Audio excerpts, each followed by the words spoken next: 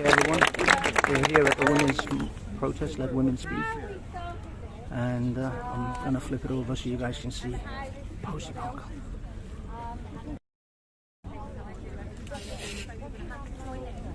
So I'll try and speak a bit louder because we're not allowed amplification, despite what you might have seen on live streams.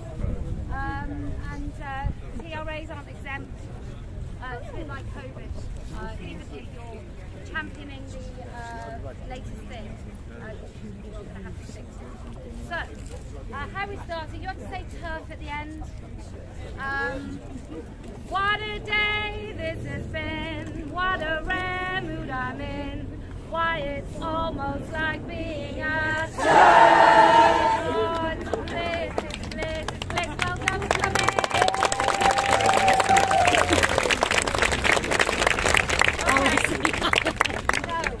I assume some of you might have seen what happened in New Zealand. Yes. I'm compelled because of that to wear a tiara. I feel I have come back somewhat queen, whether anybody else likes it or not.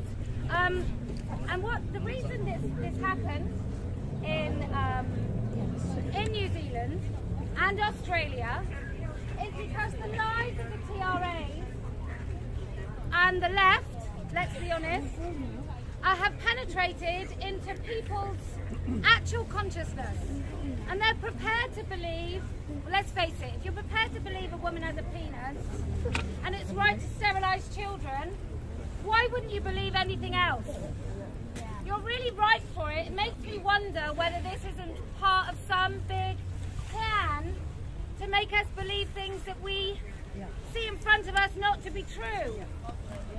And none of us believe, and maybe some of you used to, but none of us now believe that trans-identified people who pretend they're trans, people who pretend they're the opposite sex, are a vulnerable minority. A man sticking on a dress and leaving his house as a mockery and a parody of women is not a vulnerable human. At all.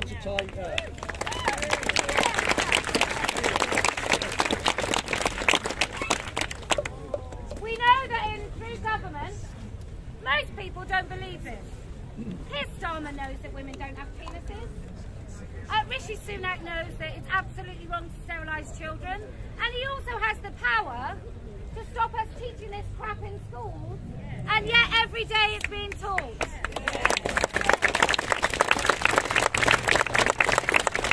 Which leads me into a nice segue.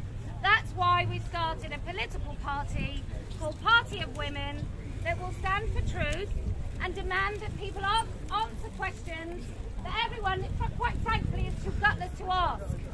So it will be, what is a woman? And Keir Starmer might say it's complicated. And I'll say, well, do women have penises here? They'll say, well, sometimes women have penises. And I'll say, which women have penises? And they'll have to say, the ones that are men.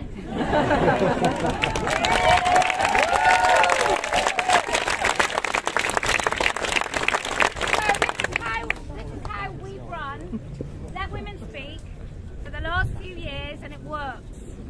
There is no hierarchy, there is no agenda. Anyone who sticks their hand up is welcome to speak. Vagina havers first. We say, if you have a penis, you can wait at the back of the line. It might feel a little bit foreign to you. But that's where we're going to put you. I'm just anyway, we prioritise women because we feel it's our voices that are being erased, it's our language that's being totally taken over, it's us that are pretending every day of the week that it's okay, if we're called menstruators because we're included. That is not inclusion. Every time we include men into the definition of women, into the spaces of women, we definitely exclude many women. So it's exclusionary to include these men. It's nothing to do with inclusion. Anyway, so you come and speak, please, especially if you're one of the first. I'm sure your 20 minutes sounds really great at home. But often, unless you're, I don't know, Jermaine Greer, we can't have 20 minutes. Please keep it to 3 minutes if possible. 5 minutes if you absolutely have to. And if your speech doesn't include some of the speech-making wonderful things like rise and fall, peaks and troughs, then make it about 2 minutes. Okay. Also, there's an event going on. Let me just say, all of my content is free. There's an event going on where money has been charged to watch something I do. Let me just tell you, it's nothing to do with Standing for Women. I don't know where the funds go. It's absolutely nothing to do with me. So I just wanted to make that really clear, because I've had about 7 people ask me whether or not I'm going to be there. And actually, it's a live stream, apparently, of me in Belfast. So no, I won't be there. I'll be in Belfast. And I do implore everybody in Belfast to come along. So we've got Belfast, then we've got Speaker's Corner here on the 30th. Then we've got Birmingham in the middle of May. And then we've got here again at the end. So we are here. Let Women Speak is here at our home at Reformers Tree. It's the last Sunday of every month. All are welcome, especially women, because for God's sake, if now is not the time to speak up, I have no idea when it might be.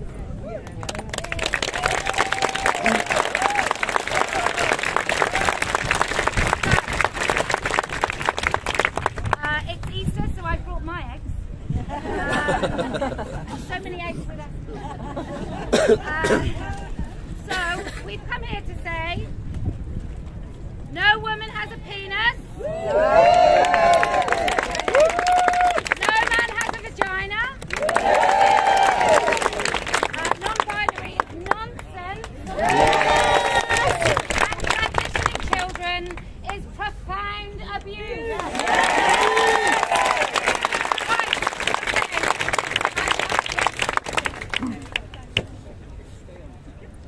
Right, you also need this. If you run off with it, I'll assume you're Okay, now I've been slightly evil because I have too much time to spend home alone, so I'm actually on 7 minutes time, especially with Carl culling. Alright, okay. Firstly, I want to say thank you to Kelly J. Keener. I'm very loud as well. Standing for Women and all your colleagues and allies. Thank you for your extraordinary campaign and the critically needed work you do. Thank you too for the opportunity to speak here today. I'm new to your fold. I came out as gender critical about 10 days ago after years of reading,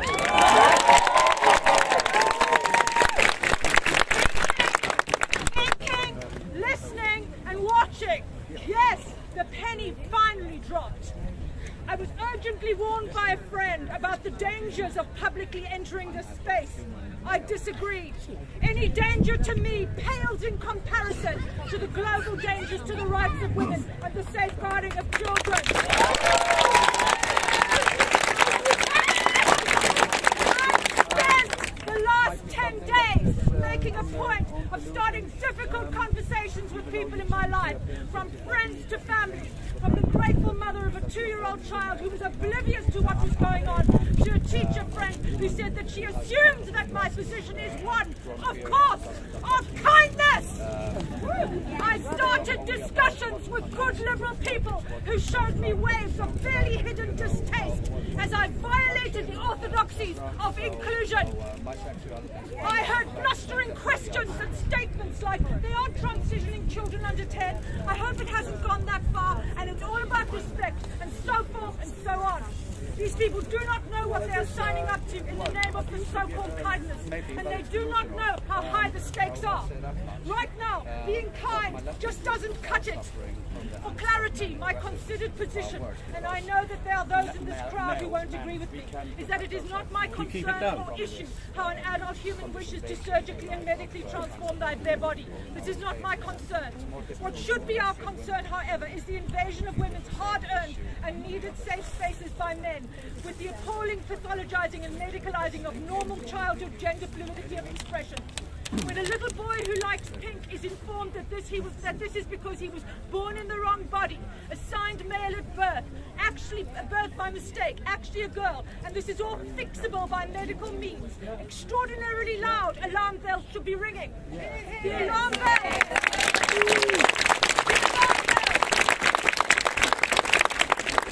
bells of not only sex stereotype conformity inflicted on the young, now solvable by a standard procedure long-term nip and tuck, but also clear indications of obvious homophobia against those who are childhood gender non-conforming.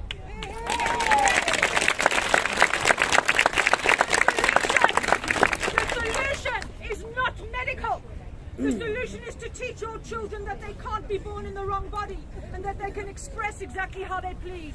A feminine little boy and a masculine little girl can be allowed to grow up in peace without the brutality of an ideologized medical invention in what is simply normal development. Yeah.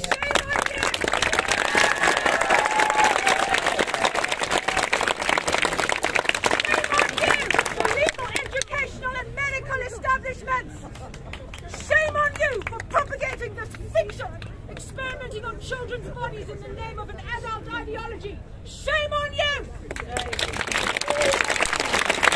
I'm still mystified by who daubed the assigned male at birth and assigned female at birth chromosome wand. Is it the nurse, the doctor, the hospital? It's insane nonsense. My understanding from my reading, nonetheless, is that the number of children who continue to insist into adulthood that they are indeed the opposite sex is very, very low statistically. It is these we should be attending to with care after the age of 18. Because the grisly reality is this: children who transition become lifelong medical patients with weakened bodies from not undergoing a full natal sex puberty, as well as many not able to experience full sexual function and enjoyment later on. This is a tragedy, and the widespread normalization of these procedures should be regarded for what it is: a public health emergency. In other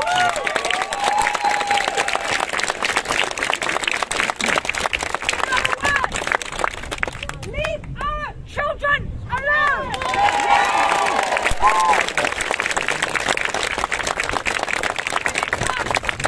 To respecting the sex-based reality and rights of women, I want to talk, and this is inevitable for anyone, I believe, who's lived life as a growing or adult human female, about male entitlement and male aggression. It is my experience that men automatically confer authority on one another, whether or not they deserve it. From personal experience in the last 4 years of the development of my self-founded company, I have been insulted, spoken down to, condescended to, and extraordinary attempts have been made to appropriate my endeavors. I wish I was making this up. I'm not. I also don't believe that any of these things would have happened to me if I was a man.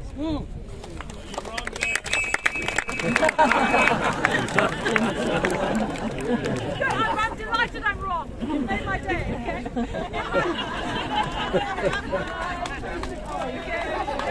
my day again, all right? Again. In my life, baby, all right? In my life as a woman, I have experience of being significantly harassed in my home by aggressive male neighbors. Don't mind her. She's a strong woman. She's fair game. Yeah? I don't think that this would have happened to me if a man was living with me. I just don't. Because the reality is that those men felt perfectly safe shouting and screaming at me in the corridor, mocking me outside my door and attempting to kick my door down because they had a physical advantage. They knew they were safe as they attempted to attack me, as much as I knew that I was not.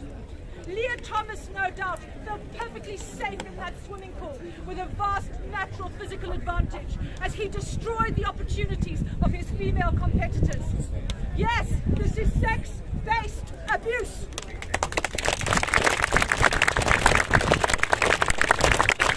And of course, as a woman, I have been sexually assaulted and harassed by men. Among other incidents, including a full rape attempt as I jogged in the park, a man stared at me invasively until I called him out loudly, fearing for my safety. He said to me, "Don't worry, if I'd wanted to, I would have raped you by now." Because what about female fear? The reality of our lives in sexual self-defense. The fear of half of the population as we walk down a street at night. The gasp of electric shock as a strange man whispers into your ear as you walk. And how? Tell me how? A man who decided yesterday to be a woman, donning a dress and some lipstick, would it were that easy, can waltz onto women's writing shortlists, prize and political lists, into our sporting arenas, our spaces and state, with absolutely no qualms that but because he says so.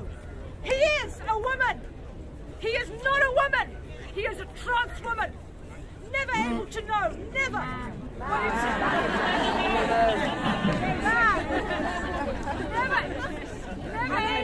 A man in drag. Never able to know, never what it's truly like to be a woman. Condescended to, afraid, diminished, spoken down to. But here he is for the ride, telling us all about how our rights are his. And he's furious. We're not being more kind. Yes, we see you, Nike. Welcome back. The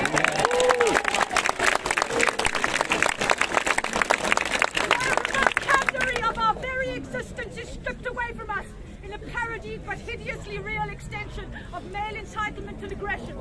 Cis woman, uterus haver, chest feeder, cervix haver, just to be their kind and to make men feel more comfortable. How many millennia have we done this? Had this done to us? Here we go again, except this time he's in a dress. He's also a woman, so we have to let him in. We say no. We have every reason to fear you as men, trans women, and we can't take the risk of inclusion in the face of the staggering global reality of male violence against women. We can't take the risk and we don't have to.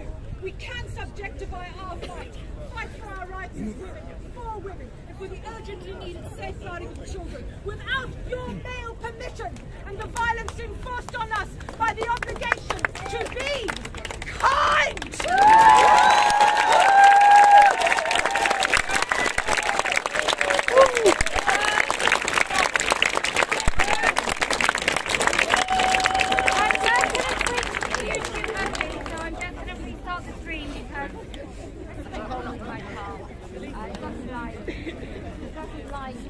Live streams too much. So just give me 2 seconds. And yeah, sorry about that. Can I make one point about her calling them men? They're weak men because a strong man will stand for the woman's rights. I'm going to say it once, I'll say it twice. If you're not there, especially if you've got a penis.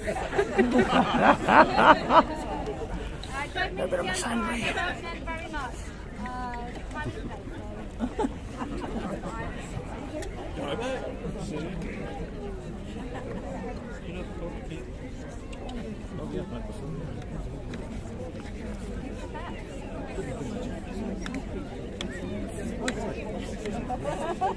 Where are you from? Myself. Okay. Can you not tell women get out of the way? And then, so women being, I'm feeling white. So women being here, right, more important than men filming. Women being here.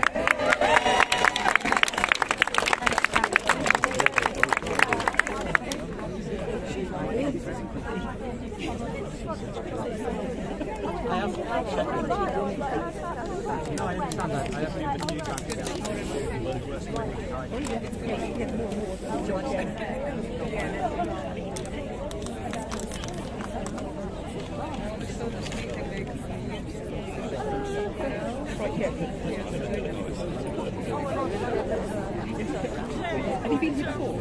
Oh, right, yeah. Brilliant. What's your name? Yeah, 2 or 3 years, I think. Yeah.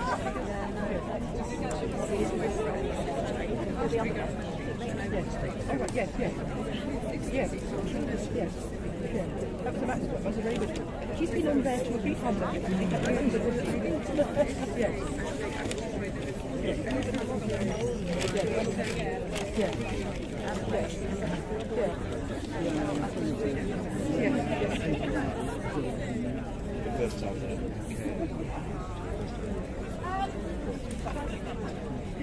I think there's a groundswell here today.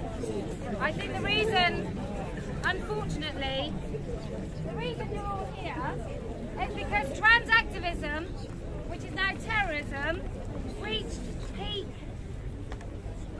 peak, what we thought was its peak, in New Zealand, where a woman in her 70s was punched so hard in the face you can see her head go back, and where they mobbed me, and I'm telling you, I definitely, had I hit the floor that day, I would not have got up. I think you become nothing when you're on the floor in a mob, crushed situation. You seek to be a human being, and I already wasn't. in the eyes of many of those people in that whipped-up, frenzied crowd by a dishonest media. And I look at our own media, and I say, well, isn't New Zealand so bad? And then we've got the Independent, which is so not independent. It's ridiculous. And I don't think the Independent is owned by people who believe in true liberation. I think it used to be owned by a couple of Saudi billionaires. I'm not quite sure, but it certainly feels like many of our press, BBC won't cover it. BBC won't cover it because they've got an idea about impartiality. And the trans activists knew this way back, so they said no debate, which means we can't air our views. You've got many people bringing forward information and totally misrepresenting what is really going on. So in New Zealand, what actually happened is I had a note through my door, so my hotel wasn't safe. I then went into police protection for 6 hours where I wasn't even safe in the station, so I had 2 officers outside of the door, and they were only officers on a need-to-know basis knew that I was in that station and what time I was leaving.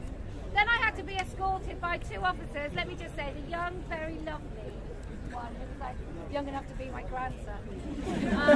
He was about 6. And he said, can I have a selfie before I got out of the car, which made me feel great. So we know all is not lost in New Zealand, and we know that there's many women that have been shouting into a void for such a long time about their rights. One of the first international stories I heard was about a girl who was expelled or suspended from school because a boy claimed he was a girl using the changing rooms, and it wasn't enough that he was in there. When she decided to use a single-sex changing room within the girls' changing room, she used a single cubicle. He said she made him feel uncomfortable, and she was suspended. So we know New Zealand's been lost for quite a long time, and there seems to be not coincidentally, a strong link between left-wing authoritarianism and the rise of transactivism, and then we saw Riley Gaines in America basically kidnapped and pinned in a cupboard for 3 hours. The stakes are rising. Look, maybe they're not here today, and I'm very thankful because this is Let Women Speak, let's hear a load of lunatics trying to run it out. But I can't see a finish to this war without it getting demonstrably worse. And I think it will. So we are going to be pressuring police to actually charge these little terrorists. Yeah.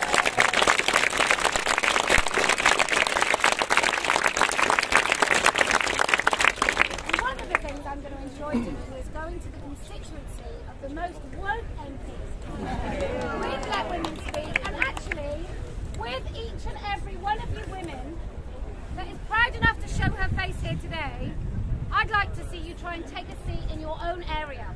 MP, councillor, PCC, this is what it's going to take. This is what they've done. Hell, I've got Helen Belcher on my council. Helen Belcher.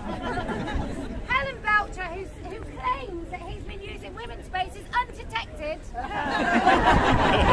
Undetected for years. I've been in the same space as Helen Belcher. Men don't pass. No man passes. Anyway, who's next? Yes, we'll take you and then we'll take you to the house.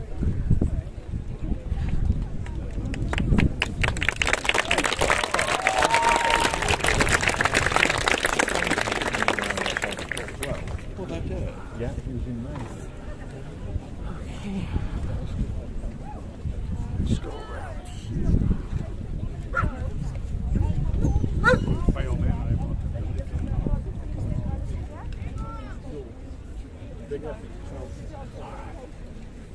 So Welsh. I'm still live. Huh? No, actually. No. Is he recording as well? No, just come over here. Oh, of course, you said his phone. His phone's done, so you should stay close. What exactly happened? No, his phone just went dark. Okay, I'm not sure. Shall we stay here? It's like all in his helmet. Yeah, unbelievable. There's no counter protesters, there's no rock, this is just them looking shit. And I float around to see if I can see him for 5 minutes, and I'm wishing to go down the corner proper there. Yeah, that's what I'm thinking. That's what I'm thinking as well. 2 minutes, and I'll just try and find him.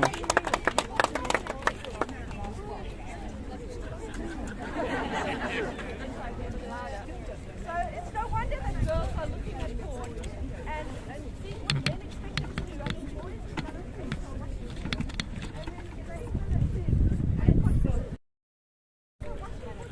Okay, guys, I don't know. Shall I carry on recording this or move on? Let me know. You do realize if counter protesters were here, they'd be screaming right now. So, like.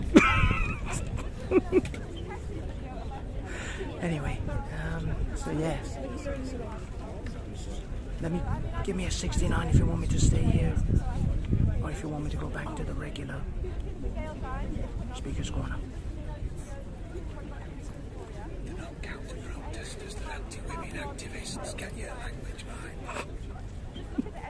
You know what I mean. Whatever. What is a protest? It can't be a counter protest. Take all men, women. Anyway. Guys, can you hear me? Anyone out there? In a nutshell, we never talk about porn.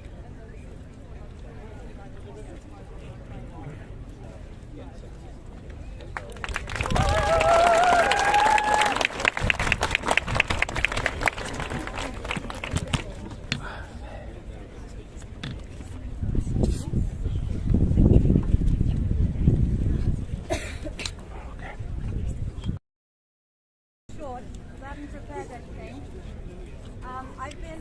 My only contribution to this cause so far has been to be a Twitter warrior and to purchase some stickers from Kelly J and put them up in women's toilets now and then. But after New Zealand, I have to come here.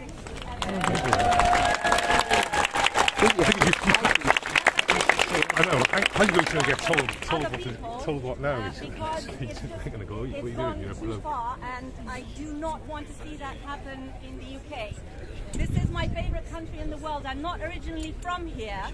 I came here from a country which used to be behind the Iron Curtain, which means that my parents and grandparents had horrible stories of living in a place where you had to say you thought what you didn't think and agree to what you didn't agree to and pretend that the truth was not what the truth was, so that you could have a life and an existence, and so that your children could go to school, and so that you could have a job.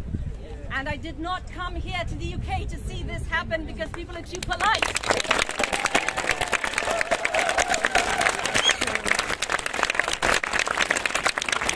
That's why I just want to say thank you to every single one of you who's been showing up in person so far, and beyond thank you to Kelly J, who has made this happen.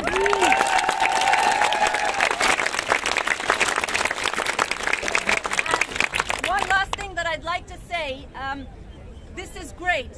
People gathering here and talking about this out loud is great, but we have to find the courage to talk about this in our everyday jobs and our everyday pub discussions with friends, even if we're scared.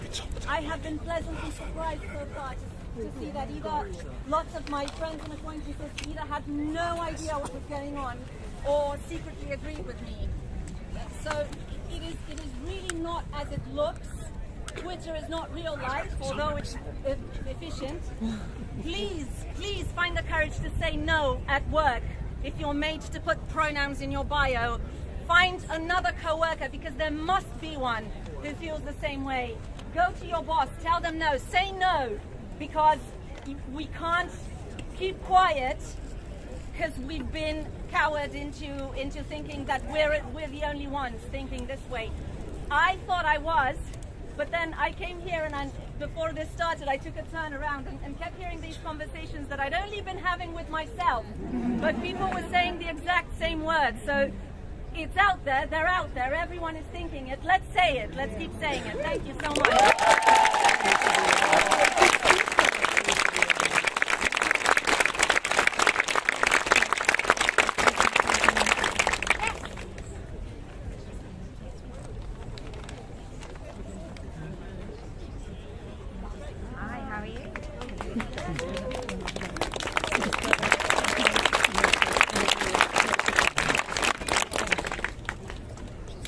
I'll try and keep it short. I'll try and talk really quickly, but you know, I don't get down here very often, so if I take a little bit longer, sorry about that.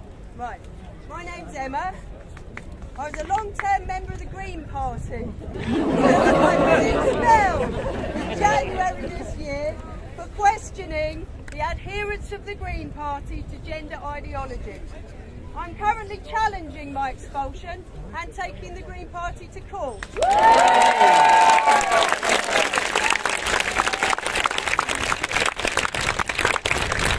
I believe that the party has created not so much a chilling atmosphere, but a freezing climate for members who express gender-critical views.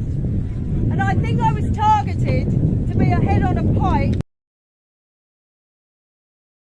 Males are not females, and people cannot.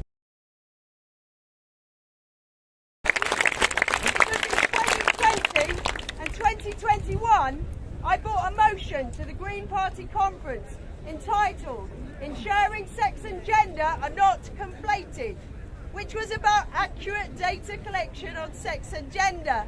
I know it doesn't sound the most exciting thing, but for me, it's we can use. What is our data? We're a sex. Where's the data on it?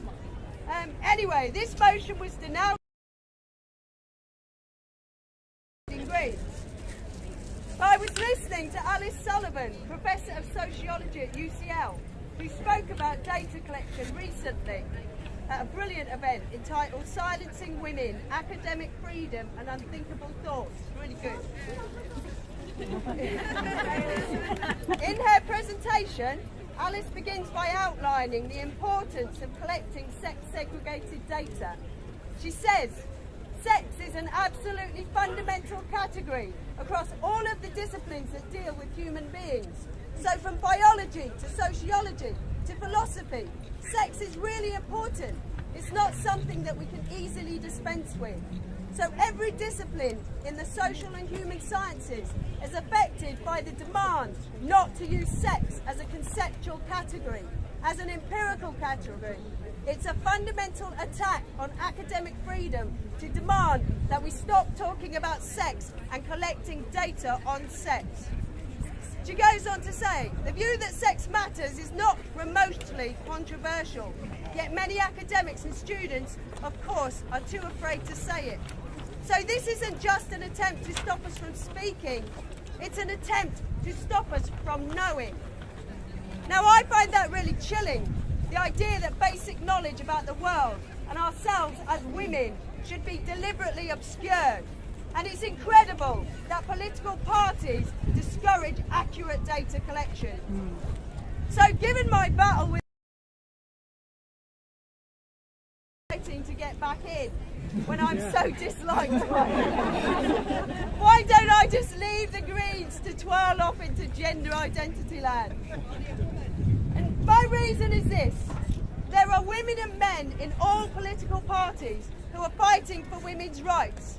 And whilst I fully understand people's reasons for leaving political parties, every time a gender-critical member leaves, it makes it harder for those left on the inside to challenge the misogynistic trans policies. People like Rosie Duffield and Joanna Cherry cannot change what's going on in their parties without the support of other ordinary members. Because if you want to repeal the GRA, you have to be in it to bin it.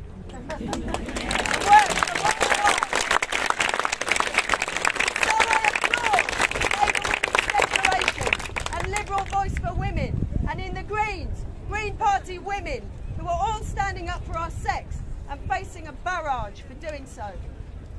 Now,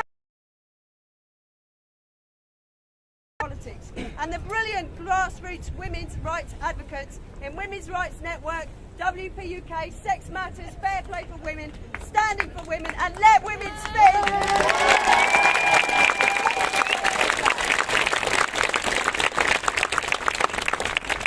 And this activity is so important, and I was out leafleting the other week with Women's Rights Network, and I realised the wariness in many women's eyes when you ask them what they thought about women's rights And there's like a real fear, because you can see they're waiting to know what angle you're coming from before they're willing to speak. And then you maybe see the relief in their face when they understand it's okay to say what they really think. Now, when women speak out, it's not just academics and high-powered career women who are losing their jobs. And I have a very good friend in a minimum wage job who is facing disciplinary action right now for speaking up at work. If she loses her job, she won't be paying for a lawyer to defend her, because paying £350 to £500 an hour when you only earn about £10 yourself is simply not an option. So she will be doing a DIY defence based on For-Starter. And good luck to her! I myself had to really think hard about taking legal action, because I'm not an academic. I don't have a high-powered career. I'm not an expert at anything. Instead, I consider myself to be like a foot soldier. I'm one of those women that would be at the amorphous blobs at the bottom of the Mary Wollstonecraft Club. So I've been thinking about what I can bring to the sisterhood as a foot soldier.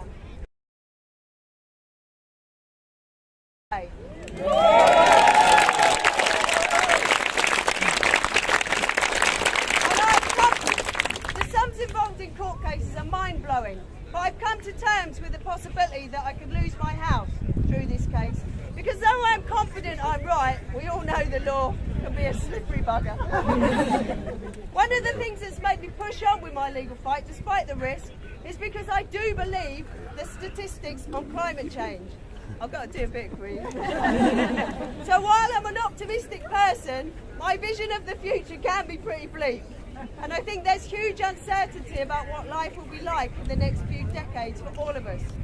So the senior Green Party officers who were joking about my house being used as a Green Party base are in for a disappointment, as it's on the coast and the sea level rises could turn it into a paddling pool anyway. Now this isn't Let Women Speak, so I want to talk about women and climate change, because I am at Spirit agree. It is nearly done, look, I ain't got much left. Right. A UN report in 2022 forecast that women and girls will bear the brunt of the impact of climate change across the world, and in particular in the developing world.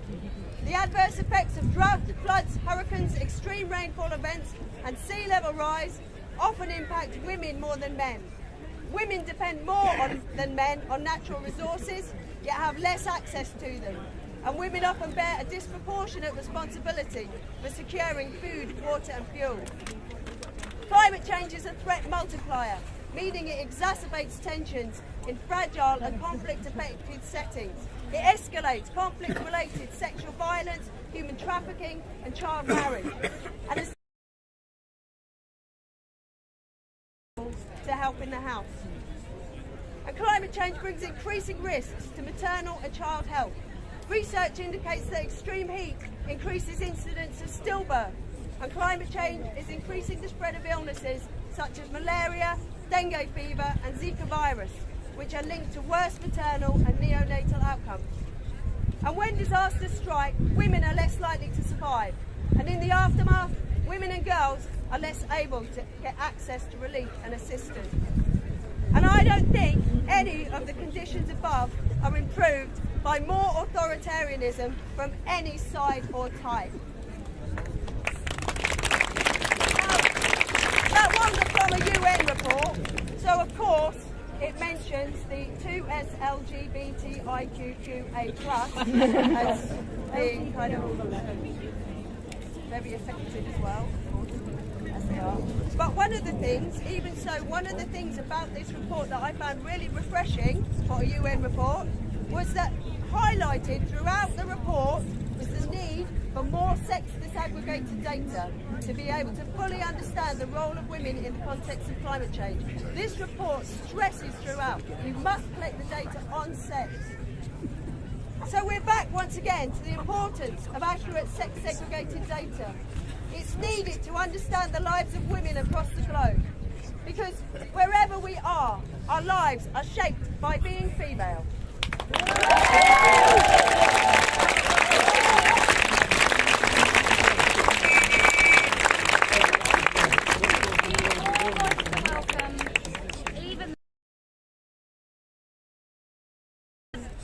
recognise it when it comes to biological sex. So, okay.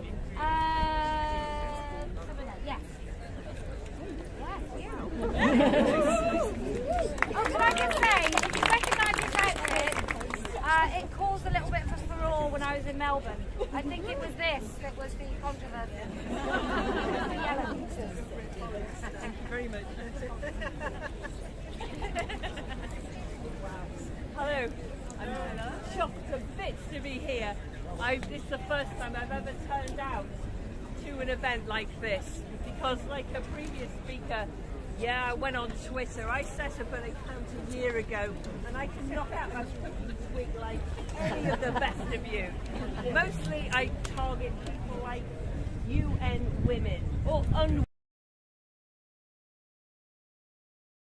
I save my real best insults for them.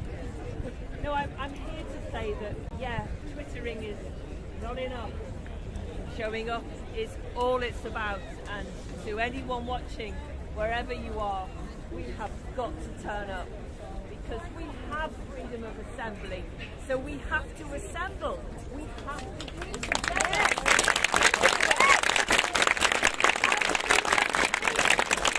Use it or lose it. I'm absolutely convinced that this won't be the first and last time I turn up. And I don't know where I'm going next, but I'll follow you anywhere. 2023. But I am reminded that Kelly J. Keane is on modern day Emily Pankhurst.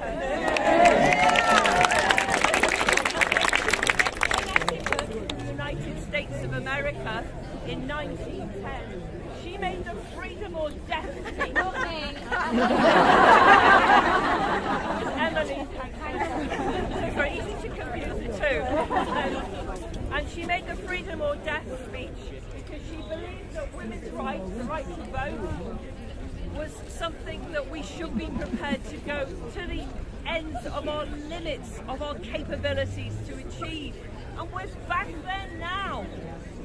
It's so important. I just want to read you the very last line of her speech in Connecticut that she made. She said, "I come to ask you to help to win this fight. If we win it, this hardest of all fights, then to be sure, in future it is going to be made easier for women all over the world to win their fight when their time comes. Our time came now, and we're getting on with it."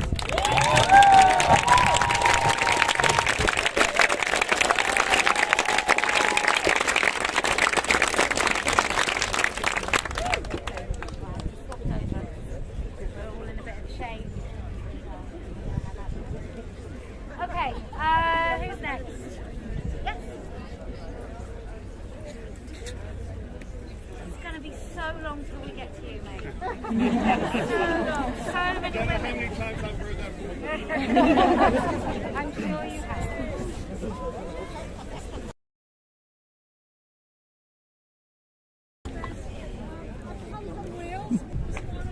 This is a fashionable speech. But also we want to raise awareness about what's happening in Wales. Because you may not realise Wales is following very closely on the heels of Scotland. Wales is a disaster. The Welsh government, and that's a Labour government, has become a dictatorship.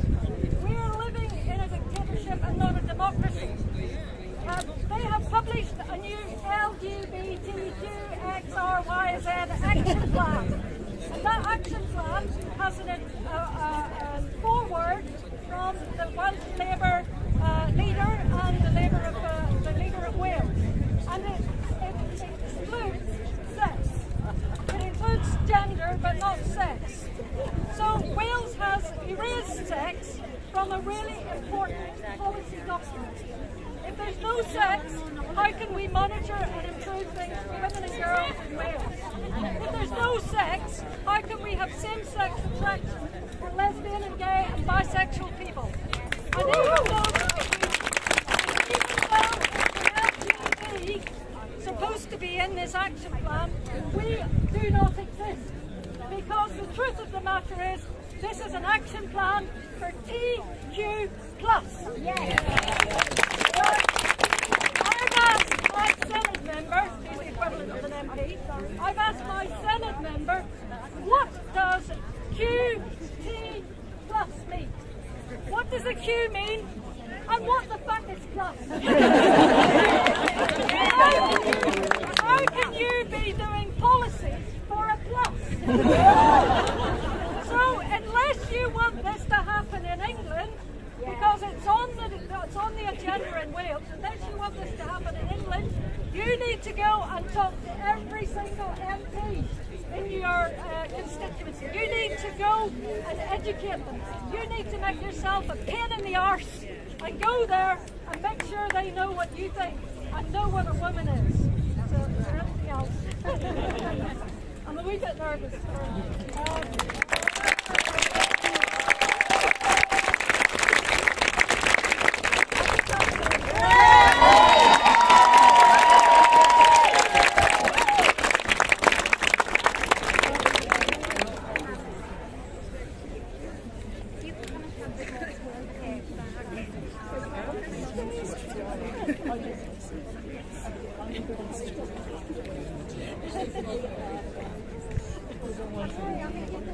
I want to say first off, I've got brand new running shoes on and they are not Nike. And I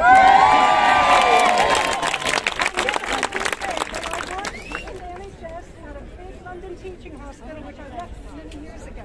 But I was working with young children who are vulnerable.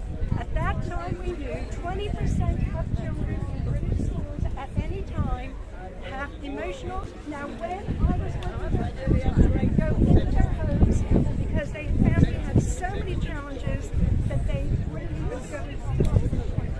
So I was based in the community. Now what I want to tell you, those vulnerable children are the ones most prone to all the bad stuff happening to them. And what we have to do, we've got the government looking at the SRE that our kids are getting, and we've got to make sure when they get their which is supposed to come in about a week. And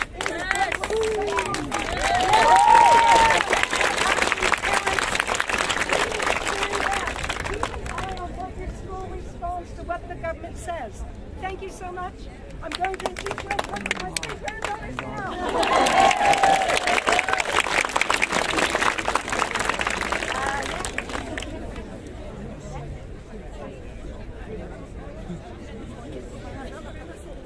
I don't know why. So I did, yeah, I did. Right, come and stand over here.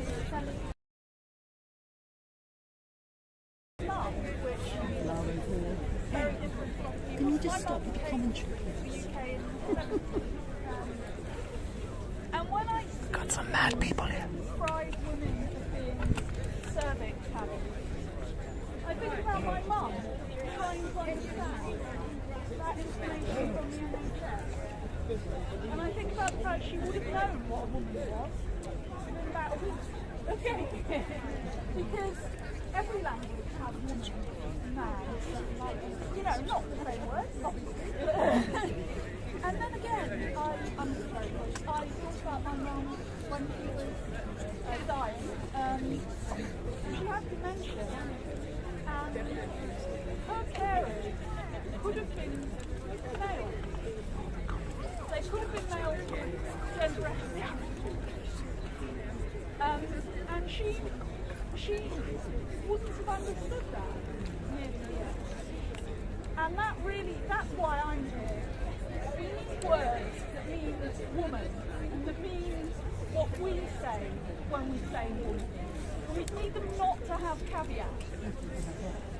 That's it. That's all I've got.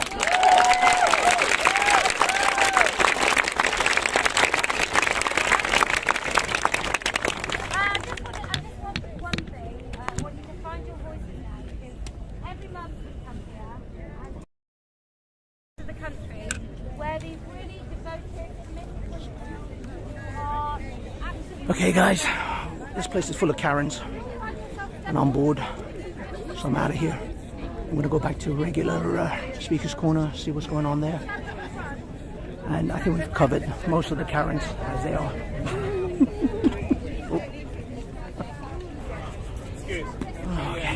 Okay, let's go see if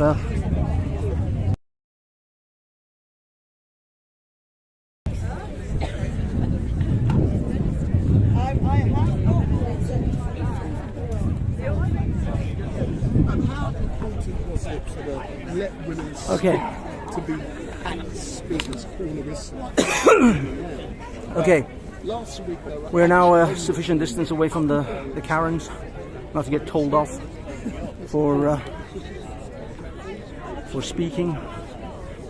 Okay, we're just going to go back to regular Speaker's Corner, people, because this was sufficiently boring.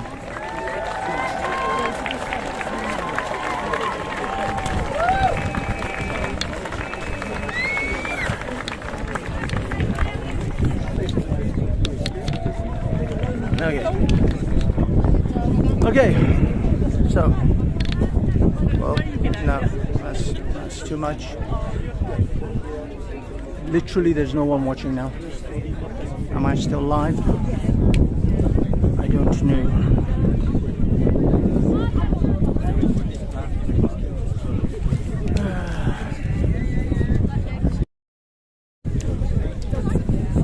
Just record a little crowd here while I check. Am I still?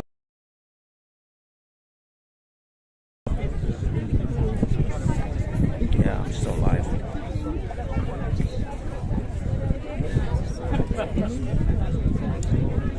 How's the sound? How is the sound? So it's been great for you to be down here seeing. God, so this is the problem with intersectional feminism. They brought the shit upon themselves, and now they're all Karens about it.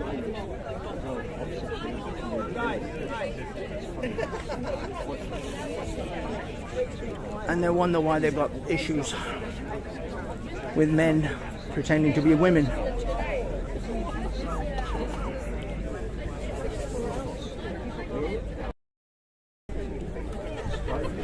Okay. Last week there was okay, let me make this a bit longer so I can stand a little bit further away. Okay, last week there was a feminist here holding up signs saying 99% of domestic crimes are committed by men. 99% of violent crimes are by men. Well, if 99% of crimes are committed by men, no wonder men want to become women. They don't have to be on that statistic anymore, and they don't seem to kind of get that that little dilemma. Of course, it's not true that 90% feminism, but it is what it is. Unfortunately, you can't separate the feminists from their anti-TERF or TERF, anti-trans ideology. They're still feminists at the end of the day. Okay, we're going back to talk about religious Muslims. Because I know the people online at the moment love Hatim. They think she's great. You are Hatim's cameraman and friend, but we haven't seen Hatim for many weeks and months down here at Speaker's Corner. Okay, people online shall we get a little shot? A little shot of the police. There's a reasonable police presence. On YouTube, but how is reasonably safe, I guess. Street Mike doing his thing. Big up Street Mike. Okay, I'm gonna go and see if I can find Welshman.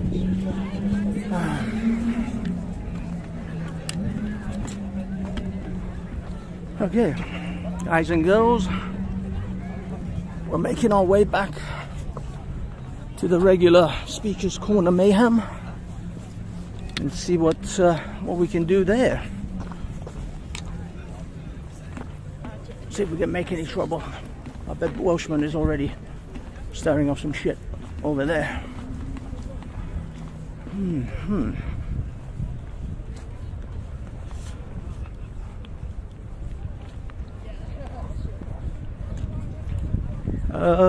Lady Divines. Okay, it was the TERFs, the feminists, trans radical feminists against trans ideology, or trans exclusionary radical feminists, as they say.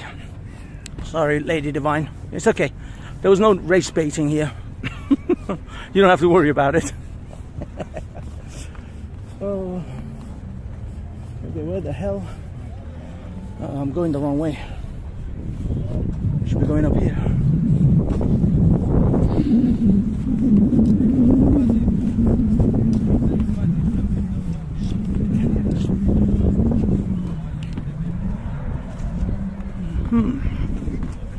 This is a lovely day in Speaker's Corner, right?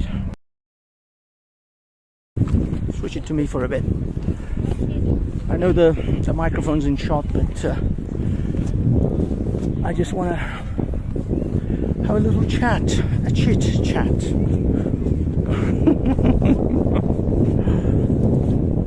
It's actually a gloriously lovely day.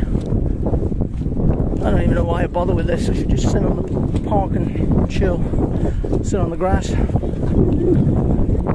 This is a complete waste of my Sunday. I think run over by a kid. Okay, let's go and see what the insane asylum has to offer today. There's still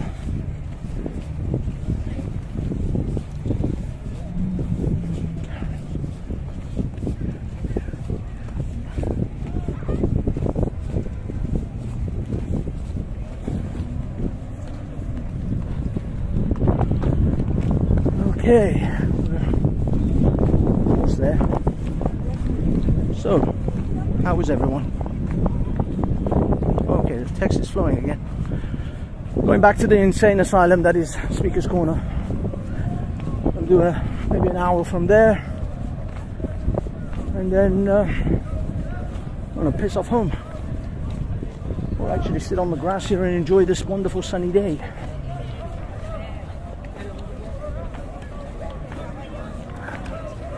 I got bored of the Karens in the TERF circle, because like as if just because there aren't any protesters or anti-TERF protesters, we have to now be as quiet as a fucking mouse. This lady was fucking losing her shit next to me. Problem is, these TERFs don't even realize that their own ideology is what created all this. This comes out of intersectional feminism. But they themselves don't even realize that they created this monster, and now they're upset that the monster is supplanting their place in society. But okay, guys, we're back in the insane asylum we call Speaker's Corner Online. Speaker's Corner, London. Let's see. Let's see what's going on. Oh my God. It's as mad as ever. Utterly nuts. Jesus, Muhammad, Jesus. It's all happening. Let's get a shot of the cowboy. All he wants to do is all right. Excuse me, sir. Isn't this the day Jesus rose from death? Not exactly. No. Oh. Actually, he rose from the dead in my heart. No, but about 43 years ago. According to the Bible. According to the Bible, Jesus did rise from the dead. Yes. Today? No. When did it? What's nobody knows. No, but what I mean is, I celebrate it every single day by reading His Word, because He changed my soul and forgave my sin. Okay, so do you actually know biblical? Like, I'm asking about biblical history. I'm not talking about like what happened to you. Not what you want to hear. I know. I get it. I'm just trying to like. I know what you're trying to do. No, it was an honest. It ain't gonna work today. It was an honest question. It's I told Sunday. you my honest answer. But it's Easter Sunday, but it right? wasn't what you wanted me to say. Yeah, but I thought that was well understood, like biblical history. Well, maybe the problem is that you thought. But that's why I'm asking you. You're the preacher. You're not the listener. He's not preacher. You're the squeaker. He's Canadian. He occupied Canada. That's why I thought you knew. Listen, I told you an answer, but you want to zoom in on what you want me to say. But I told you that no, today is not the exact day. Okay. Nobody knows. Oh, but nobody he rose knows from the dead in my heart 43 years ago when I was 17. But now, if you know how to do your addition, you'll know how old I am. I know. I'm not really that bothered. But well, neither am I. But I told you. No, I'm not worried about. You're an elderly gentleman, and I respect that. But all I'm saying is, I was told that, like, Good Friday was when he was crucified. Saturday was when he was buried, I guess, and today was the day he rose. Who told you? Christians in this park. Christians in this park? And I believe the Bible as well. Really? Show me in the Bible where it says when that happened. I don't know. Well, that's why you're the expert. I'm not an expert. You need to be born again and ask Jesus Christ to change you, and then you won't care. You will know every day is the same because He rose in your heart to save your soul from your own sin. And you're whining about something that is of least importance. Thank you. Okay. God bless you. God bless you. Well, yeah, Jesus bless you, I guess. Okay. It looks like the Christian preacher doesn't actually know when Christ rose from the dead. I'm pretty sure it's today, though. JC is doing some stuff.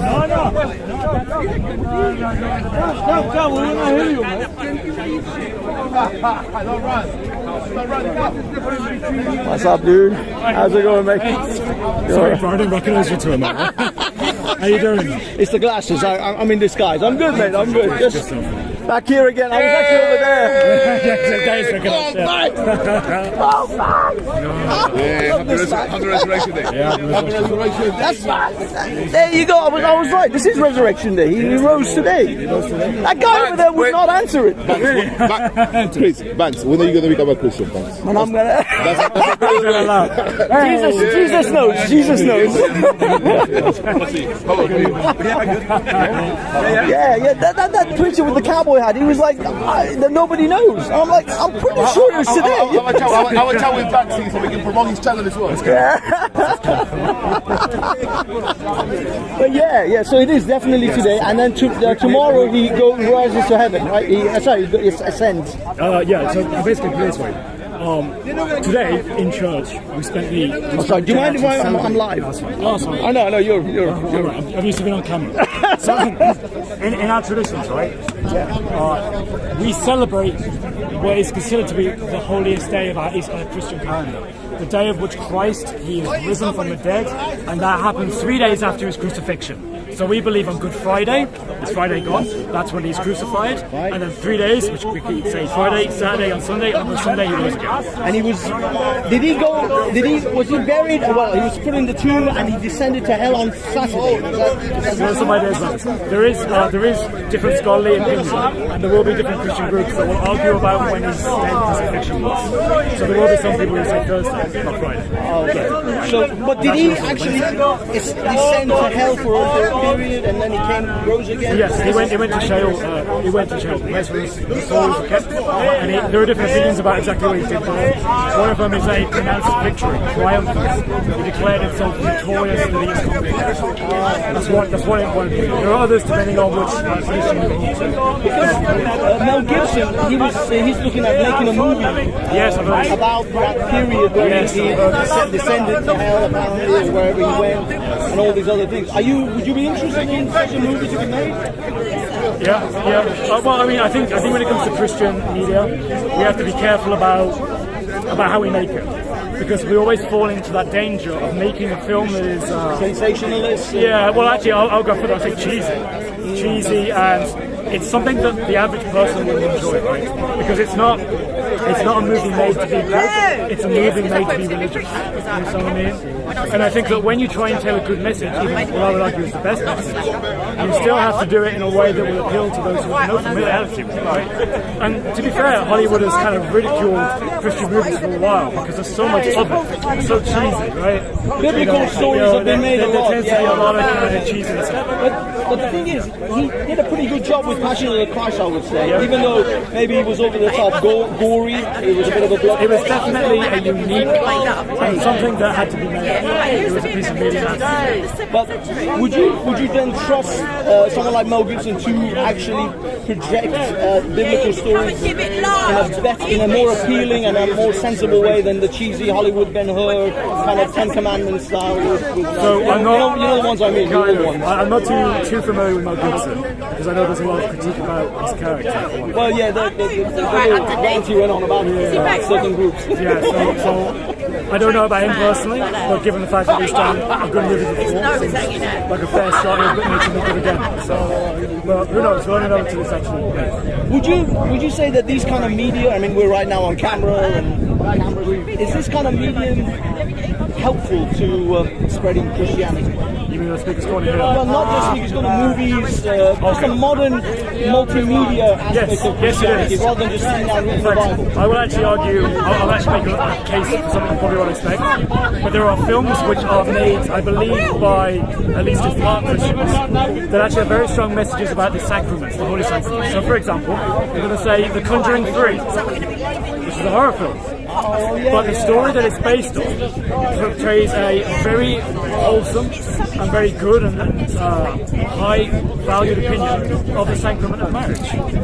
And that's evident if anyone who's actually seen the film, you'll probably understand if you watch it again. It has a very positive view of what it means to be married, what it means to be husband and wife, and what it means to come together even when things are difficult. And I think now that doesn't actually tell a very explicit Christian message. You won't find the story of Christ in that, for example. But what you will find are things that are inherent to the Christian worldview, being honoured and glorified. And I think that's important. And secular films can do that too. So the question we have to ask is, when we want to make a good film that honours Christ, we can do it in a very explicit Christian way, like Passion of the Christ. Or we can do it in a secular way. And I don't think that it's fair to say that you either have a sacred and you have a secular, and they don't ever mix. No, they do mix. There are secular things. Say, for example, our jobs, right? Many of us will have jobs that might have nothing to do with religion, nothing at all. You might work in an office job. But in that office job, there are ways in which you can merge the secular and the sacred together. Even if it's just basic things, even if it's just talking to people about Lent, even if it's just telling people about Jesus, whatever it might be, these are ways that you can merge Jesus in the secular. This is the way the Muslims express their religion, because their religion is an expression of their life, and so when they go to a workplace, that's why workplaces have prayer rooms set aside for Muslims. Exactly. They don't have one for Christians. Exactly. I think Christians need to make it clear and be a bit more bolder and say, listen, I am a Christian and I will speak about that confidently and I won't back down from that. And even if you're perhaps a little shy to do this sort of thing, one thing you can do is take advantage of the fact that there are Christian practices and traditions that we can embrace that will allow us to speak about our faith in a way that's not too explicit, right? So, for example, if you were recently partaking in Lent, you could have taken a Lenten vow that you would not eat meat, for example, for 40 days. And then when you go to work and someone asks, why aren't you, say, for example, a guy called Luke, why aren't you eating meat? Luke can say, listen, it's actually because I'm doing Lent. And then immediately you have an avenue to explain to people, oh, well, Lent, actually it's because I'm a Christian. And as a Christian, I believe in doing these things in honouring God. It's kind of a strange coincidence that Lent and Ramadan have all fallen in the same period. It is quite strange, yeah. Very strange. But then Ramadan is time of moves every year. Yes, it's a lunar-based calendar.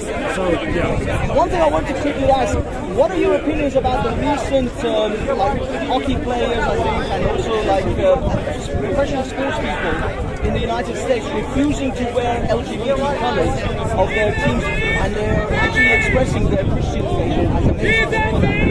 Is this a trend that you hope to grow? Absolutely. So, absolutely clear that anyone who is well known in the camera light, who has millions of people watching, takes a stand for Christ and says, listen, I will not bow down to the LGBT community, I will not bow down to communities that engage in at least normalizing paedophilic acts, then that is a glorious thing to oppose that by saying, look, I'm a Christian, I'm not going to wear your shirt, I'm not going to wear the symbols, I'm not going to wear the pride flag, instead I'm going to be confident as a Christian and make a stand. And I just want to say, those people, amen to them for doing that, for opposing this kind of, in my opinion, false ideology. Do you feel that there's a resurgence of traditional Christianity now bubbling up as a kind of pushback to the woke kind of LGBTQI agenda that has been excessively pressed upon people, almost against their will? Yeah, absolutely. In fact, what I think is that, I think deep down in the West, we haven't fallen away from Christianity in an absolute sense, but rather we've fallen asleep. Everything is still there. We still have our beliefs, our values, our traditions that all cultivate from the Christian Jewish worldview. But rather we are falling asleep in this. I would say this is a call to wake up. This is a call to embrace those traditions that we used to hold to, that our forefathers held to. If you go far enough back, we used to be a nation of people that would have our own values. We would oppose these deviant sexual beliefs. We would oppose these horrific, and I would argue against pedophilic ideas. The LGBT community has been guilty of normalizing.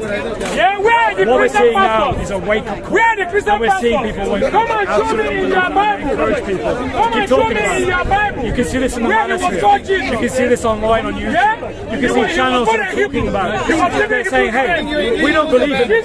We used to be atheists. We used to be agnostic. Now we're looking for answers. We're looking for ways that we can come together to unify and oppose these kind of things. Oppose this deviancy. The answer is Jesus. The answer is Christianity. Okay, thank you. Have a great day. You too. Happy Easter. Okay. We have some all right.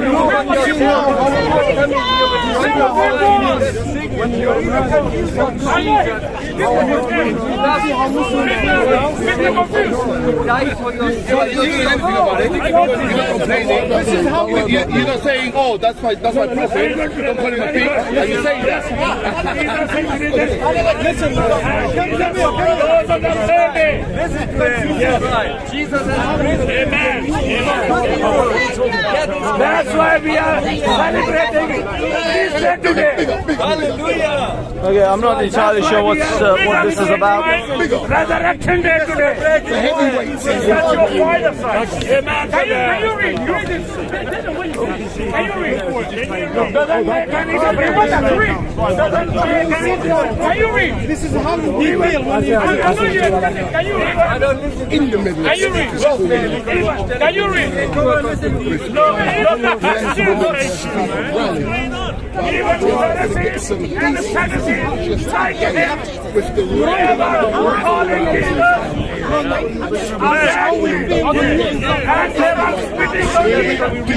you should be a like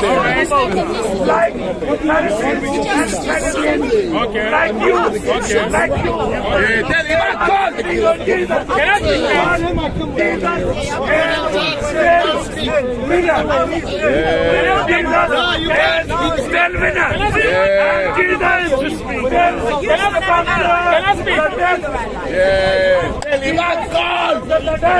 And Jesus rose on the third day. Look at this. And Jesus said, you son of viper. Please, you son of viper. Jesus said, you son of viper. Behave yourself. Jesus said, you son of viper. Behave yourself. Can you read? I'm Alpha and I'm Omega. I'm Alpha and I'm Omega. Can you read it? Even though they are going to put me on the cross, but the cross cannot hold me. The cross is dead. Preach, uncle, preach. Uncle, preach. Preach, uncle. Jesus is Robin! Bible. Jesus is a pig. Rose on the third day. Jesus is rubbish. Your breath is rubbish. On the third day. According to the prophecy. Your breath is rubbish. The prophecy. Jesus rose on the third day. My point is, over and over again. Don't worry. He said to the Pharisees and Sadducees, look at we have the Torah. you son of viper. Vipers! Yeah, vipers! Snakes! Rats! You son of viper, behave yourself. You rats! Good provocateur. And Jesus said to them that you are exceeding beyond the law. You are exceeding beyond the law. Hey, Christians! Pagan Christians, look! Pagan Christians! Christians worship Satan! Christians, they worship Satan! Why are you insulting? How am I insulting Jesus? Because I don't and pagan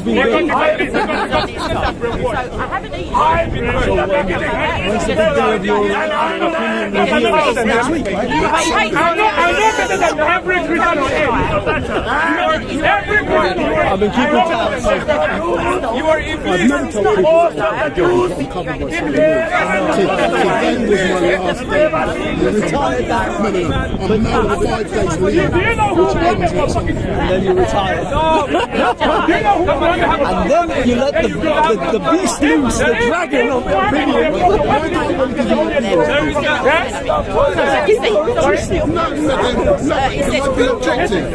You don't have to be. Nobody's objective. These people are not objective. You don't have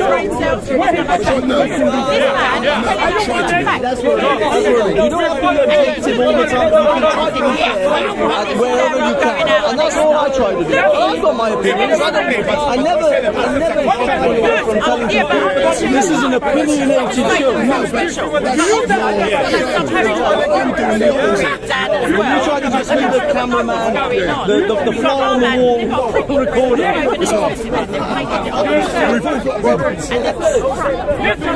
You believe in one man? I don't believe in one man. I don't believe in one man. I don't believe in one man. For you,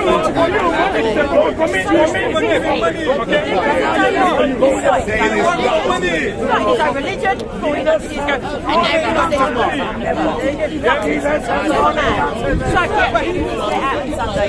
It's the message for the family. Look into the camera, look into the camera.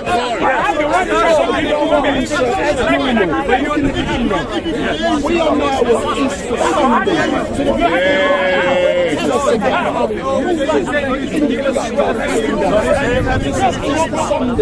So tell people who are watching This day of Resurrection Day is very important. Okay, guys, I'm gonna go walk around a little bit and see what's what. At the moment, it's a little bit crazy around here, as always. As always, the insanity that is Speaker's Corner is running full speed. Let's go see what Pavlov's about. Just let Pakistan invade and take over, and just kill them as many Indians as they want. Why do wars happen? Why do people defend themselves? Why don't people just allow the aggressor to do whatever the aggressor wants to do? I mean, it's ingenious, right? No one is going to die like that, correct? Because no one died after Germany took over Poland. No one died after the Soviet Union took over Ukraine. No one died there. No one died with Mao Zedong's China when they took over all of China. No one died, right? No one made mass democides, mass exterminations of their own people, where the people were powerless to do anything about it. No one died, right? So, my friend, what are you talking about? The bad thing about Israel is the government is not Yeah, this battery's Yeah, I know you don't know what you're talking about. That's the point. You don't know Hold on to it until we go. You're talking Yeah, about, what did they die for? They died for nothing. Instead of Well, going I'm fast. sorry. Yeah, but it you keeps don't know it exactly. the It just keeps. You don't know the history of Russia. You don't know what's going on in the war, and you're just making these blind Hour and a half claims in, and I with got nothing. 28%. I got about 20 minutes. It'll hold it to that unless you switch it off. Then it will charge. So if you want to, before you leave, like give it 10-20 minutes, charge it up to like 30%, 40%. But have you seen my mate anyway? Where they use chemical weapons, mind you. Something forbidden. It's hard to keep track. By Just found the, you because you were here. by the I forgot the treaty, the military treaty. It's a I had to leave those guys. The women started becoming Karens and started screaming at us, quiet. I'm like, fucking hell, love. If there was actually like anti-protest, what do you call it, protesters against you, they'd be screaming and shouting and ringing bells over there. I knew we had to stay that welcome when she shushed me. Second time is a bit of an iffy statement. Because the war has been time to get the fuck out of here. They immediately become Karens when you're trying to be polite. Starting a new war, they just escalated the old Look, I could stand here and start screaming and be. I said, thanks, you can no, I'm staying here. Okay. Maybe we should go back and give it a few more minutes, but then she turned around at one time because I was doing like running commentary. She's like, "Would you stop commentating, what is please?" this I'm like, question for? "Holy shit!" And I just went, "The Karen is pissed. I have to go." Right next to her. I said, make sure she can hear me. No, this is what I'm talking about. People keep telling me, Karen is Ukrainians are dying for nothing. Oh, Ukraine are going to get TERFs. destroyed. No wonder your movement's fucked up. Ukraine has been winning at every Taken over by major men. engagement they've had with Russia ever since the counteroffensive in Kharkiv. Ever since that, actually, ever since the Russians were beaten away at Kyiv. Ever since that. There we go. So there's been three major victories. Lawrence, Ukraine has had. The I'm counteroffensive of recording Kyiv, where they beat back the Russians, where the Russians had to retreat. The counteroffensive of Kharkiv, and the counteroffensive of Kherson. Are the three, Kherson was a big city that the Ukrainians have recaptured. This is a ridiculous statement. You say, oh no, Ukraine is getting destroyed. No, as long as Ukraine gets the help it needs, Ukraine will win, and Russia will lose, which is the only way for a peaceful Europe in the future. The only way to end this nuclear threat and anonymous the person. You're walking down the street. the only way to do that is to win the war against Putin. I think, bring Putin I don't know, down, maybe he just and doesn't want to be reform hounded Russia. by like Give Russia a better future. This is what some people don't speak of. This is in the benefit of the Russian people themselves. Because the longer this war lasts, the more Russians will die needlessly in a war they have nothing to do with. The more men, of course. More men, not Russians. Men. Just Russian men. I mean, I'm sure some women are dying men. in some places. Ukrainian men, Russian men, there'll be Polish men, There are some there'll be women who are Georgian dying men. in this war, you They'll all realize be going to be dead. I mean, that's a weird thing to nitpick, but fair enough. You just said Russian men. Look, in every war, it's not just men that die. It's mostly men, yes, because men go to fight the wars most of the time. But there are women in military. You specifically to an said extent. Russian there are men. some women You in said military. Russian men will needlessly die, and I just said men. Well, it's mostly men. No problem. I don't disagree. I just find it a very funny. Well, I understand civilians get harmed, but he's trying to put it just that Russian men will get killed, and it's not Russian men. Civilians will get killed, but loads of fucking men on both sides will be dead needlessly.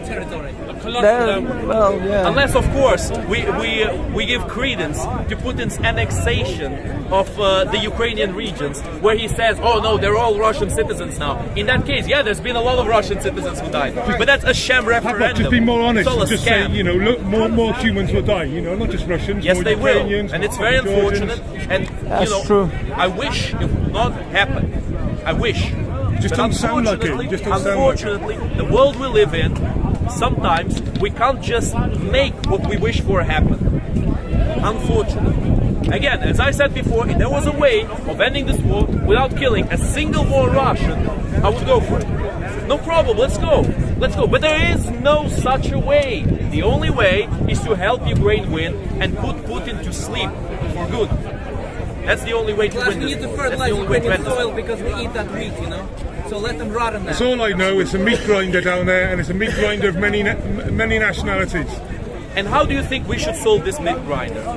Well, I've been listening to you for maybe an hour, and you haven't mentioned negotiations once. Yes, I have. No, you haven't. You've I pushed mentioned it it from the very aside. beginning Every when time you it's been mentioned brought up, you've pushed it. it I have aside. answered it when you mentioned it. I started telling you that Putin has broken every single treaty he's made in recent years. So why should we trust Putin to negotiate in the future? He's obviously negotiating in bad faith. I have mentioned it. I have answered. There's no mention at all, though, is there? Oh, this is just not a in mention. general. Okay. No one talks about any negotiations until trying to stop this needless death. Not 3 years. I'm sorry. Rapist. Sorry? But if your wife, well, not your particular wife, is getting raped, you do not negotiate with the rapist, you cut his balls off. Yeah, if that rapist is going to kill your family and your fucking countrymen, yeah, you negotiate. That's what we I'm confused by your point. I am confused by your point. If you know that Putin breaks the treaties he agrees to, so negotiating with him is basically pointless. It's as good as giving him some breathing space to recover and go for another attack. Just, why would you just keep on killing each other then? Just every day, 500 each side, just kill each other. You're Come on, covering keep your going ears then. and you're saying la la la la la. I'm not listening. I'm telling you, I wish that were a possibility, but it's what not. about the Blitzkrieg Because when the Putin Germans has proved attacked that it's Britain not. was at the righteous war and should you have negotiated with him? After he gave away Look, Czechoslovakia. how are we supposed to negotiate with someone who's coming to kill you? I mean, you do realise that they're even getting kids off the streets now and putting them into the army on both sides. You know, the conscripts, kids, 16, 17-year-olds. Putting them where? You know, I've seen the footage. Bunkers. There is only volunteer. They have so many volunteers. They don't need to conscript people. If you know. Generations of What are you dead. talking about? They're fucked. You enjoy the army here, Needs to be helped. Hold on. So your solution? And your Ukraine, solution is just to keep on Ukraine going, getting keep on attacked. going. is to If just the West, let it go and let supplied them us keep getting properly, attacked. I mean, it's just like, Hold on a second. This is the same as saying, oh, you know, Hitler is invading France, he's invading Poland, he's killing a lot of people. Let's just try for negotiations with Hitler. Well, how did that end up, my friend, huh? Yeah. So you just keep on killing each other. Oh, you just keep killing each other. You know, this is a perfect straw man. You're not listening at all. You're repeating the same stuff over and over again. Although I debunked this Well, ages ago. it's not the same. It's not the same. Oh, it's not the same, is it? Okay, sure, it's not the same. I mean, whatever you say, man, whatever you say. If you look, you can't find. It is difficult to find a black cat in the dark room, especially when he's not there. I don't think your willingness to find a better point, better solution is there. All you want to do is virtue signal about, oh no, you're killing each other. Oh, just keep killing each other. Just keep killing each other. What is the path to peace in this situation? Path to peace, very good question. I was asked this question before. I'll answer it again because this is the main question we need to be answering right now. The path to peace right now is to win the war against Russia, because Russia has refused, and I repeat that again, they've refused to keep their word on any of the treaties they've made. The Budapest Memorandum, violated. The Minsk Agreement, violated. The Russians violate every single treaty they make. But we can't negotiate. Has the United Nations, the European Union and also NATO, haven't they violated their side of the Minsk Accord? Agreement? Of the Minsk Accord. How did they violate their side? Well, they promised that Ukraine will never be part of NATO, and now Ukraine is applying to become part of NATO. I mean, these things were on what do you call it? There were sort of unacceptable lines for Russia. Russia said we will not allow Ukraine to be part of NATO. This agreement was made on the It doesn't matter. It's not up to the Ukrainians when Russia can invade attacking Ukraine. Russia respects Ukrainian at least current borders in that time, and thus Ukraine will not go into NATO. Russia did not respect Ukrainian borders. Russia kept attacking Ukrainians. They kept shelling Ukrainians. So the agreement was violated by the Russians. If you go against an agreement that was previously violated by the other party, you're not violating the agreement. You're simply returning the favor. Is seriously a defeat of Russia in this war possible? Possible, feasible, likely. That's exactly how it is. If Ukraine gets all the help Ukraine needs, Russia will lose, 100%. Okay, if Ukraine gets all the help it needs. I'm going to virtue signal, like you people are saying. Go on, no problem. So, but what about the men? Who are going to? Because as far as I can see, right, a lot of the experienced Ukrainians are sadly dead, and the ones who have been trained recently, a lot of them are dead. So you just keep on replacing them. How much manpower have you got to replace? Because this is what we're getting at. We're going to have children going. Well, I mean, obviously there will have to be measures taken in terms of demographics. We could give more subsidies to people who have children to recover the Ukrainian demographics. Obviously, there will be many Ukrainians to fight the Russians now. Then, to fight the Russians now, you're going to need new men all the time. What's your actual question? What's your actual question? Where are you going to get the men from? Where are you going to get the men from? Yeah. The manpower to fuel the war. Men, the ones that a lot of them have been already slaughtered. funny question. Okay, can I answer that question? The biggest threat to Ukrainian demographics right now are the refugees who are bugging here, by the way. And these are millions and millions of Ukrainians right here who will not return until the war is over. And so what we need to do is help them win the war and ship them back. And that's it. Well, the thing is, why would you want to go back to it? Like, if you were from Bakhmut now, why would you ever want to go back to Bakhmut in the next 10 years? In the next 10 years, next 10 years, in 10 years after, I probably won't because I have roots here. But right now, if the war is won briskly, I would go back right now because they're very patriotic, those people. I understand that, but you wouldn't really want to go to Bakhmut if this is all over because I understand, but you wouldn't want to go straight back. You want to go back in time. One thing I want to ask, in regards to a potential defeat by Russia, would you think that they would use the nuclear option in order to avoid that? No, I don't think so. The main reason for that is because if Putin uses a nuclear option, then Putin is automatically dead. He's not going to survive, and Putin doesn't want to die. He's afraid of dying, and as was said by one of his agents, one of the people, one of his people who was close to him, who said that Putin is very afraid of dying. Putin is hiding in bunkers. Putin is using a specific railway or whatnot in Russia. I forgot the name of that one. That can't be traced because he doesn't want to be found. He's very afraid of dying. Someone who's afraid of dying is not going to use something that's going to get him killed. That could be afraid of assassination rather than. It could be that this is to prevent assassination because clearly, obviously, he has people wanting to assassinate. How is he going to prevent assassination by giving the biggest reason to assassinate him to people? Yeah, but Pavlov, Putin is crazy, but I'm talking about the actions he's taking now is because of assassination attempts or potential assassination attempts. I believe so. But if he uses the nuclear option, I mean, that it may not even be a direct attack. It may be a terrorist dirty bomb. I mean, these are lots of different ways to appear as if a nuclear device has gone off without Russia being directly responsible. I think Putin realizes that if he uses nuclear option, the gloves are off on Russia. Because right now, the West is playing nice with Russia. They're not sending everything to Ukraine, not even close. They're just sending the old stuff, the stuff they don't really need much. They're sending that kind of stuff. It's true, huh? But if they were sending the major stuff, the best tanks they got with the proper armor, mind you, they have actually removed the best armor they have from the Abrams tanks. They sent the slightly worse armor. Yeah, they would they're not sending the best of the best. If they were sending the best of the best, Russia would be done for long ago. Really easy, this is why I'm saying we need to send more to Ukraine, we need to help Ukraine more, and we need to end this war. Banksy, what the reality is though, the Europeans give the Ukrainians money, then the Ukrainians buy the stuff from the Americans. Right? That's how it is, that's how it works. So does the Americans. We're not supplying any, because we haven't got anything to supply them with these things. Yes, you do. Great Britain was the first country who supplied Ukraine with tanks. Yeah, but we're good at surveillance. Great Britain was the first country who supplied Ukraine with tanks, with Challenger tanks. You haven't got any more left to give. Great Britain obviously doesn't have as much as US, but it has a good amount. Obviously, the biggest supplier of weapons is going to be the United States. Of course, US is the biggest supplier. Can't keep their finger out. Oh, actually, hold on. I'll correct myself there. US is not the biggest supplier. Russia is the biggest supplier. I know you're not. You've been calling me fascist ever since I know you. Tell you something. Yeah, you need to tell me I'm a fascist. Sure. Well, you're not. You're getting there. Don't wear black. Black shirts. Italy, 1921. I'm wearing white pants. You like that? Have a word. No, you have a word with him. 2023. Have a word with him. That flag belongs to us in Ireland. United Kingdom. That's an Irish flag, that. The county flag. It's the county Tipperary colours. Even more. I'll have an Irish whiskey, friend. You want to get a couple of fucking Irishmen out there, let's sort that war out for you like the English did for the last 700 years. The ability to defend ourselves against those who are trying to take that liberty away. Hi, Hitler, look at you. You're up there like a Nazi. That is what we need. No, he's not a Nazi. Come back. Don't just call someone a Nazi and then leave. You're not fooling me. Don't just call someone a Nazi and leave. Come here. Hold on. This is a funny individual. This is funny. Everybody thinks the Irish is funny. You're very funny. I can already see you're funny. You're a character. That's why we have a free country. We have a free country. Who is we? We have a free country. Who is we?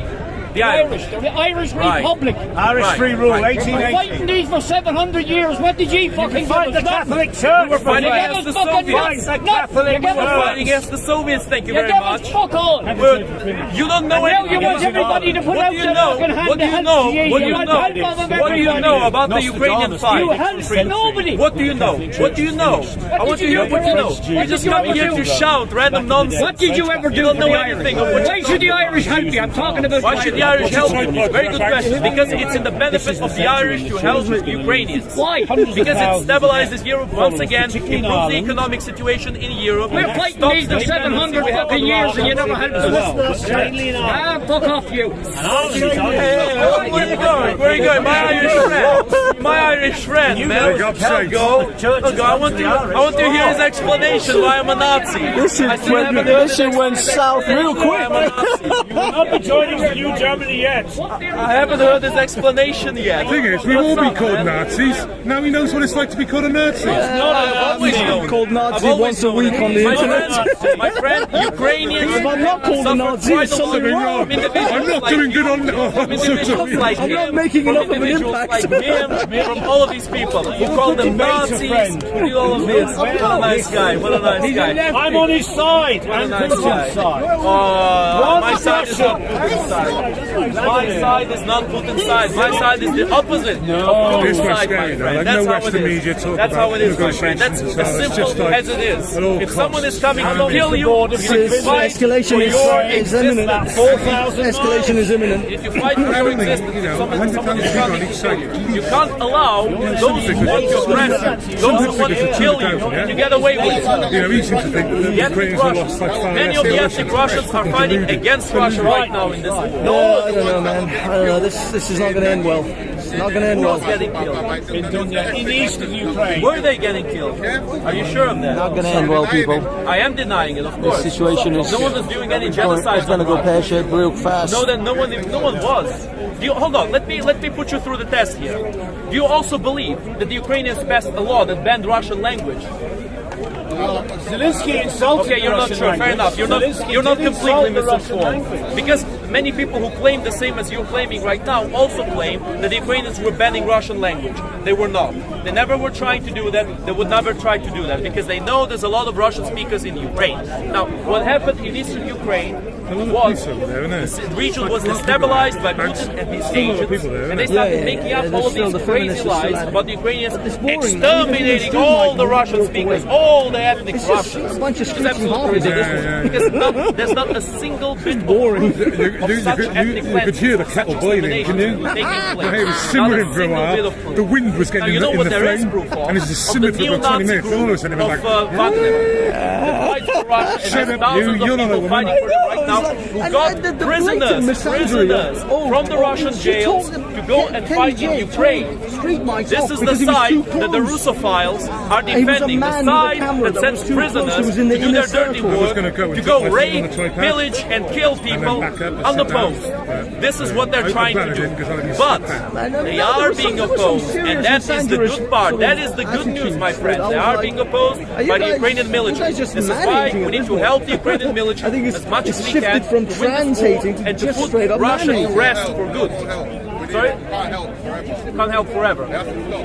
It won't last forever. No war lasts forever. Because I'm concerned about human deaths. You won't have to help forever. Yeah, but you will have to help until the war is I don't won. like the whole. I think Ukraine Don't help. Why not? behavior as well. But the thing is, at the end of the day, you know, yes, they are. They've already been taking back.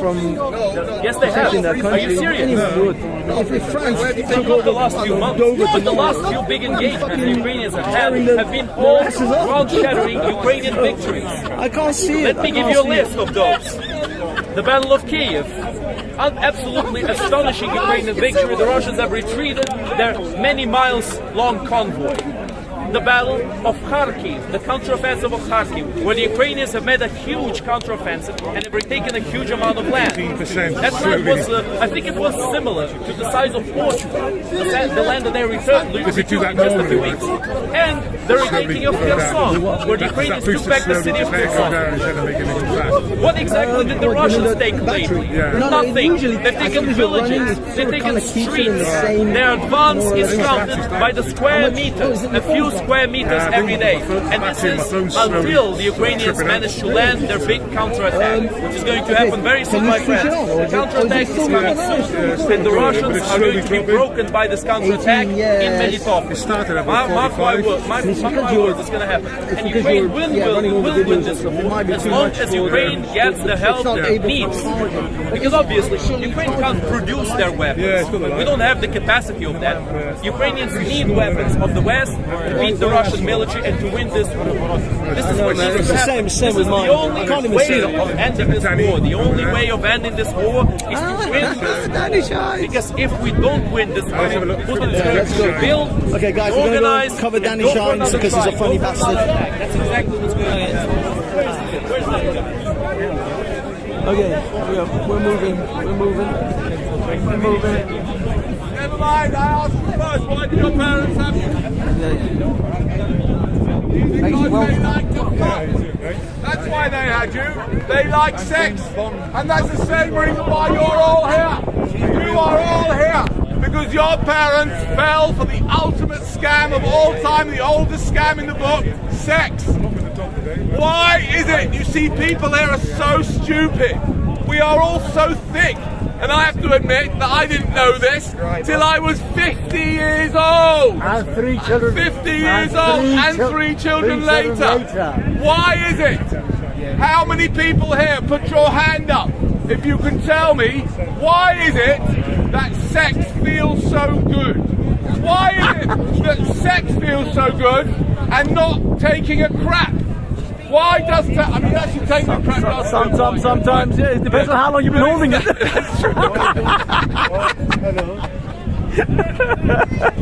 But why is it that the act that leads to the creation of children feels so good? Hands up if you know the answer to that. Yeah. Except you've been to my talks before. Right? Nobody knows the answer, but it's very basic science. It's science. It's basic biology. You don't need to know about the COVID. You know, at the time of COVID, they are going on about the science. You don't even know the science of the act that brought you into creation. The reason, sir, that sex feels so good is to scam you into creating another human being, which is no good for you, no good for the woman, poor victim woman you sleep with, and definitely no good for the poor child to be brought into existence just because of your dirty sausage. Just because you wanted to have a nice rubby-dub. We need more. A little bit of rubbing. We are all here because of a little bit of rubbing. That's all there is to it. It's a scam. It costs an absolute fortune. More children. Why do we need more children? Because now we'll end up with more people like you. We do not need any more children. Rubbish. Oh, so what? Good. Good. Let it go down to 0. Let it go down to 0. We don't need any more children.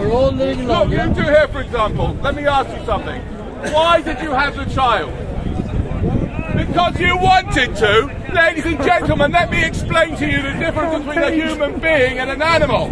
An animal does all the things they want to. A human thinks about it very carefully, especially if it involves somebody else. Why did you want to? Why not? You don't bring someone into existence because you want to, and why not? No! You should have thought about it properly. Why did you want to? What do you mean, why not? You did. You clearly didn't. You're not telling me why you had him. Why? What, people get married to have children? Oh, right. So you're still not telling me why you had him. Why did you have him? What for? Let's go. Yeah, you're running away. Of course he's running away. Because the reason why they had him, because they liked a nice shag. Why did your mother have you? Exactly. I wish she wouldn't have, and then I'd have to put up with people like you. The point is, let's start with the unplanned pregnancies. 420,000 unplanned pregnancies in the UK in 2021. Right? Imagine what it'd be like. Imagine, can I ask you, do you think it's a nice experience being made pregnant when you don't want to be? Do you think it's a traumatic experience no matter what you do? How would you like it? How would you like? What? No, I'm talking about unprotected sex. Yeah? How would you like to be made? How would you like it? How would you like it to wake up one morning and think, oh my God, I've got a little baby inside me. It's going to grow and I'm going to be fat and God knows that things can go wrong and then I have to look after it or I have to have an abortion. It's a horrible thing. It's a terrible thing, and yet it's happening at epidemic levels in this country because men and women don't understand what sex is. It's a scam. It's an evolutionary trick. It's a trick. Why do you think it is that while you're having sex, you cannot think? It's not possible. It's not possible to think about what you're doing when you're having sex because you're too concentrated because the drugs that are released in your body cut off that part of your mind that's able to reason. It's impossible. It's a scam. It's a trick. You understand it works the same way as all scams work. How does a magician do a magic trick? What's the point of the scam? 1 second. The point of the scam is to get you to reproduce, to get your DNA scamming you to reproduce, right? How does it do it? What's a magician's primary trick? What do they do? Illusion. Yeah, how do they do it? They distract. They distract. You looking over there while they're doing their thing over here. That's what sex is. It's a distraction from what you're actually doing, which is creating more life for no good reason. Because there's no good reason to do it. Very, very good reason. No, there isn't. You're just saying that because you brought 5 poor innocent beings into existence for no good reason. The human population require it. Well, it's not about whether I think the human population should or shouldn't do anything. I just can't see why we want to continue it. For what? Well, because if we don't have children, yes. we go out of existence. Well, number one, I'm not speaking about the whole human race, yeah? I don't care about the whole human race. I can't control it. I'm talking about, let's start with the accidental pregnancies. 420,000 in the UK alone. By accident, right? Am I responsible for that? Out of a population of 70 million. Not quite. What is your suggestion to stop these accidentals? What's the suggestion? A good question. My suggestion is number one, to sort out the education system so that we start to talk to people and to expose them to the truth, the scientific truth about sex, that it is a scam. You should be very, very careful with it. Young people know. Right? It's a scam. It's an evolutionary trick. Do you understand? If anybody disagrees with me, tell me. I've just told you. Basic science. It's an evolutionary trick, right? To get you to reproduce. The scam is to get you to reproduce. Yes. Yes. Yes. It's your own DNA. DNA is a terrible virus, a parasite that has got inside everything to get you to reproduce, regardless of whether your genes are any good, whether you've got any money, whether you're ugly as hell, whether you're smart, you're stupid. It doesn't care. You're a dwarf, you're a this, you're that. Nothing. Your DNA is working all the time, right?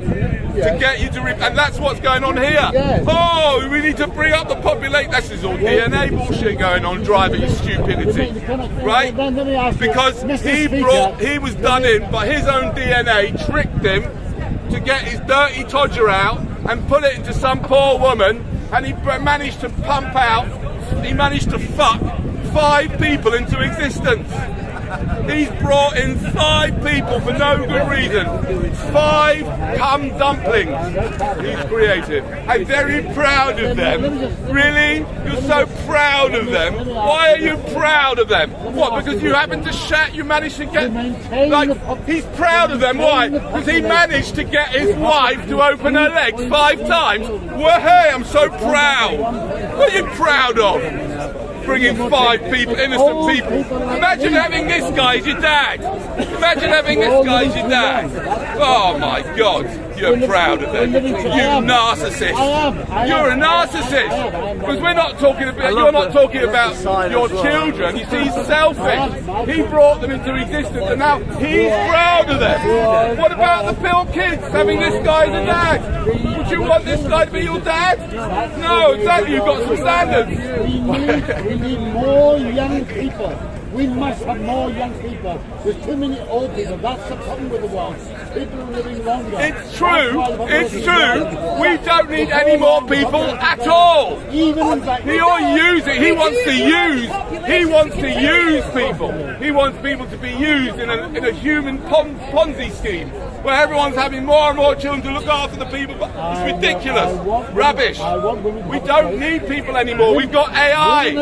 AI does going to do everything. We don't need. Yes, of course. How? Because it's fucking genius, isn't it? AI can do anything. Most of the things we do will be replaced by AI. We won't need any people. Oh, what are you talking about? We don't need any more people. We do not need any more people. You should have yourself, you and your son should be sewn up as soon as possible. I will pay for your sons to go to their surgery. They need vasectomies, quick. Four sons, oh my God. How much havoc have they wreaked in the world? How many fucked up... Have you all had enough of Danny? How many fuck trophies have they brought into existence? Well, he seems to be a decent man. He seems to be a decent man? What do you know about him?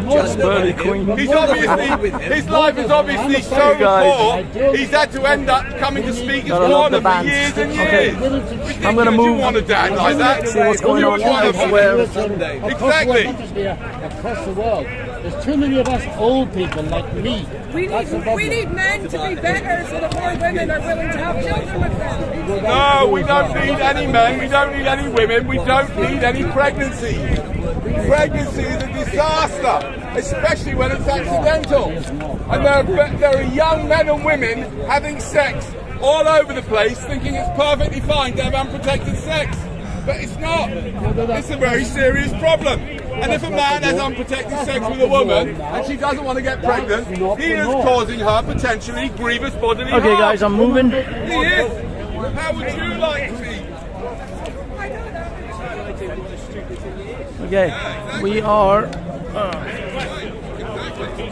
now. Okay, this other guy's taking Pablo's place. Crucify these Christians every Sunday. So eventually this place... The TERFS is still turfing. No, but the Saudi Muslims or something, they think they're very... TERFS is still turfing. Muslims are still Musliming. Pablo having a debate. I would say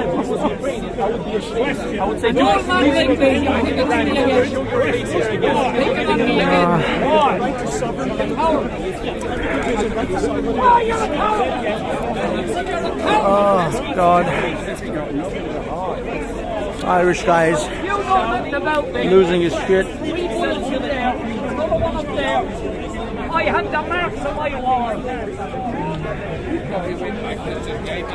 Not really sure. This one here.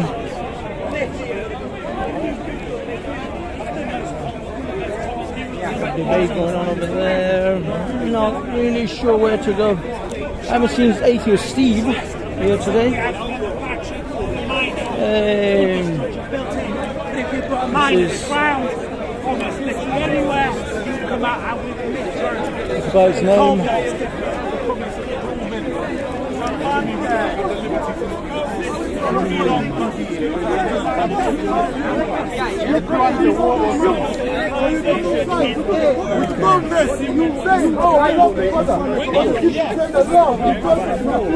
You're not able. You're saying. The two never the same. People they're going to be shown. He's supporting a lie. What's that?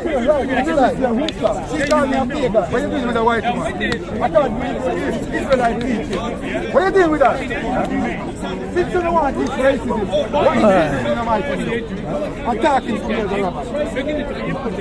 I am a rapper. She called me a fake. Yeah, I'm still live. But to be honest, there isn't a lot going on though.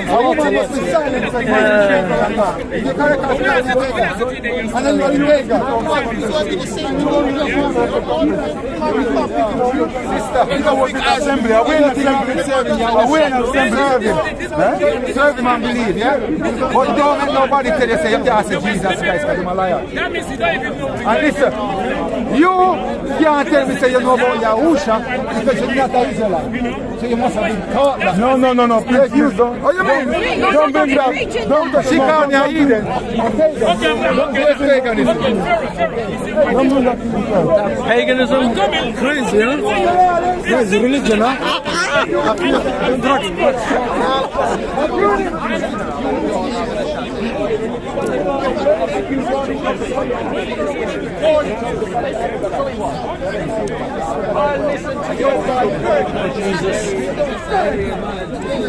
More Jesus. You hate me because we can't other people. He agrees with everything. Hey, how's it going, mate? You good? Okay.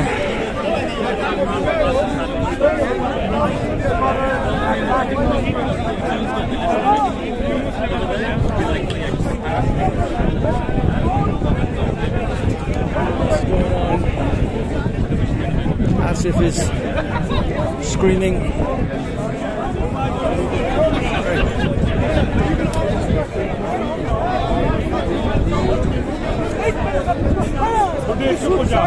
And their statements, basically every form of Arabic language,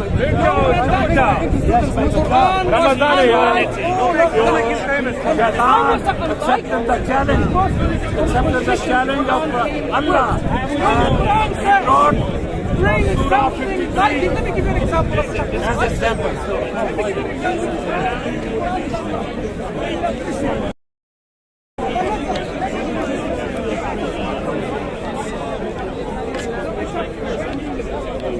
Okay, guys, I am.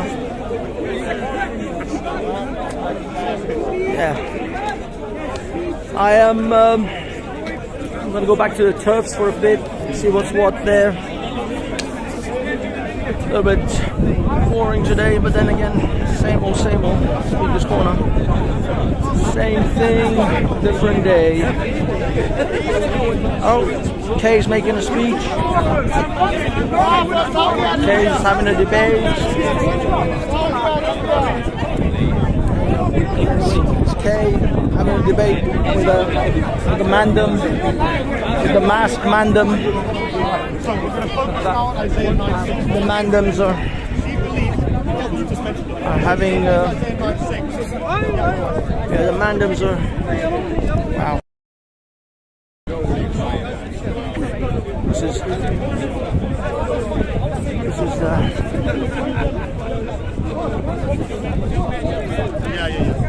the Roadman Christian debate. Sorry? Oh, yeah, oh, fuck him. He just wants attention. He wants to do more TikTok videos. Is he near the police? Some people talking to the police.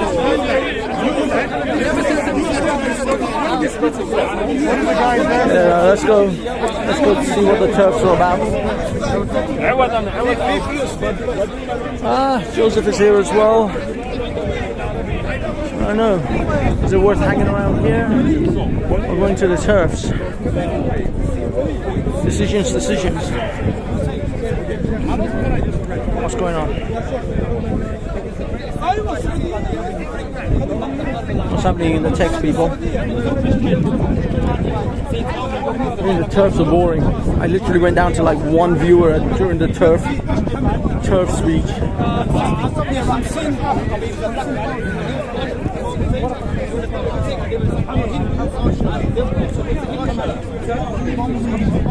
Shall we go and sit and piss off some of the Karens in the TERF? Give me 88 if anyone wants me to go to piss off the TERFs. Draw the Karen within out. I see nothing. Talk to me, people. Talk to me. Where shall I go? What shall I do?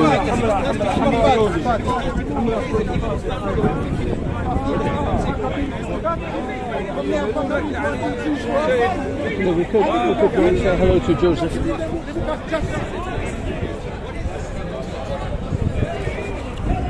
Oh, cool hand, you bastard.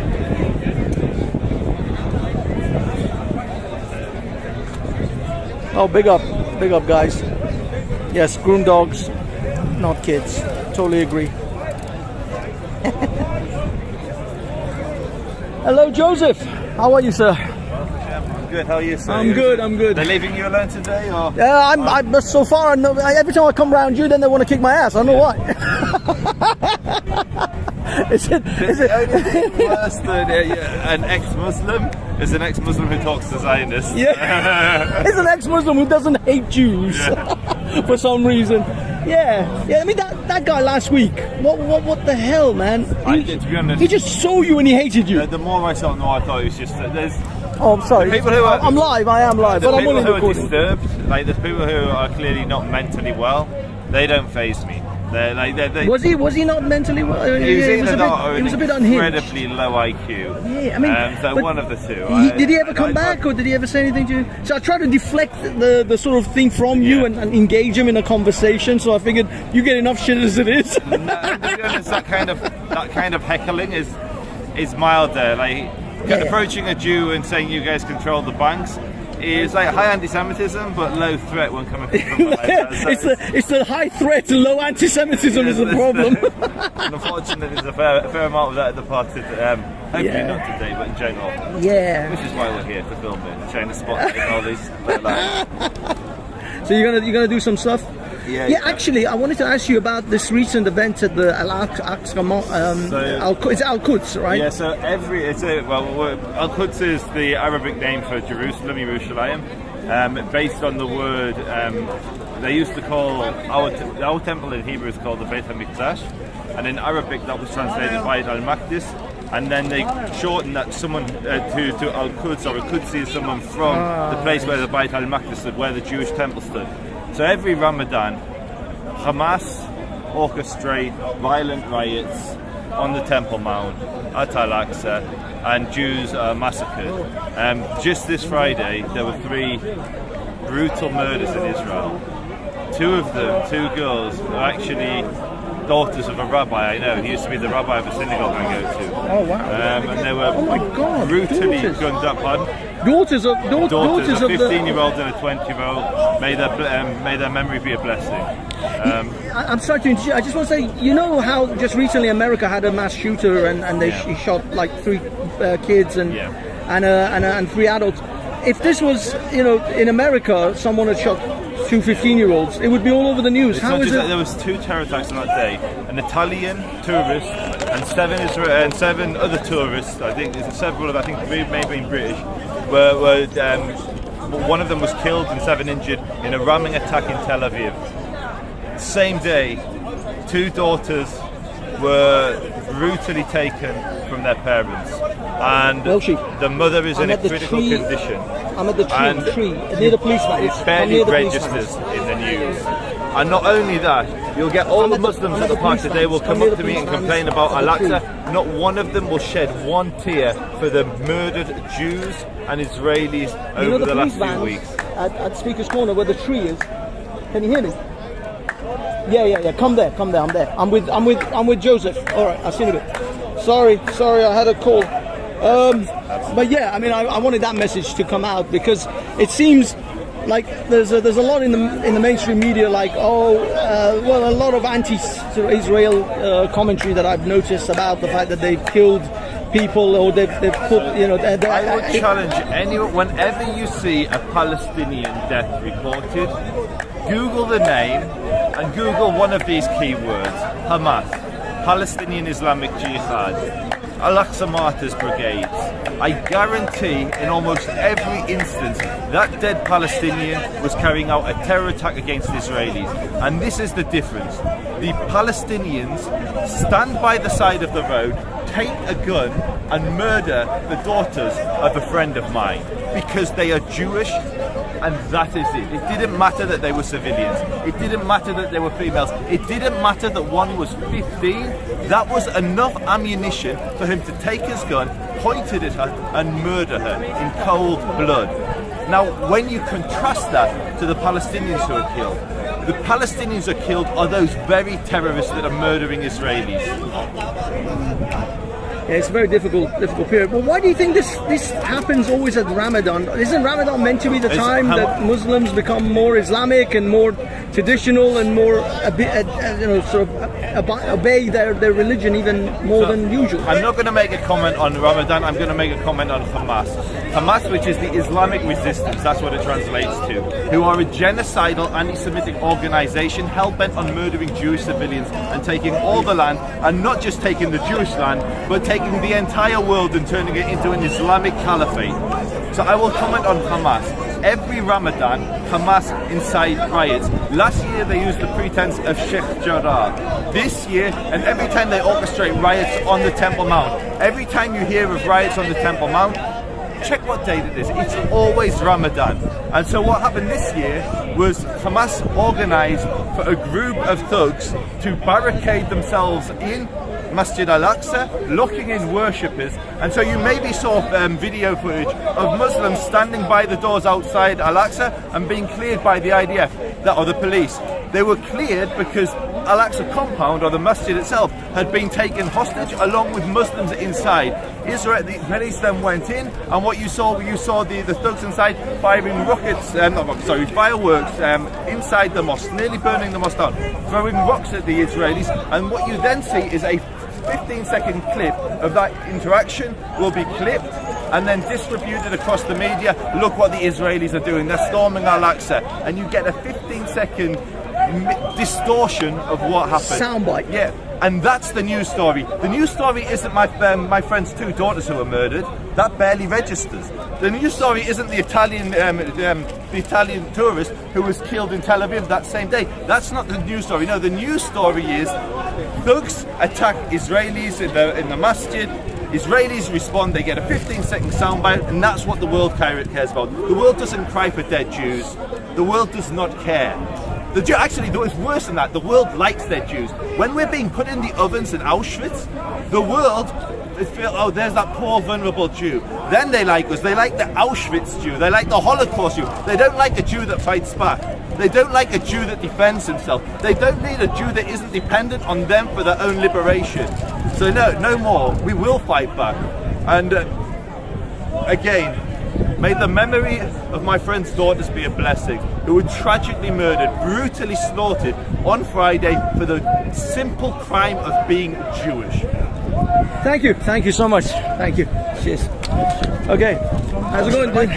Yeah, that was good, man. That's some emotional stuff. Cheers. I thank you, sir. I thank you. Are you good? Are you done? Yeah. Sure you don't want to leave it charging for a while? It's got 10%. No, but what I mean is you keep it charging for like an hour. I'm going to go in like 20 minutes. Are you? Oh, yeah. Okay. Nice, sir. Interesting stuff. Okay, guys and girls, where do we go next? We're here at the open air insane asylum that we call Speaker's Corner. I pushed everyone to another level, forgot you were live. I didn't know, I would have done it to both of you, but I literally forgot you. I think Banksy was live. I am, but I've got another phone with the number you called me on, and this is another SIM that broadcasts, so it wasn't too bad. How's it going? All right. Okay, where are we going to go? Where is Sophia? Mo is here. Mo Mohammed. Did Mo hit you last time? No. It was a beta. Mo is here. Yeah, I know. Mo, I heard. Mo, come say No, hello. don't fucking. I don't want to talk to him. Really? Yes. Yeah. I thought you get on with him. I do apologize. No, because I don't get on with people who beat up their wives and break open their eye sockets. He was in Iraq, I think. Yes, he beat up his wife in Iraq in such a manner that her eye socket. He got arrested for it. No, he didn't get arrested. When he came to England, he ran away. And she had to have an operation to fix her. I do apologize. I thought you get on with him. No, but look, I'm sorry. You beat up your wife. I can't get on with you. It's a line that I can't fucking. The clown, isn't it? Well, yeah, partner. He's doing his thing on TikTok. But I'm sorry, I don't like wife beaters. That's just my thing. I respect it. I'm sorry. I am sorry. I thought you are going. No. I mean, before I found out about his wife, I was like, that was official, yeah? That was in 2019. I found out his wife did an interview with me, and she told me about all the stuff. Oh, she's a British. No, she's in Iraq. She's in Iraq, but she did an interview with her. Oh, online over the internet. I did an interview with her, and she told me about it, and I was like, yeah, fuck this guy. I don't want to fucking be near him. So yeah, unfortunately, that's the end of that. And I'll be honest, I'm amazed anyone else in this park even talks to him. Because you're a nice chap, I know you. But what not? I mean, talks to Modine. But the thing is, a lot of people don't know. A lot of people don't care. All right. Yeah. Let's. I'm gonna go for a walk. See you, brother. Take care, man. Take care. Okay. Whereabouts are you going? Is he still? Are they still finishing off the?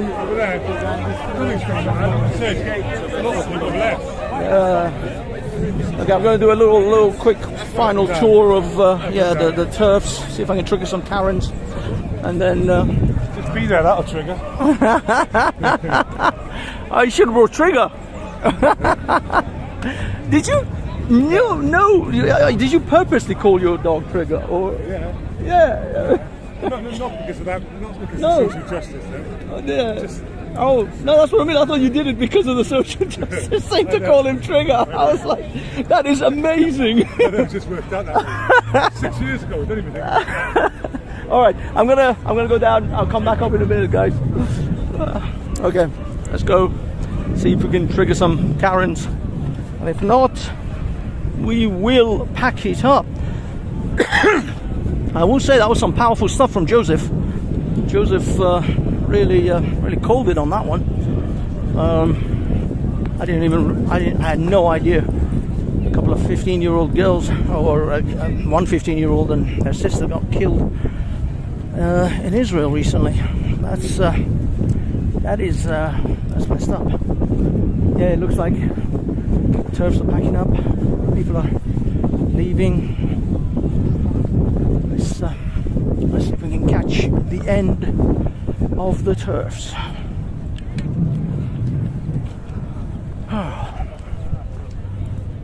Alright guys, still with me out there in the internet land? I swear to God, this thing is like a great upper body workout. I have to carry all this stuff. Let me flip it. Okay, we're approaching the TERF circle. Let's see what happens.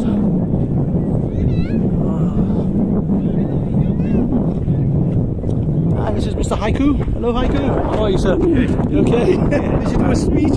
No, I just went to go and see them. I will speak, but someone nicked my ladder, so I need to find it. Oh dear God. Okay, Haiku didn't get to speak at the TERF circle. He loves giving speeches.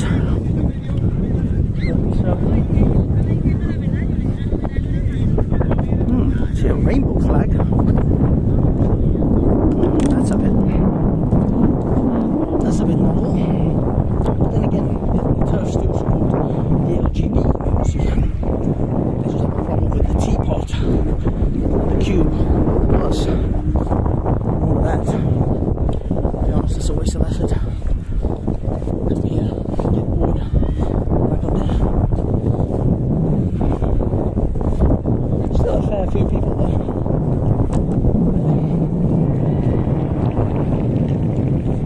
The circle is sick. Let's see.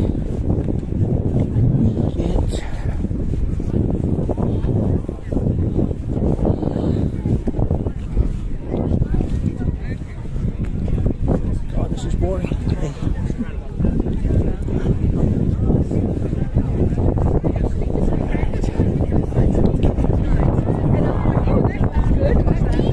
There we are. Let's go around this side. Yeah.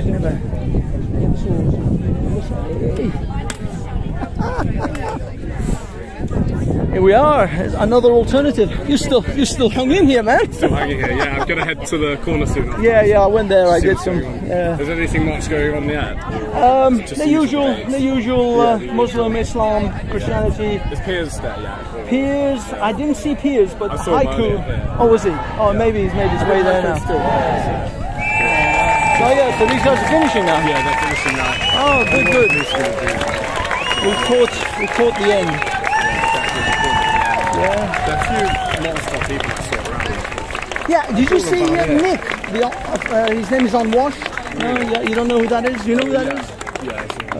Yeah, I saw him earlier here, but okay, yeah, no, it's actually finished. I actually made it to the end. To the corner. Dude, I'm going to do a tour and I'll meet you up there. Yeah, definitely. Later. Have a good one. That was another alternative. It seems it is now over. The speeches have been given. The TERFs have turfed. Piers Morgan is still here. Okay, it seems Piers Morgan is definitely in the turf. Surfing for the turf. We got Kellyanne is probably going to leave. Everybody's excited. Packing up. Okay.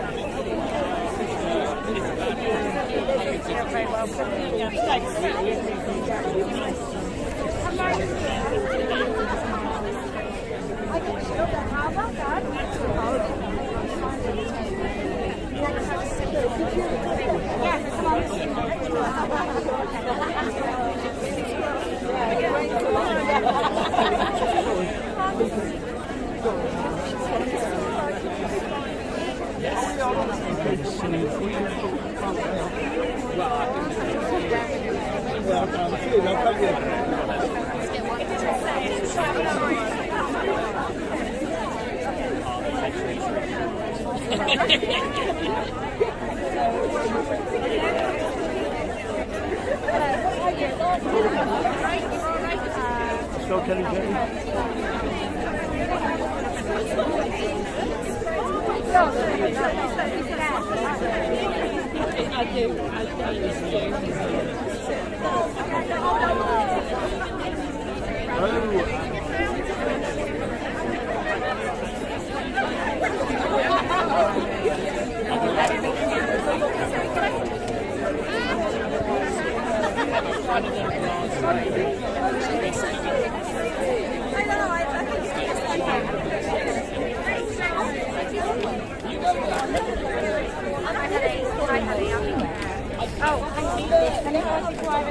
Is she leaving?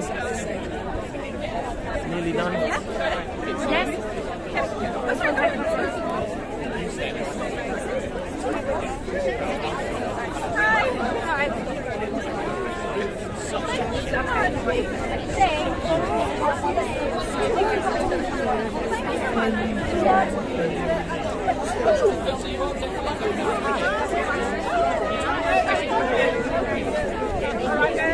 Make sure we get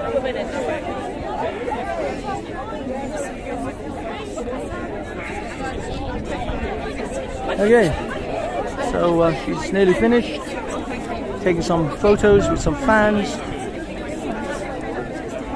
Shall I stir up some shit? Start screaming trans rights or human rights? Anyone? See if I can get lynched.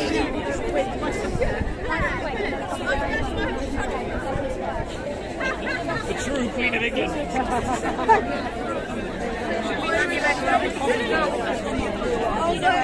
Yes, sit down there. The Queen of Turf Island. There she is.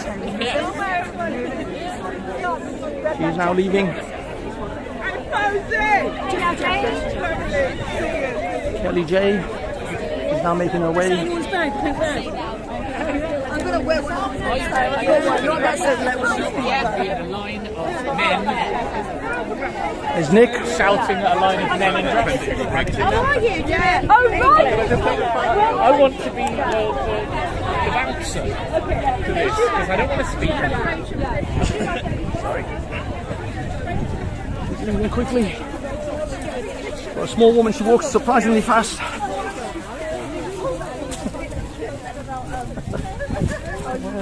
Let's go under the tree. Okay.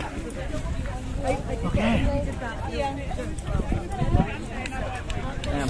Let's do this.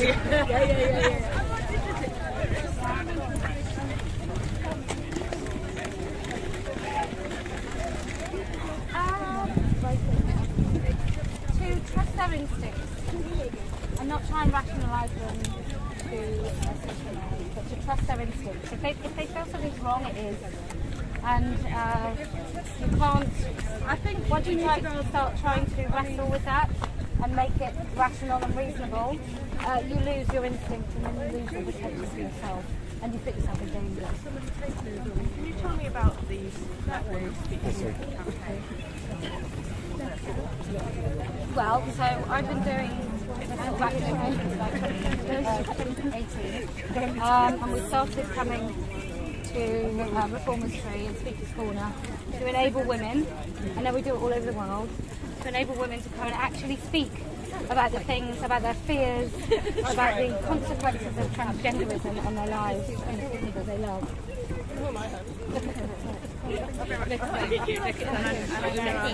Yeah, my boss is doing Thank you so much.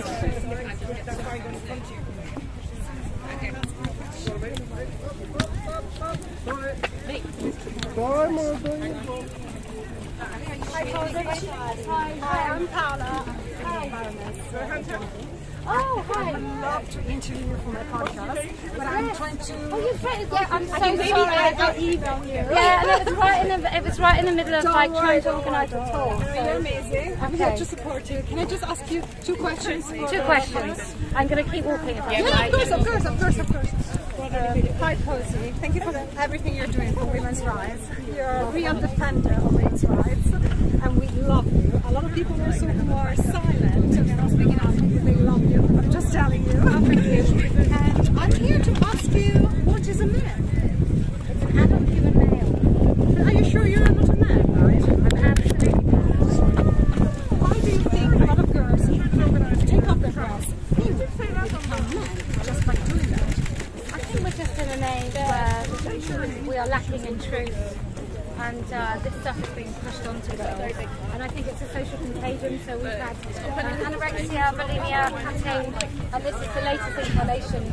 So when girls feel angry and feel traumatised, they turn that on themselves, and then they mutilate their bodies. And surgeons will enable it, which is absolutely horrendous. Do you think these girls are victims of internalized misogyny? Yeah, I do, but I think it's kind of, it's almost an ethereal concept to talk about that. I just think practically, when a girl feels that she's out of control and that the world in which she lives is something that she doesn't feel comfortable in, she'll turn that in on herself. Whether that's internalized misogyny, we can call it what we like, but I think it's much more about feeling shame and loathing or feeling traumatized and then turning that on ourselves. That's why girls starve themselves to death. You know, it's the same story. Why do you think trans activists are so violent and they even try to kill you in New Zealand? Because they're predominantly men and they're wrong. And when you have a dogmatic, quasi-religious belief and you belong to a cult, then there's a lot of things that you will do to defend it, because your arguments will not defend it, so you have to defend it in other ways. Thank you. You're very welcome. You're amazing. Nice to meet you. And let's keep in touch. Yes, Hey. Sorry. Okay, guys and girls, we're back to the madness of Speaker's Corner. DJ is leaving, and we're going back because it's a long walk now. I have to walk it all the way up there.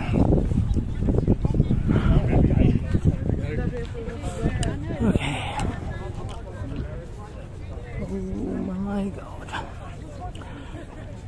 I have to walk a fucking long way now. It's like a gym session. Holy shit. Yes, you're gonna. You have to go for the kill. No. Go for the kill. No, it's done. It's done. Okay. I'll be honest. This equipment is beginning to feel very heavy as we have to manhandle this. Ironically, for a feminist movement, it requires a lot of upper body strength to carry this crap. Yeah. I noticed most of the cameramen were men.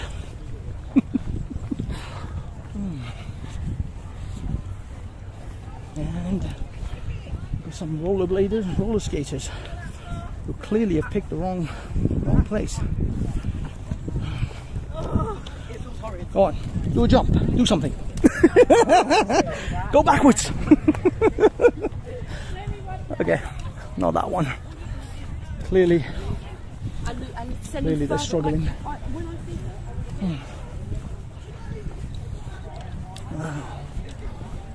Oh shit, this camera was pointing to me. You guys didn't see the roller skaters. They were terrible. It doesn't matter. Okay. Oh, look at this. Look at this gorgeous greyhound. Isn't that a gorgeous dog? Okay.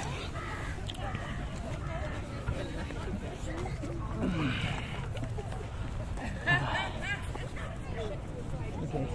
Sorry guys. I'm finding it hard to walk with this thing in my hand. It's exceedingly heavy. So you guys are going to have to look at some sky for a while I make it back to the Speaker's Corner. What the hell? This way. I'll still some TERFs hanging around, turfing it out, mapping out their turf. Hey. Okay. Now we return. It's mostly been commentating on shit. This equipment's heavy. Makes it extremely tired. I need a coffee.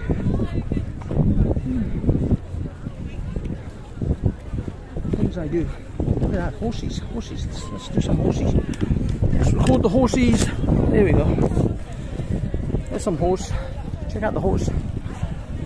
They shit everywhere. Absolutely everywhere. They're like a giant shitting machine. They're just a giant pooing machine. Anyone still left?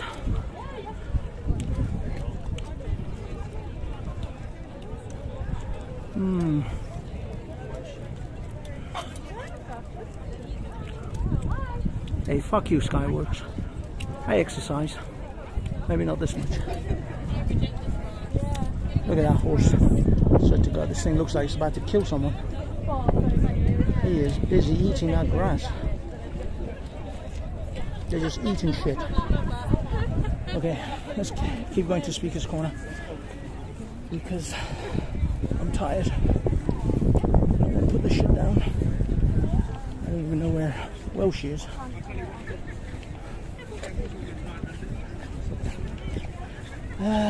So yeah.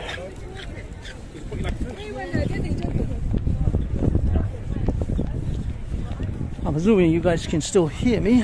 Free compost. Fuck free compost, man. There's shit everywhere, these horses. You have no idea how fucking awful it is. All around London. Here's a little story that you may or may not know. But you know how in theatre and in cartoons they use a banana and the person, the protagonist, slips on a banana. You know they use banana skin in theatres to actually depict or simulate horse shit.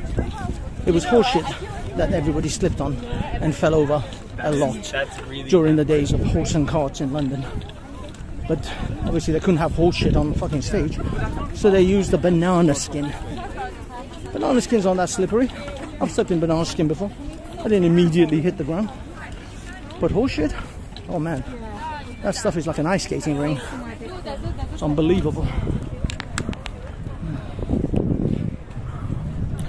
So yeah, there's a little urban legend you may not have known.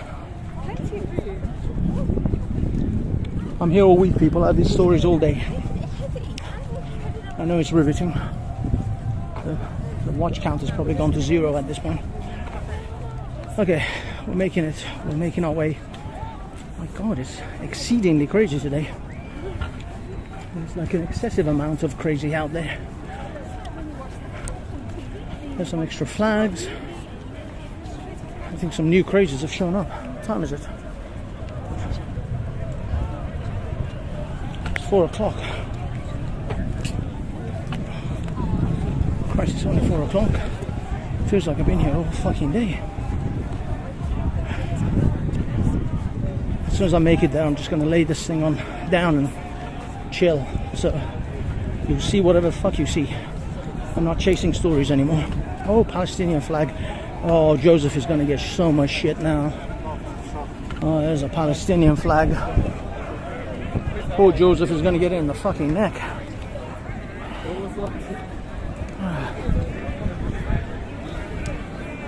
Joseph is so screwed.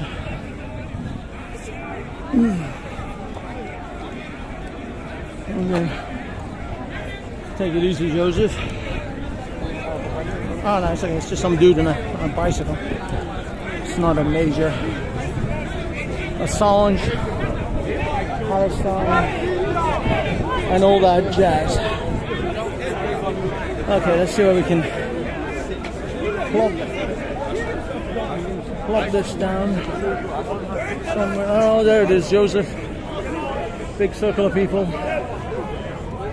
I think he's. If any of you has the ball to come and talk to your camera, He's got. you want to fight? There we go. You heard that? They want to fight. All they can do is fight. All they can do is fight. Real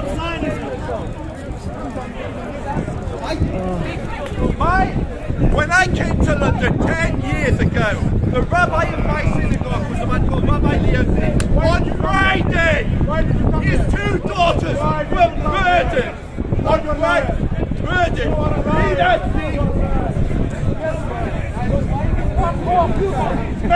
Joseph. This is not apartheid Israel.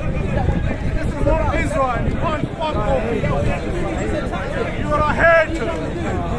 You are a hater, Joseph.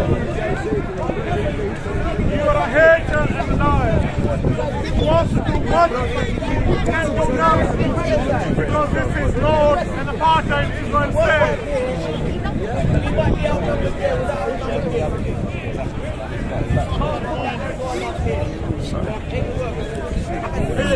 I can see that when the way he's shaking. He's missing his trousers. On Friday, you are a liar! You are a liar! You are a liar! You are a liar! Why are you killing innocent people? To them. Why are you killing A friend of mine. Why are you killing innocent people? I know. Liar! I just interviewed him actually. Liar! Gunned down in cold blood. And Maya. Yeah, about the killing. Yeah. I interviewed. I just got that. Yeah, because his friend's daughters. One of them was 15. You Poor are a liar. kids. Yeah, that's what you are. You are a killer, a Zionist, they kill innocent people in Palestine. And you are lying. Everybody knows and that. You come here every week something new. justifying the killing of innocent people.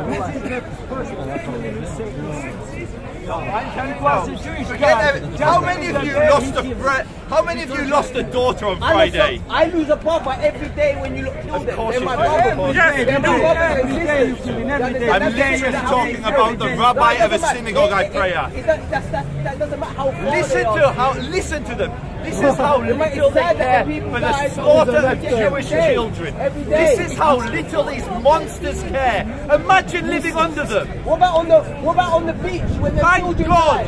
Thank God we do not need to live under them anymore. Thank God we can defend ourselves. Thank God. All the history now, that's what make the state. The people who don't make never the state to us Jewish people. This is their response to the senseless murder of 2 Jewish girls. This is how they respond to the senseless murder of 2 Jewish girls. No sympathy, no compassion. They are monsters. They are monsters. Listen to how they respond to the murder of Jewish girls. Listen to how they respond. Listen, you Zionist, you are a Zionist, you're a hater. No one listens to you. From what you told us, heckling. Who said something bad about... It's all on camera. No, you tell us it's who all said on something camera. bad. When you start shouting down a Jew who says all they're on rabbi, camera. he started saying he wanted to... He won't dare to do that. He won't dare to do that.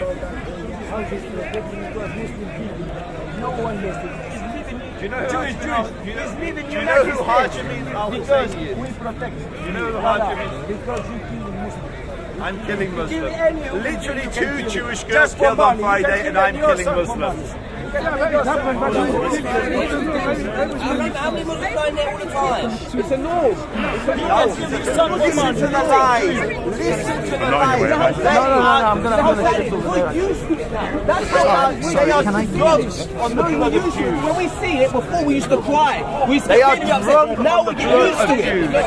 Do you understand? We become immune to you lot, what you lot are doing. We're becoming immune. Can you say that louder? Louder! Louder! Say it louder! Say it louder! Why are you shouting at him? Not Israel. They were shot by mistake in their car. 1, 2, the mother, 3. Maybe they were lying. Maybe they said they were army. No cares. Okay, it's sad. That same day in Tel Aviv, it's sad. a terrorist drove a car into 8 tourists, killing 1 Italian tourist in Tel Aviv. This is the difference. Israel targets terrorists. Terrorists target children. And you target the Muslims. Behind George Bush, you are a Zionist. You are a liar. Zionist is a liar. Thank God we don't have to live under them anymore. Thanks Yeah, God you live on us. You live on us. Thanks God we don't have to live with you. oppress us. It's a apartheid. We oppress you. You oppress them. What happens to an Arab who sells his house to a Jew under the Palestinian Authority? Death. What happens to a Jew who sells his house to an Arab? Nothing. They make a profit. You want to talk about apartheid and oppression? There are 2 million Arabs live in Israel with complete equality. There isn't 1 Jew under the Palestinian Authority. Not 1 Jew. You want to talk about oppression? Where were these Jews? Yes. Yes. Can you freely move? Who's there? Where are you from, sir? Where's your from? Because the Jews... You're not from Israel. You're not from Israel. Don't think you're from Israel. Before the war, you was put in Israel after the war. You were not from Israel. What are you talking about? You're German, maybe, or you from Poland, Austria, or something like that. He served his ass from Israeli. You're Muslim. I'm English. What if I say, La ilaha illallah, I have no Islamophobia. Don't say there's no God but God. Listen to them, they tell a Jew he can't even say there's no God but God. What kind of a Muslim are you that says don't say that? Do you believe in the Trinity? Are you a Christian? Musa Rasulullah. Musa, Muhammad, Isa, Jesus, yeah, 124 I protect you. No one knows. The Albanian saved you. The Albanian saved you. 50 years stay. 50 years. Because you know why you don't like stay? Because you don't know who's himself. You don't know. 50 years stay. I believe that Hamas killed us because of Jews. And why do you guys call the Muslim? You don't. You don't. I have Muslim friends who serve in the government. No Muslim would be your friend. Really? I'm literally friends with government ministers in Israel who are Muslim. There are Muslims that serve in the IDF. You guys haven't got a clue. You get educated on Al Jazeera. I think you're a scholar on the Middle East conflict. Why are you keep lying? From lying is coming corruption. Muslim friends. It's not lie, no corruption. That's what you said. Yeah, come with the proof. What are you saying? Come with the proof. Israeli government who are Muslim. They're your friends. I have many Muslim friends. Yes. I'm not racist like you. We are not. You're the guy screaming at Jews saying they're not real Jews. No.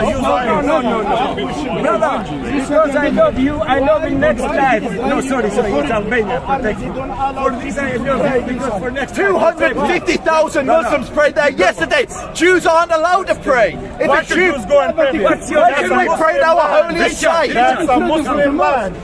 Yes. Because it's a Muslim land. There's a Muslim land. Listen, he thinks it's Muslim because Umar al-Khattab conquered it. Why should Jews go and pray there? That's a Muslim. That's a masjid. Suleiman. That's a masjid. Real name was Shlomo. That's Kizaria. How to us pray, Suleiman? Racist dog. How to us pray, Suleiman? Suleiman, how to us pray? Like you. Tell me, how is it to us pray, Suleiman? Like this? To us pray like this, down.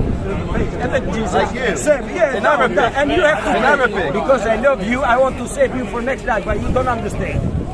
You're thinking you are human being. And now they're trying to do dawah. You are dawah. thinking like donkeys. For this you lost. And now they're doing dawah. Don't worry. Time is coming. Time over. I'm waiting. What's the I'm waiting. Allah subhanahu wa ta'ala knows. What's the Yes, bravo. But you don't say La ilaha illallah Muhammad Rasulullah. I said me as well. Musa. I know you do. Because you're a Muslim and I'm a Jew. You're not a Jew, by the way. You're a Zionist. Listen to them. You're not a Jew. You're a Zionist. You're not Jews. No tears for dead Jews. They're not Jews. You are Jews. Stop playing these games. I'm a Jew and they're against me. Almost every Jew in the world today is a Zionist. Not every Jewish, no. I got Jewish friends. Really? Almost. So over 90% of Jews in the world went Israel as a polled. country. They never accept Israel as a country. So tell me about their beliefs, these Jews that you know. They believe in a God like Muslims do. They believe in not. Are they religious, these Jews? Yes, they are. Are they Orthodox? Yeah, they live here. But where do they live? Which neighbourhood? Sorry? Which neighbourhood do they live in? There's no They got freedom to live there. So When the Muslims brother's come to your saying, country, you basically, got the community that's religious that is opposed to Israel is not in Mayfair. There are two major communities in northwest London, but in London where you will find Jews who are opposed to the state of Israel that are religious, and it's not Mayfair, so you're a liar, sir.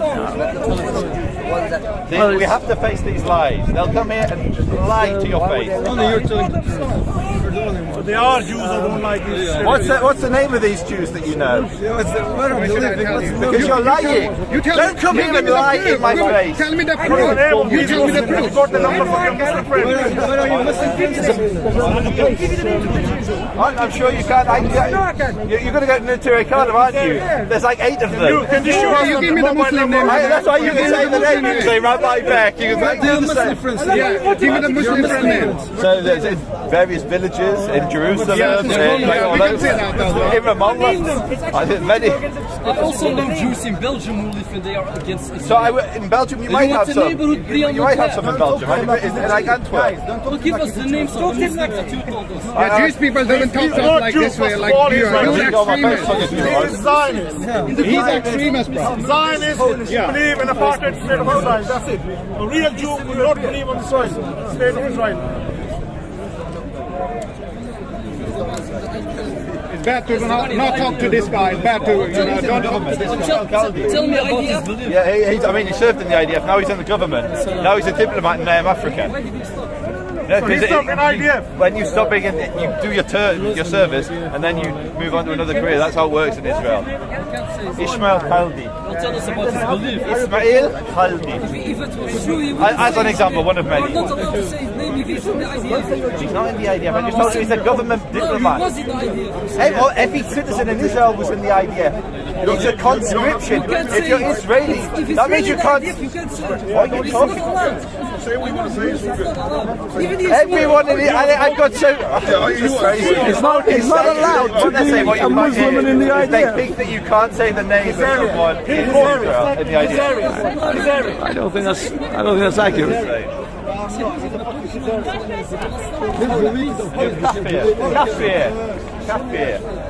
Kafir. You're a kafir. Hey, educate about Are you Muslim? Yeah, you are Jewish. Are you Muslim? He's not Jewish. So why are you calling him kafir? Yeah, he's kafir. We'll see. I'm definitely for the Jewish. So, believe on Israel. This guy is mushrik. Yeah, you are mushrik, brother. What Jew? Zionist. No, I'm saying there is no finite borders to Israel. So I can't. I only speak truth. If I say something, I think it's true.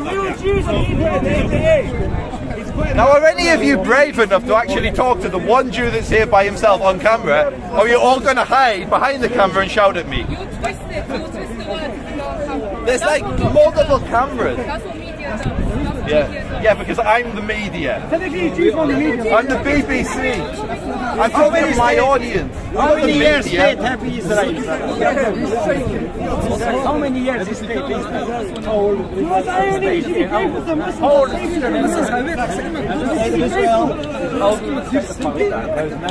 Never. We started now, brother. Give us a year. Now it's 1767, 1948. Doesn't exist, brother, because this doesn't believe in himself, brother. For 3,000 years ago. Hey, you believe?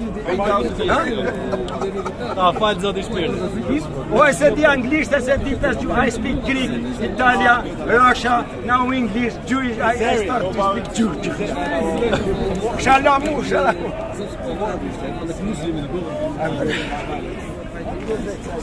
So, you're all happy to bark at me from behind the camera. Is one of you brave enough to have a genuine conversation on camera? You don't deserve. Yeah, you'll stand there and bark at my ankles like a little chihuahua. You know they say chihuahuas are angry dogs. And you don't deserve Chihuahuas are one of the most aggressive dogs. They yap yap yap yap yap yap yap at your ankles. And you're like a pig. But they're terrified to talk. And you're like a pig. Like a pig. Oh. So tell me about Kazarian, man. When did it start? When did you leave Kazarian? Kazaris? What's a Kazarian? Before I came here, talk on camera. Same shit. Come, we'll talk on camera. We'll talk on camera. You don't talk on camera. Now who's literal cowards? Every last one of them. Every last one of them. Cowards. You can find answer because you lie all time. One Jew, 30 anti-Zionists. Not one of them has the confidence to talk on camera. None of us anti-Jew. Thanks God. He's right. That's it. Yet they'll stand here clinging to me like my shadow. Not a Jew. Don't listen to him like he's a Jew. He's a Kazarian. What is a Kazarian? What's a Kazarian? Khazaria was a kingdom that existed like maybe from 1300 to 1,000 years ago, for around like 300 years. There's a myth that they converted en masse to Judaism. There's very little evidence of it. All there is one coin which has the La ilaha illallah, it's presently Musa Rasulullah, which is literally what I just said before. So they took it like a type of a shahada. So what anti-Semites like to do is claim that Jews, Ashkenazi Jews, descend from these people, despite Ashkenazi Jews sharing the same DNA as Sephardi Jews, despite us having retained the tribe of Levi, who have the same DNA as the Sephardim tribe of Levi. It's an insanity. It's something that anti-Semites like to bark when they haven't got any argument. They want to talk Israel-Palestine, they've got no argument, so what they have to revert to is anti-Semitic myths. Because they know if they're debating Israel-Palestine, they'll get absolutely chewed up and spat out because they haven't got, their knowledge is surface level. They've got a kindergarten education on the subject, and they speak like they're professors and activists. Well, let's not discuss myths. Let's discuss reality. Why do Jews run all the banks?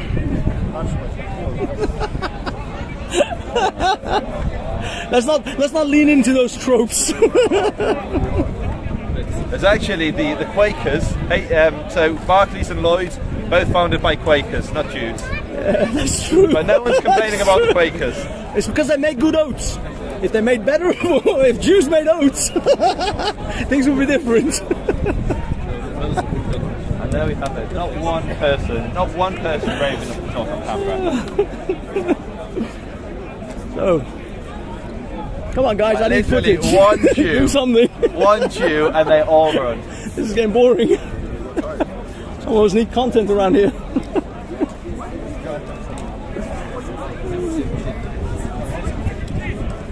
Yeah, feel free to ask me something. Nothing to ask. The fire has quelled. Why Judaism? It's not. I'm happy for you to believe whatever you want to believe. I follow Judaism because I'm a Jew. If you're Muslim, alhamdulillah. If you're Christian, great. But like, Judaism for the Jewish people. And if you want to convert, mazel tov. Come join us. Let me ask you. Yeah. So before that, obviously descended into madness, whatever chaos. That was. We were talking about like a more neutral topic. So the rabbinic Jews today, they give very specific parameters of what the Messiah had to do to be the Messiah. Is that fair? Is that a fair statement? So there are messianic prophecies in the Torah. And they're probably best documented or easiest to understand. They were written down very similar by what we call Maimonides, but some of the shared prophecies that we have, but it's basically like there will be the ingathering of the exiles. I think Christians and Jews agree that's a messianic prophecy. Yeah, there will be world peace. Everybody will know. You would say the Father, we would say God. Yeah, the whole world will recognise as God. These are basic messianic prophecies. The third temple will be rebuilt. These are the prophecies that Jews associate with the Messiah. So here's the question. Are those prophecies subjective when? Is there any subjectivity whatsoever in regards to when prophecy is subjective to its interpretation? So what I'm saying is what we're saying first is Assalamu alaikum. The rabbis I had a video that went viral up here. Ramadan Mubarak. When you're ready. This is just like a small point. I'm not saying it's not even a long discussion. Small point. The rabbis have chosen a selection of prophecies and said, we think that when the Messiah comes, this will happen. And if you can show me unequivocal evidence for the series of things that you just said in the scripture, I would like to know. Meaning, when the Messiah returns, these events are absolutely going to happen. So, by the very nature of the prophecy, it's not like at 3 o'clock next week the temple will be built. It's not like that. So That's how prophecy works. On what basis do you reject the Christian? Where do you get the concept of Messiah from first? Just before we go there, where do you get? No. But where do you get the concept of the Messiah? It doesn't talk about the Messiah anywhere in Tanakh. No, in terms of it doesn't use the Mashiach. Yeah. So you're saying I'm just saying the Messiah in general. Yeah. So you then the concept of messianic prophecy. Yeah, exactly. Which predates Christianity. Of course it does. Yeah. And the people who interpreted that were the Pharisees. Yeah. And Jesus and Paul and all these people studied under Pharisees. Yeah. And then they said, Jesus said, I am the Messiah, responding to the prophecies that the Pharisees had documented. And the Pharisees said, no, we don't recognise you because all of these prophecies haven't been met. Now, yes, that's interpretation. We respect the interpretation of the court over, with the greatest respect, the Court of Nicaea, or the Council of Nicaea, or... To get back to the Holocaust, as I said before, there was a series of events that were supposed to happen when the Messiah came, according to the interpretation of the rabbis at the time. Was their expectation and interpretation correct? As we just established,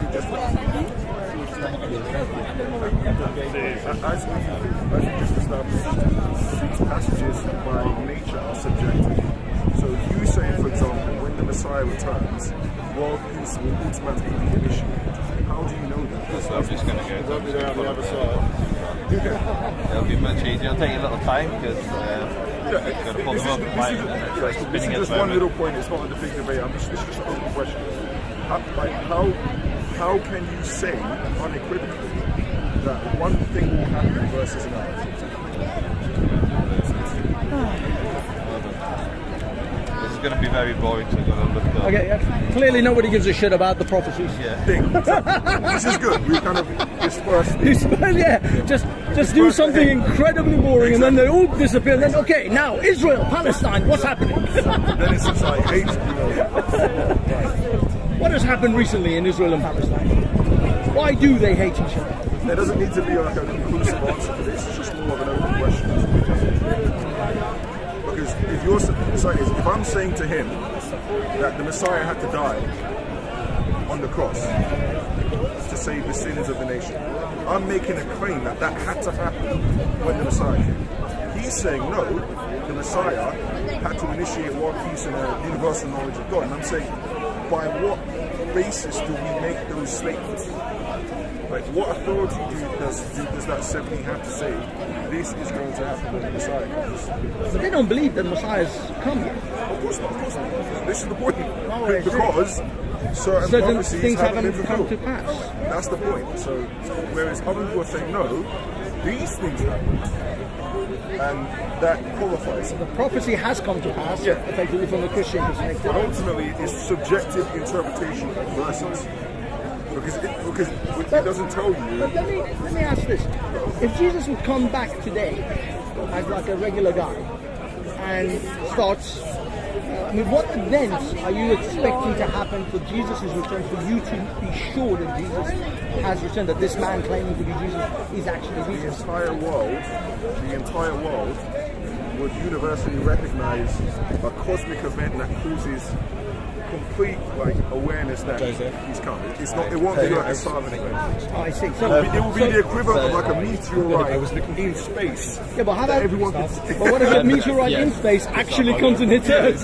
Would that actually mean it's Jesus' return or just a meteorite? What I'm saying is it will be such a significant event. It will be undeniable. It will be undeniable. It's not going to be a man's appeared in Israel and he said, I'm him. No, it's going to be the heavens are going to be open. So it will start raining fire. Revelations, basically. Basically, Revelations has to happen in order for you. That's the second time. That's when he returns. Yeah. The only reason I'm asking is one of the best things about that, where they make situation. So it actually, it was awesome. Actually, it was. They consent, and then they Catching go like up they're with going to set me on fire. The key thing is this. You know you're being filmed. It's about and you're like perspective threatening to set me on fire. It's like, what would you be like if That's I what it wanted is. to? Like, didn't have a One camp microphone with you saying, in it. our Messiah will do this. Another camp saying, our Messiah did this. But let me ask you, if Jesus' second coming is an event so immense that it is undeniable by all human beings, why wasn't his first appearance just as significant, just as undeniable?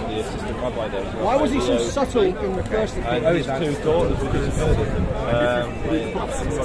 So I never done this read. There's two markets. But on that basis, then you can't possibly then object to the fact that Jews and in fact a lot of people in the world don't believe in Jesus because he sort of slipped in there kind of quietly. Could have made a bit of a show, you know, get some girls, get some fireworks. I wouldn't object to that at all. I would say that the nature of his first coming was a lot more covert. Obviously, his message has gone international. Well, it has, but I mean, I think a lot of the Crusades and a lot of the other empires that came after him has something to do with that.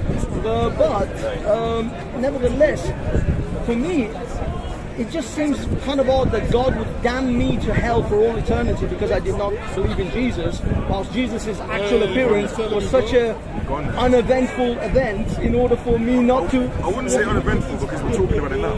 Yeah, I know, but I mean, well, again, I think other events compounded that message that made it. Just remember, there have been many historical events that happened in history. Because history has been... Human history goes back hundreds of thousands of years. There have been so many events throughout history that happened. Yet most of them are unknown because they weren't, the message didn't live on. I kind of view it like it's a competition of ideas. How many gods have existed throughout history? Thousands. Yet we only know the names of a few because the competition for supremacy has been won by a few specific deities. What do you think? So I challenge that because let's say if you were born in India, you would know a whole array of gods. And their gods we don't have outperformed the gods that we don't hear of. So their adherents, their followers, have kept the name of that particular deity alive. Whereas if you go back to ancient Assyria, what's the name of their gods? You don't know. That's what I'm saying. So in the context of Jesus' message, there's been an unbroken chain of people passing on in his story to the point where me and you today are still speaking. My friend. So can I ask you a question? Don't say question. No, this is nothing. Yeah, I get what you mean. It was significant enough, but you would say that people like the Council of Nicaea, the Catholic Church, all of these subsequent incredibly powerful organizations are the ones who propelled that message forward. Absolutely. They were the instrument. Now, if it wasn't Jesus, would you imagine there would be other gods that they put that same level of funding and effort and empire behind any god, Vishnu, Krishna, Thor? Wouldn't that have the same traction? It's very interesting. So, for example, all the Greek gods, all their literature. We still talk about them today. So they clearly had an impact. But their religion. We have planets named after them. So I would, because what I'm trying to separate is it man that has made Jesus, or is it God that has created the environment in which we talk about Jesus? It's God working through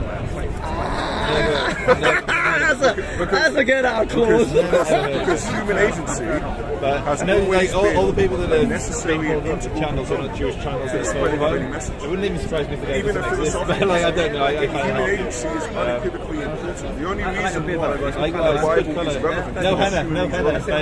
You claim that it was written by angels, I wouldn't believe it. Where are you going to go? You're going to go there? I wouldn't believe it. Well, you're going to go back in there, or you're going to go I mean the actual text, right? There was no human, it just appeared out of the sky and it came down. That would have been kind of significant. Well, cheers. Easy fast. Yeah, again. So my strategy worked. You lost all my crowd. You managed to completely destroy Joseph's content. I'm sorry if that was your... No. Yeah, I mean, it kind of was, but it's fine. I come to make videos, but I do apologise. But it got a little heated, though. No. So this is a Jewish understanding. And each one of these I'll be able to go to a specific one supported by a verse of the Torah. In the future, the Messianic king will arise and renew the Davidic dynasty. So do we agree with that? Yeah. Restoring it to its initial sovereignty. We agree with that. He will build the temple and gather the dispersed of Israel. Then in his days, the observance of all the statutes will return to their previous state. We will offer sacrifices and observe the Sabbatical Jubilee years according to their particulars as prescribed by the Torah. Anyone who does not believe in him or does not await his coming denies not only the statements of the other prophets, but there is the Torah and Moses our teacher. The Torah testified to his coming in Deuteronomy 30:5. God will bring back your captivity. Thanks, Star Live. Don't worry. Thank you. Have a good night. It's not PG. Yeah. Just Dawa channel.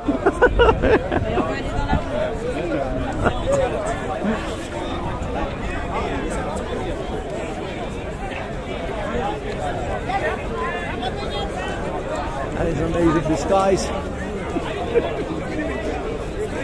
Really, no one's going to know who that is.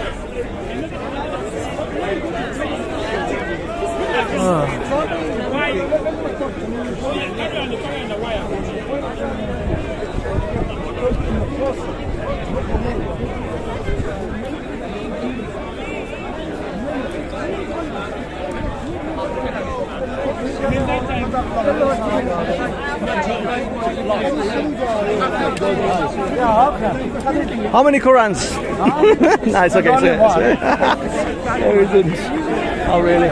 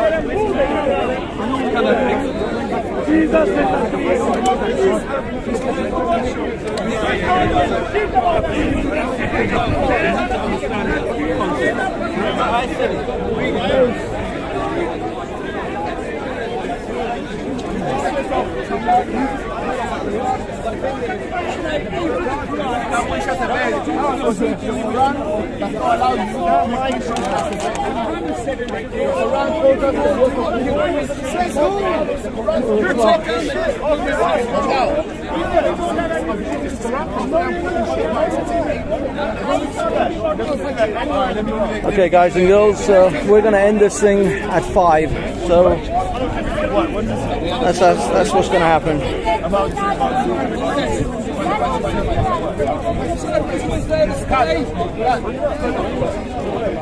Say fancy a bomb. 5T3. Say fancy a bomb to someone. Balls of steel. STYLY. I don't know what that is. These young kids and their acronyms.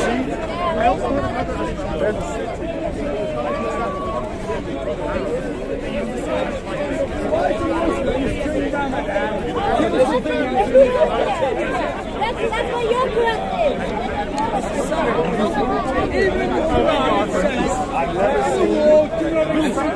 Okay. Guys and girls. I'm not sure who's in there, who's in the chat, but I would love to see. I'm just going to keep recording. There's Kay. Brother Khan. How's it going, mate? You good? There's Kay talking to a flock. North London. This is what happens when you're brought up in North London. See, they're over with your North London. How's it going, Jason? With a hint of Jesus thrown about the side. Okay. Where do we go? Hold on. Israel's the only functioning democracy in the Middle East. I wish that every country in the Middle East had a democratically elected government.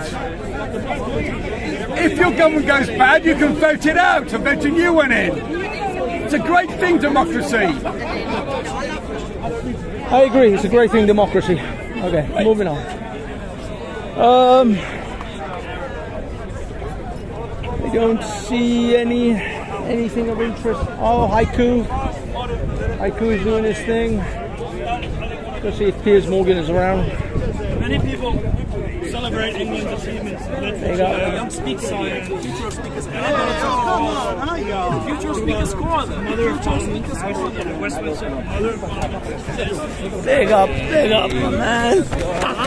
Good to see you, man. Getting some shit today. Yeah. I'll just let this fine gentleman do his speech. No. It's too much pressure. It's too much pressure. Okay, dude. You got some heat today, dude. I know, always. You know, this thing, the ladder. It's like a magnet for all of these Russophiles. Russophiles. They just crawl to me. They crawl from Russophiles now. The depths of the earth. I see. Well done. Well done. Yeah. Anything else? All right, guys. Last words. I'm looking for something. Okay.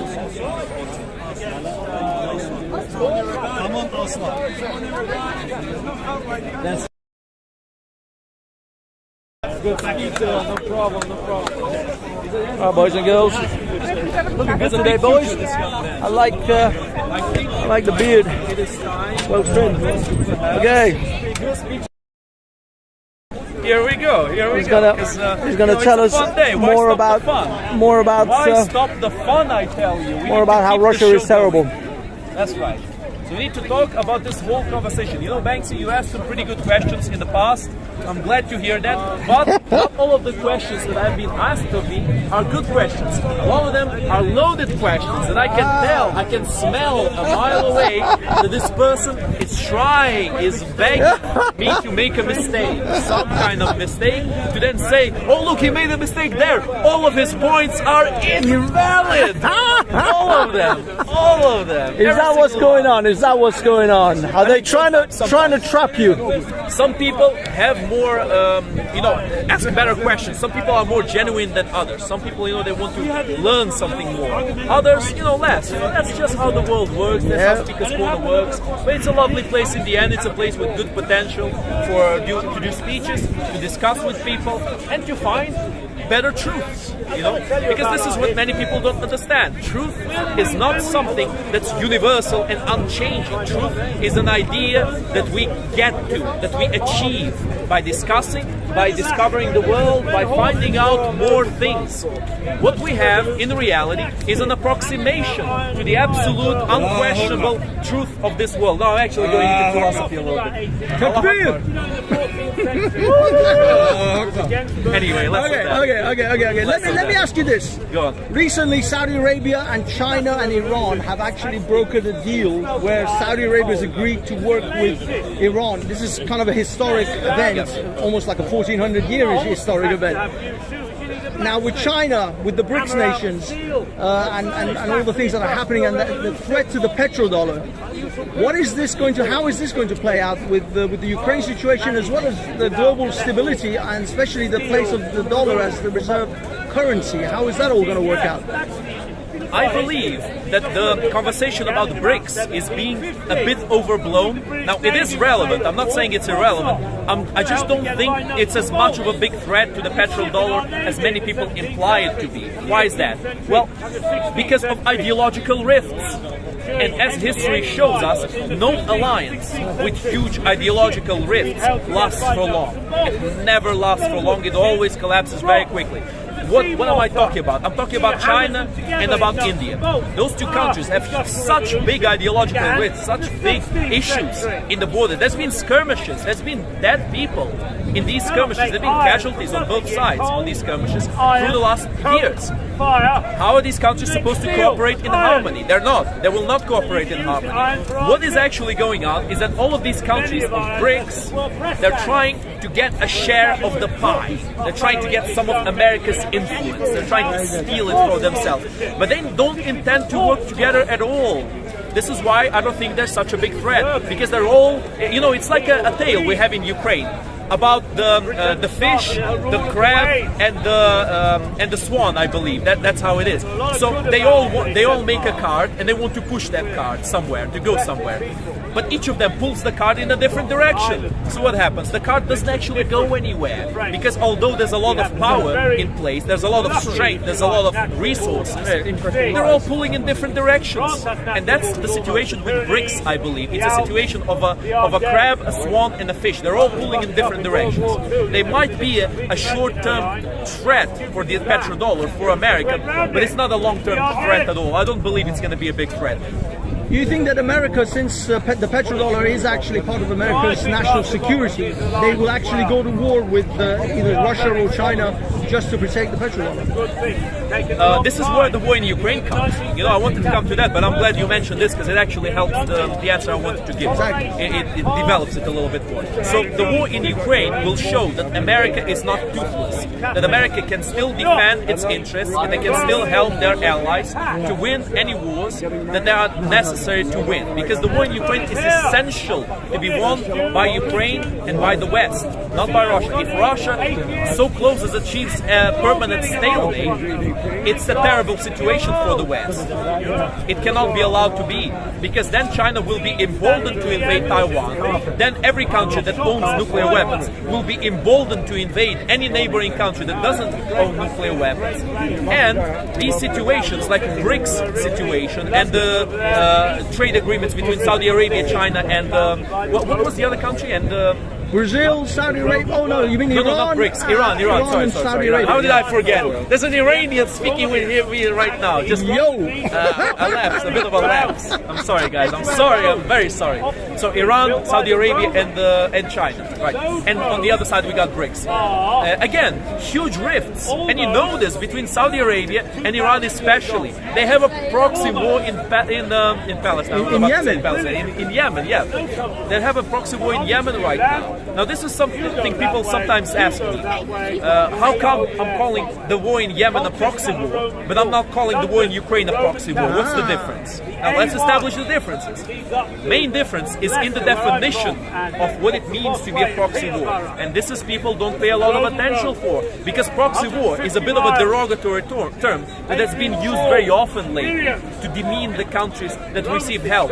Was World War II a proxy war by the US because it was helping the Allied power? No, it wasn't a proxy war. It was an actual war. Was, for example, something like World War I a proxy war? No, it wasn't. Again. Now, why is the war in Ukraine not a proxy war? Because it was not instigated by the US. Now, I know there's many people who are saying, oh, no, it definitely was. NATO expansion, unacceptable. We need to be respectful to the Russians because they are so respectful to us, right? No, my friends, the Russian policy of restricting NATO expansion is not a Russian policy at all. It is a Putin policy. Because Boris Yeltsin, he was very friendly to NATO. He had nothing against NATO expansion, and he was actually considering Russia to join NATO in those days. Now that is why Boris Yeltsin did not last long, because there was a lot of enemies, a lot of hardcore, tankies in Russia who wanted the good old days, the bad old days to be brought, the bad old days of the Soviet Union. And that is why we got Putin, and that is why we got the current situation. So no, my friends, what happened in Ukraine is that the US has an obligation to help Ukraine, and same for the UK because of the Budapest Memorandum. This is not a proxy war. This is a country coming in aid of a different country that it promised to help. Now, are they doing it out of the kindness of their heart? No, I don't believe in the kindness of their heart in global terms, but I do believe it's in their benefit and it's in our benefit. It's a mutual benefit war. That is what's going on. It's not a proxy war. Whilst in Yemen, unfortunately, one side in Yemen is being supported by Saudi Arabia, the other one is being supported by Iran. And Iran has a big presence in the neighboring countries. In Syria, it has a presence. In Yemen, it has a presence. All over the place. Which is pretty impressive, because Iran, is a very sanctioned country. It was the most sanctioned country in the world before the war, this latest escalation in Ukraine. So it's impressive that Iran is doing it, but for the wrong reasons and for the wrong government. Because the Iranian people, they deserve better. I believe they deserve better than the current regime, the Ayatollah regime, who oppresses their own people and who kills people for trivial reasons, to be honest. So, what else do you want to talk about? Always about Ukraine. That is what's important. Go into your Ukraine thing. The main topic, exactly. The main point we need to speak of. And this is why I like coming to Speaker's Corner. One of the main reasons. It's because here in Speaker's Corner we can actually find opposition to even such popular ideas as supporting Ukraine. Because universally the British people support Ukraine. There's almost no one who would openly start saying in public, oh no, Ukraine, I don't like it, I support the current thing. I support the current thing. I've heard this one before, Banks. Yeah, I've heard. I don't like that. You're relating Ukraine to the current thing. I don't like that at all, my friend. But that's okay. We will. It's a good conversation. I will face this accusation head on, as all the other accusations about Ukraine. So I support the current thing. The current thing, truth of the matter is not always wrong. It's not 100% wrong always. If you cannot agree with your enemy, you are being controlled by him. you know, I don't always disagree with Russia no matter what they do. No, sometimes they tell the truth. Sometimes ISIS tells the truth. Like what has Russia told the truth on? Very good question. Russia has told some unfortunate truths about some issues in the West. The problem is that the Russians have those same issues, or even worse, and they want to deviate attention from those issues. What things? What things? Let's talk, for example, about Partygate. Everyone knows Partygate, right? We all know and love Partygate. Love the situation. Oh, there's Stalin over there. Love him, love him. Stalin impersonator. My favorite denizen of Speaker's Corner. What am I? What am I? Why don't you go back home and be Here we go. I thought he was going to say fascist. Nazi, you're gay, your president is gay. Your president is gay. This is the only thing the guy said. I actually Let's not get too derailed. You were saying, guy, man, he's a funny guy. What is about Partygate that, Partygate, that Russia is right about? Like, who cares? I mean, look, Russia has obviously criticized many things in the West, but the truth of the matter is, the Russian propaganda machine, it functions in a funny way, doesn't it? Because it works to attract both the far right and the far left. On one hand, the Russian media will say that the West and Ukraine, they're all a bunch of Nazis, they're evil, they oppress the poor Russian speakers. On the other side, they will say, oh, the Ukrainian Satanists, they're ruled by Zionist Jews, they're being ruled by them, oh, they're all Satanists. Oh, I see. The left and the right. Yeah, they support both the far right and the far left.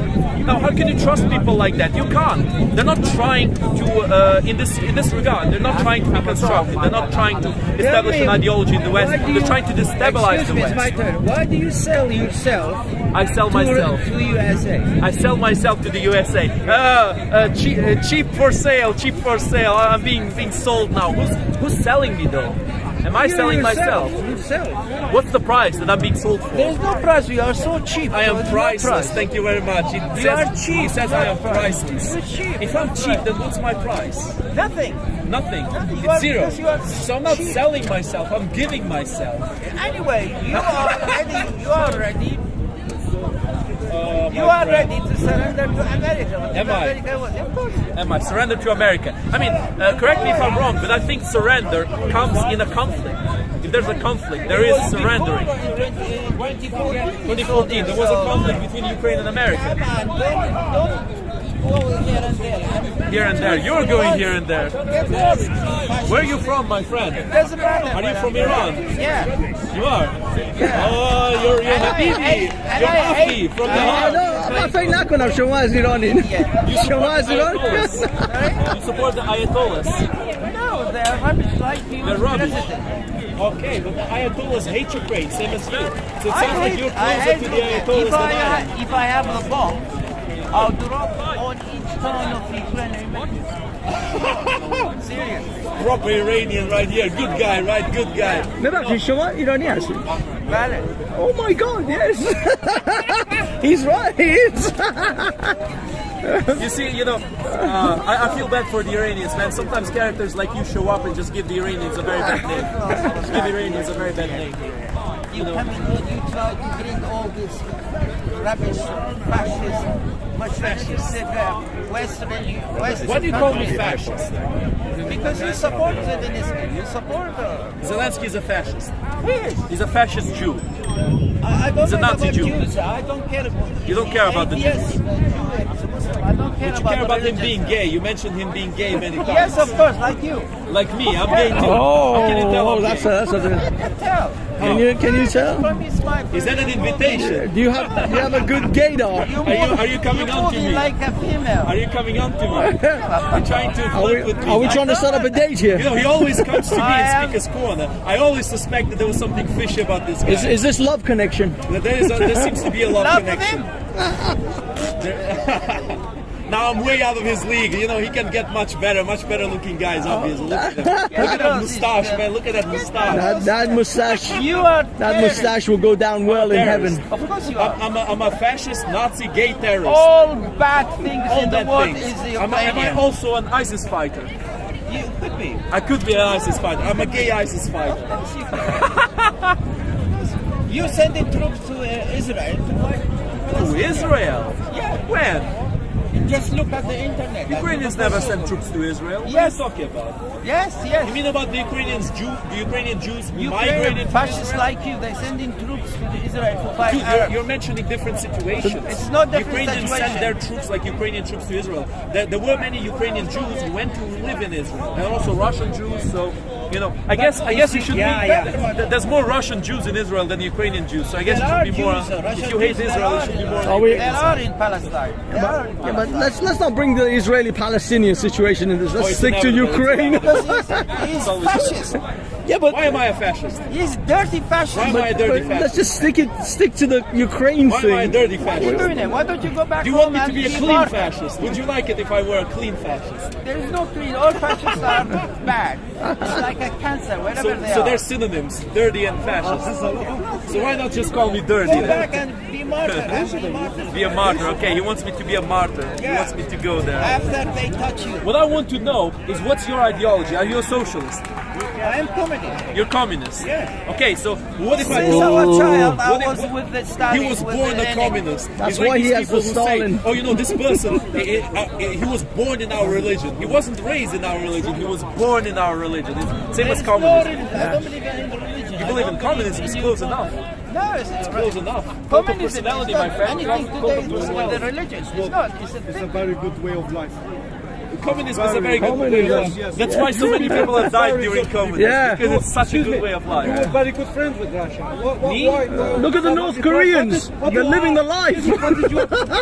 They're living the dream in North Korea right now. That you have to UK than Russian. Russian people The desire to have freedom, basic freedom. That is what we have in common with the UK. The Russians have been groomed to not have freedom by their government, by their government, by their government. There are some Russians who fight against that control, fight against that state control. The majority of Ukrainians, they don't, whatever they see in UK, they don't like it. They don't like They it. don't Why like not? the culture of What do UK. they dislike about UK? A lot. They like What do they dislike? One thing they dislike. They cherry pick One something, thing they but they dislike. don't like it. One thing they dislike.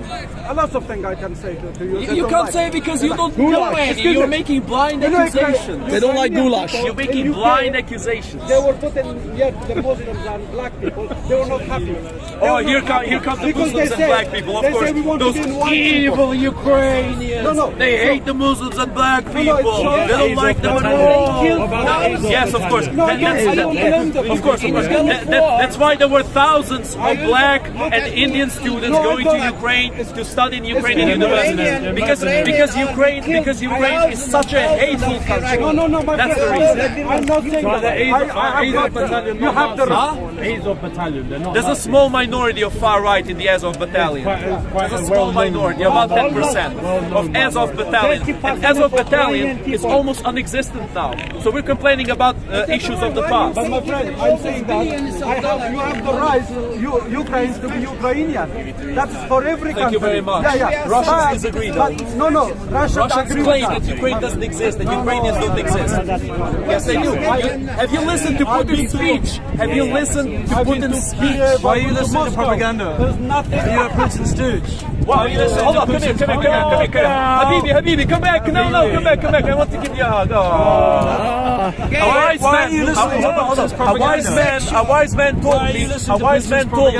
A wise man told me, know thine enemy. A wise man told me, know thine enemy. You remember those words, Carl? They're yours. They're your words. Ukrainian. Putin is a criminal. Putin is a criminal. That's right. That's what he is. 30% of Ukrainian, they love Russia. Who, Ukrainians? Yeah. How many? 30%. 30%? Yeah. A lot less They now. love, they say, I'm Russia. We love you.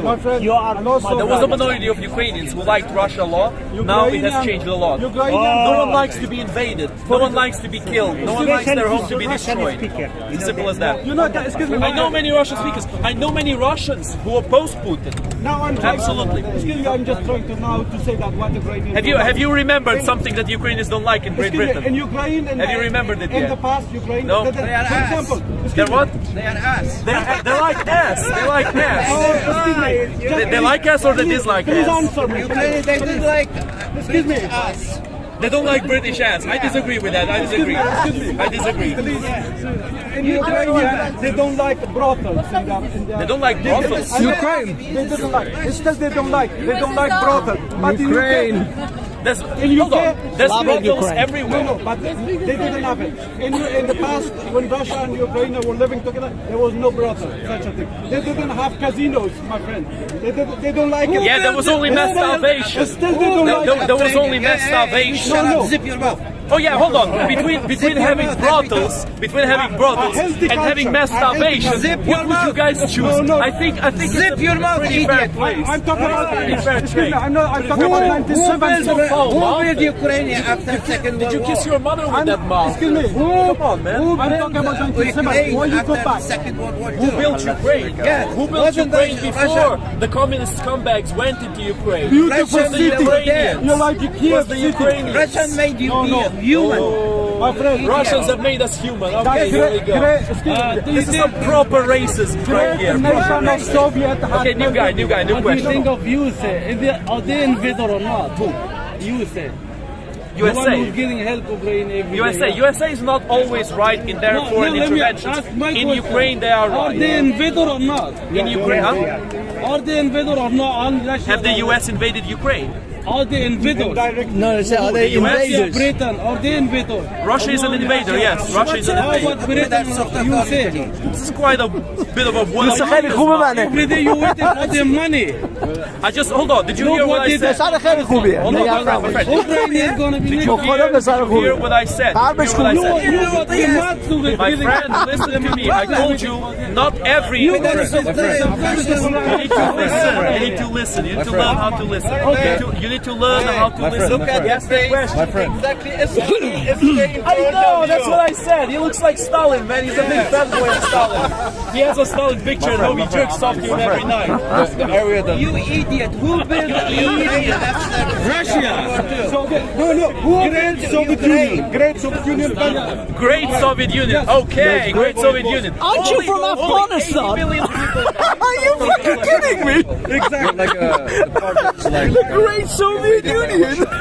Seriously? Russian. Holy shit! Putin invaded Belarus. What the hell is going on? Now he has to come here, Ukraine, clean People they live there, they feel Russian. They want to be Russian. Exactly. So if they invaded that part of Ukraine and those people want to be part of Russia, This is insane. that's the reason to be mad about it. Absolutely. Absolutely. There have been treaties agreed. Hold on. Let me ask you something. Taliban doesn't have mortgage Imagine either. that there's a neighborhood here in London who has a lot of ethnic Ukrainians. Can the Ukrainians send their troops here to separate with that neighborhood from the rest? We can. Okay, we just disagree. We just kind of have to agree to disagree. I think it's complete chaos. Be tortured if they've been like being But they were not being tortured. No one was being racist to them. You have enough evidence they did. There's no evidence whatsoever. You know, this is hold on. Now you're denying it is. You can search it up. I'm not lying. I'm not lying to you. I'm not lying to you. You're denying that it is. I'm denying there's been discrimination against the ethnic Russians and against the Russian speakers. I'm not denying there has been some discrimination against minority groups in eastern Ukraine, but it was done by both the pro-Ukrainian neo-Nazis and the pro-Russian neo-Nazis. Now you might ask, who were the people who suffered with the actual Ukrainian neo-Nazis that did exist? In very small number, but they did exist to an extent. Who actually suffered? It was the Tatars, the Gypsies, and the minorities. No Russians suffered. The Russians have taken themselves and made themselves the victim in this situation when nothing was done against them. And their neo-Nazis, the neo-Nazis of the Wagner group are fighting against Ukraine right now with an army of prisoners, of rapists, of murderers, and of thieves. That is what the Wagner group is. You can look it up. If you say that's not true, you're terribly misinformed. You need to look up. Guys, there's a video of Yevgeny Prigozhin doing a speech for prison inmates. Coming to you live and direct you can join from us, Speaker's Corner. and in 6 months you get freedom. I gotta do some something better with my life. You just didn't answer my What's the question? Why are you waiting for USA to help you? Because of the Budapest Memorandum. The USA is bound to help Ukraine because they were part Do you of the think they're Budapest going to help Memorandum. you? Do you know Or the do you think Budapest? they're going to destroy They are you? helping us They're right still now. destroying What are we you. talking about? Hold on. The same individuals. The same individuals. Hold on. This is a No, funny man, you situation. think like the that. same exact If they individuals meant to who help, they say went to we should Afghanistan. stop sending Look what help to they did with Ukraine Soviet are Union saying, when they no, attacked you will never Afghanistan. receive any help. It's still We got the same already problem. You got to receiving face this next help, my Afghanistan. friends, but we need to receive more help. That's what's The biggest invader in the world is USA and Britain. What This about is true. good old-fashioned? They are the biggest invader. Good old-fashioned. What about If you look at the history, look at the history. Who is the invader? He said he wants Ukrainian cities to be nuked. I do. You see, I do. Yes, yes, Stalin. I have. Hail Stalin. You killed by Stalin, right? Why you can support Anyway, you see. We just don't want to see Ukraine get subjugated. You see, this is the kind of people who identify themselves as Russophiles.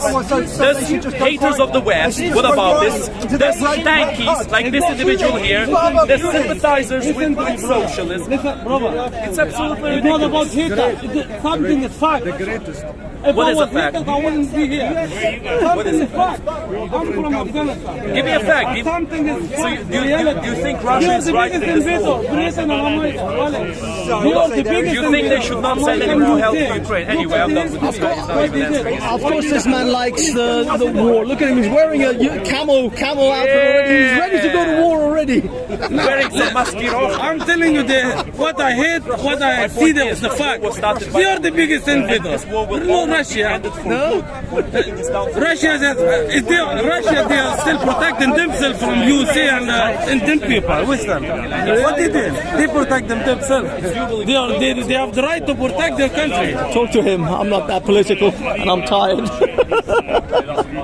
I can't be arsed. Russia doesn't have right to protect their country from USA. I think Russia has the right to protect their borders. They don't have the right to protect. They don't have the right. They don't have the right to encroach on the other countries, on the sovereignty of other countries.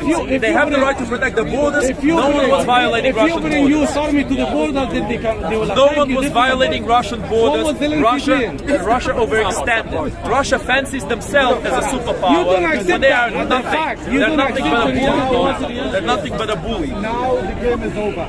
Game is over. China is great. Oh, here we go. Here we go. It's together. Are they? Together. You sure of that? What do you think about the agreement between Iran, China, and Saudi Arabia?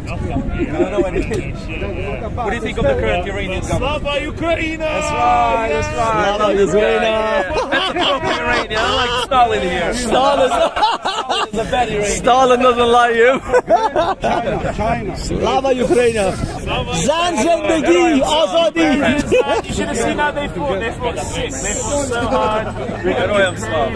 Ain't nobody's talking about Ukraine now. Lomachenko, we're out here, baby. They don't have anyone there to leave now.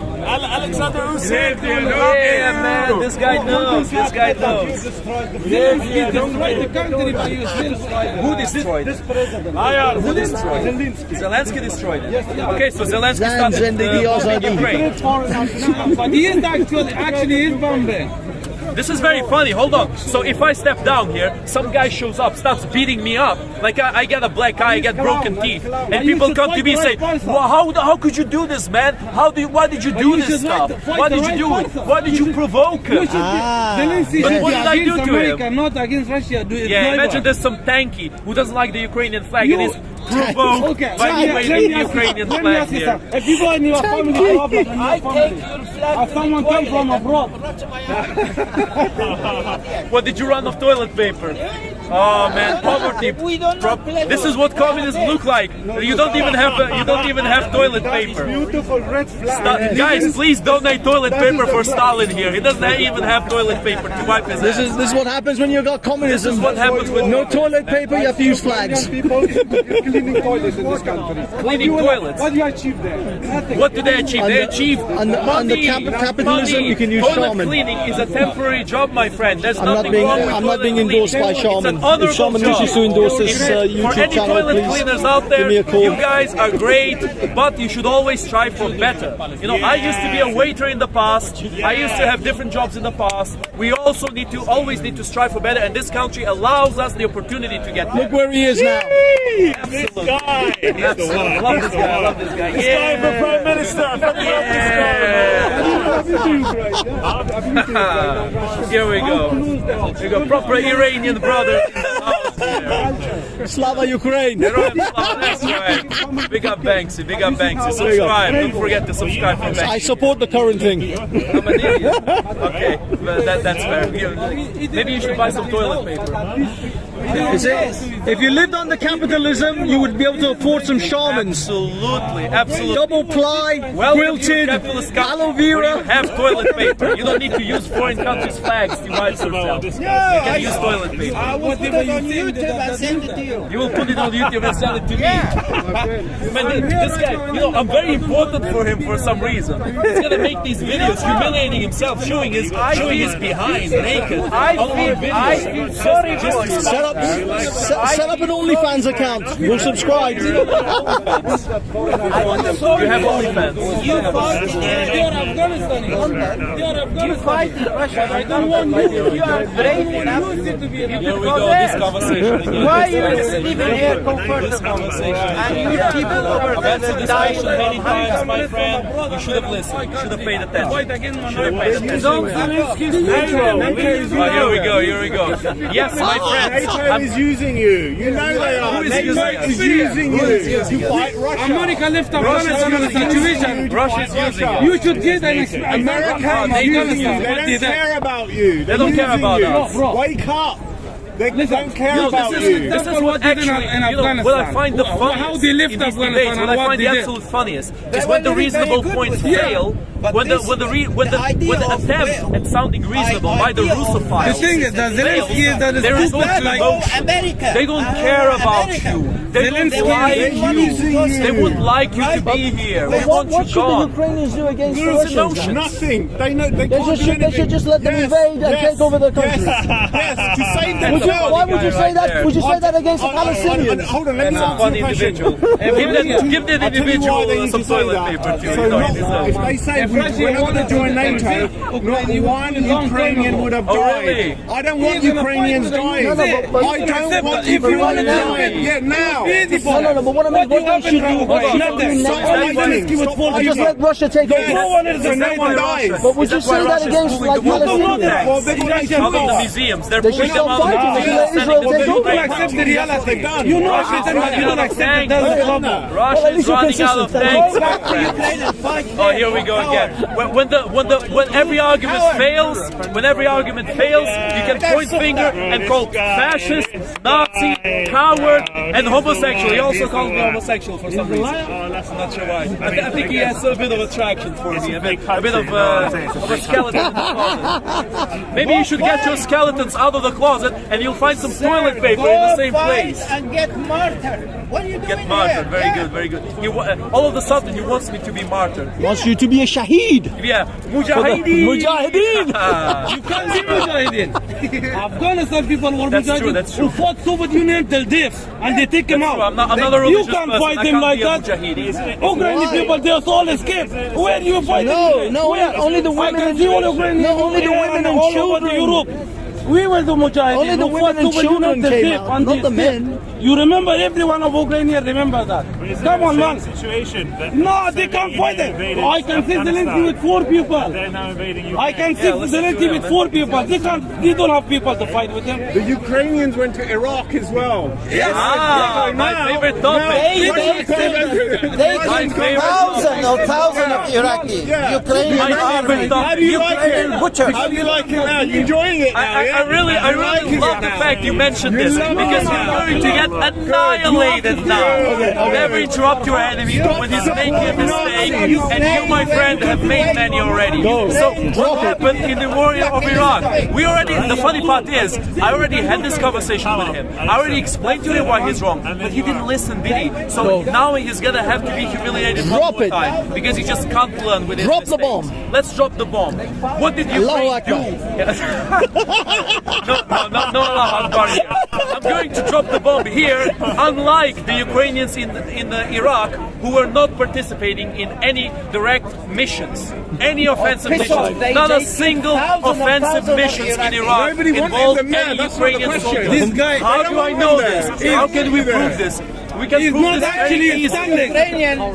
Killed thousands I want to ask you guys a question. He's not standing to for see how much Ukraine. you know about He's standing for England and use it. I'm gonna ask you a question. Let's find out. Let's find out if you see he's already switching to the Azov battalion. He's afraid. He doesn't want to answer. The glasses came off. Question, man. You're serious now. Shit's real. Let me ask you guys a question. Do you know how many casualties the Ukrainians had in the Iraq war? You're not standing for Ukraine. How many casualties? You're standing for USA. Could you answer For the question? invaders. Is this a USA flag? Maybe this will become the USA flag in the future. Who knows? Yeah, just. Oh, here we go. One more emotional argument. America's are only supporting Ukraine because they hate Russia. Exactly. That's what you I don't disagree with you. I actually don't disagree. America has a common interest with Ukraine to see Russia crumble. Other Ukrainian, you shouldn't be here. Ukraine and other Ukrainian, you shouldn't be. You should be My enemy is my friend. You standing for It doesn't matter. My enemy's enemy is my friend. Oh, here we go again. Are we not talking about Iraq anymore? What was the Ukrainian casualty rate in Iraq? Right now, I don't know. You don't know. What was the Ukrainian casualty rate in Iraq? You shouldn't be in Iraq. It was not. Why did you go there? Says zero. This man says there was zero casualties. Why did you go there? Why did I go there? The Iraqis didn't want you there. Why did you go there? We went to Iraq. Why? Okay, can I answer? Can I answer? Second, okay, go. I believe Ukraine should not have been involved in Iraq. Okay. So I don't agree, but I will not condemn the soldiers because they did nothing. They only did humanitarian help. How do I know this? Because through all the war in Iraq, there were only 3 Ukrainian casualties through the whole war. Does it matter?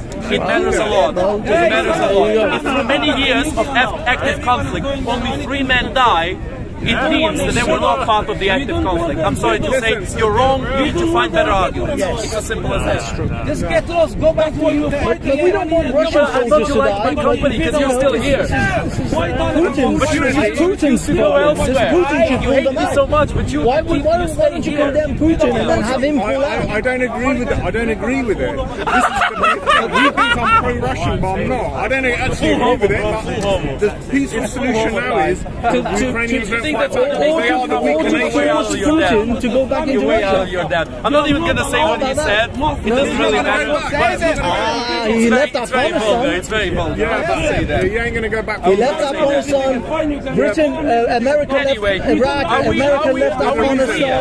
When people fight for their country, is there anyone else they mean it. This is flat land. You know, you've got to know about military warfare.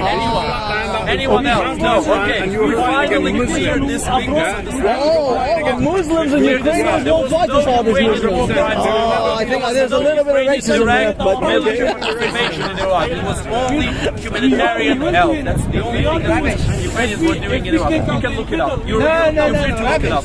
If you look, go to Google right now. If you can, Ukrainian army in Kuwait. 30,000! Yes! What are you talking about? 30,000? 30,000! Yes! What? Where are these numbers? 30,000? That's like most of the Ukrainian active military at that time. I don't know. Man, stop humiliating yourself. I just want to declare that numbers banted about here are not necessarily factual, and that this channel does not condone or condemn any of these figures. Google shit for yourself, people. You don't even know Russia. I can't hear the mask. I can't hear you through the mask. I can't hear you, my friend. You look Russian. He looks Russian, holding. Well, I think that's what happened. Ukraine doesn't get the help it needs, and this war keeps dragging on, and a lot more people die, or Ukraine does get the help we need. The war is ended this year, and Russia changes its government. Well, I don't think that's going to happen. Hey, quick, get the toilet paper. He's going for it now. Regime change. Regime change in Russia, absolutely. Who profits from all of this? Ukraine profits, US profits, the West profits, a lot of countries profit. Georgia profits, and they're giving. I love the West. Absolutely. Freedom, absolutely. democracy. That's what I'm on about, baby. Freedom.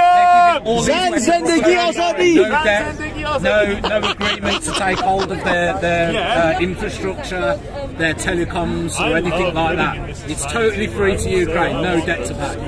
I think sometimes people forget that a lot of the Russian assets have been appropriated by the Americans already. A lot of the money that was kept in American banks by the Russian oligarchs has already been appropriated, and that money is not a small amount. No, it's not. It's billions. So Russia's also done the same.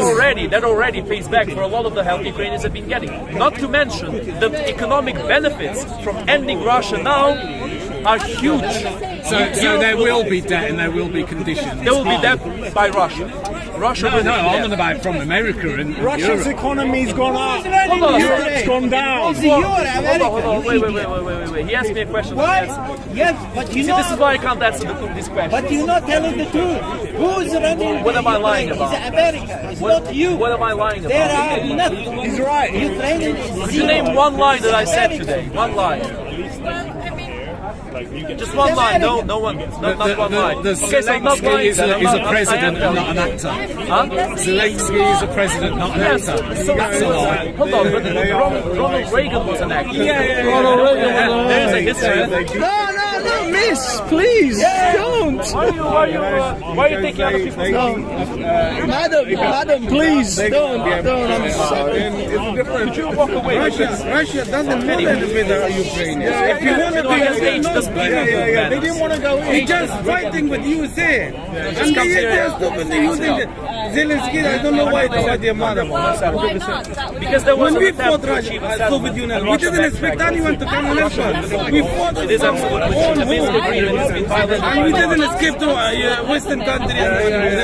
Yeah, it's America doing everything. They don't care about them. They think they're like you know that the Minsk Agreement they don't know that way Russia. All they had to say was, we don't want to join NATO. I mean, we just have to agree to disagree. You'll have to do your research. You'll just have to do your research. I mean, this is a similar situation of who started World War II. There could be people who will say, oh no, the British started, oh no, the Jews started it. But no, it was the Germans who started World War II. The French, German, ex-prime ministers, presidents of France and Germany admitted that they were part of links to let Ukraine build its arms. That they recently admitted that. In terms of Ukraine building up its arms? Recently? Yes. Right. Yeah, under instructions from the What's the problem with that? Well, the point is they violated the Minsk Accord. Oh, that's not a violation. That doesn't mean Of course it is. Because it was. Of course it is. My friend, the Minsk agreement was about non-aggression, not attacking the other side. If Russia keeps shelling the Ukrainians are not bound by the Ukrainians shelling the Russians. Hold on. I agree with you. We're not gonna punch each other. But then you come to me and punch me. How did 14,000 people die in the Donbass then? Oh, here we go. What happened in Donbass? Because the Russians, the facts. Let's talk about the facts. Let's talk about the Malaysia Airlines plane that was down by the Donbass, by the people of Donbass. Let's talk about the DNR, about the LNR and DNR, self-proclaimed republics. I'm going to answer your question. You want to know the answer? The point, no, because I'm making the point that you lied about I'm not lying. You can look this up. It's easily available. They were killing 14,000 people. So that's aggression. They killed who? Well, you forget your leader. Okay, now it's 4,000. The point is they were killing people. Okay, we don't know how many people they were killing. We don't know exactly where those people were. We don't know who those people were, but they were certainly killing some people. Okay, that's very believable. I'm sure that's very believable. I'm sure that's very believable. I do care about people, and I wish this war was ended without a single more casualty on the Russian enemy. But it's impossible. The point is, it's impossible. A settlement? Yes, sure, another settlement, so that the Russians can regroup and go for another try on Ukraine. They can go for another invasion. All you had to say was, we don't want to join NATO. All you had to say was, we don't want to join NATO. And not one Ukrainian would have died. Why did we have to say that? Why? Why? Because then it would have saved the war. You wouldn't have, Russia wouldn't have come in. You're in Russia's Are you doorstep. sure of that? Yeah, 100%. Are you sure of that? 100%. Would Russia join NATO? Yeah, they asked to join NATO. They did. They asked. They did. And with Boris Yeltsin, they actually said that they don't mind NATO expansion. So this is not the Russian policy. This is a Putin policy. You don't understand. Ukrainians No, are you nobody. don't understand. You just agree with me, and you don't realize Ukraine that you doesn't just have the mess up power your to own do argument. that. You don't understand. Ukraine doesn't have the power to do that. My friend, you just debunked yourself. You don't understand. Ukraine doesn't have the power to do that. They're a weak country. Only being backed up by America. That's the only reason. They're a weak country. Yes, I think that's why you want. What point are you making with that? The point I'm trying to make is they've got no right to say we want to Okay, join they were weak, so they're not right. They are weak, so they can't say we want to join NATO. They must do what Russia says because they're on their doorstep. They must do what Russia says. Yes. That is absolutely because they're a bloody superpower. ridiculous. They're a superpower. People like you complain about the Americans exerting their influence abroad, but when it's the Russians exerting their there's a difference. There's a difference. Oh, there's a difference. I'll tell you the difference. I'll tell you the difference. I know there's a difference. It's because you attack me and you're We're not listening. We're not listening. We're not listening. The difference is Ukraine is okay, guys. Russia's I'm doorstep. tired. That's a completely different. I'm like nearly 4 hours of live streaming. They need a buffer. I want to go home. I want to shower. I want to eat. Basically, yeah. At least no one would have died. At You're least making a little bit of a move. Their agreements they've made. Listen, at least no one would have died. The agreements they've made. At least no one. You think Russia should honor They the can agreements they've change. made? They can change their Well, they agreement. can change. They don't have They to can honor change them. because they are. They don't have to honor their agreement. Okay, guys. I'm looking at wrapping this up. It's been a long day. How you doing? I think we got enough footage for today. 4 hours. Kind of done. Don't really have any. Another alternative. Big up. Let me hold on. Flip it. Let me flip it. There you go. There's another alternative. Yeah. How you doing? Greatest man in Hyde Park. It's been a fun day today. It's been good. It's been good. Are you still live? Yeah, I'm still live. Oh my god. Yeah. Big up. Got Banksy Lifestyle. So hi, Banksy Star Live. Banksy Star Live. Like and subscribe. Banksy Lifestyle would actually flow more well, I think. I don't know, like Banksy Lifestyle. Yeah, Banksy Lifestyle. I should have done that. Yeah. I gotta go for that. Yeah. But yeah, no, it's just Did you get anything out of the feminists? What was your take on them? I mean, I filmed it, live streamed it, showed my viewers what it was like. But there was a lot of police there, and I feel like that was probably for their protection. There were a lot of police in case the pro-trans. I remember a few weeks ago, I wasn't here, but there was a clash between the two groups. Yeah, that was 2 weeks ago. Got really heated. It is interesting to film and just document it impartially. So. But you don't have any personal opinions about it? You don't want to express anything personal? I wouldn't express anything personal online. I just go around and whenever I come across, I show my viewers. Document it. Entertain my viewers. Good for you. You're an impartial recorder. Yes, of course. An impartial recorder, as they say. Yeah. How about you yourself? Oh no, I'm not impartial at all. I've got lots of opinions. My opinions are mostly, yes, I agree, women do not have penises. If you have to be told that, then you are clearly not from this planet. Yes, women don't have penises, men don't have vaginas, women only give birth to human beings on planet Earth. If you're a human being on planet Earth, that's how it goes down. The other thing is that I'll be honest, I kind of blame the sort of intersectional feminism for a lot of this. This was due to intersectional feminism that all of this grew out of. And the problem with the TERFs that I have is that they don't acknowledge that their feminist movement is actually partially responsible for how we find ourselves in this situation.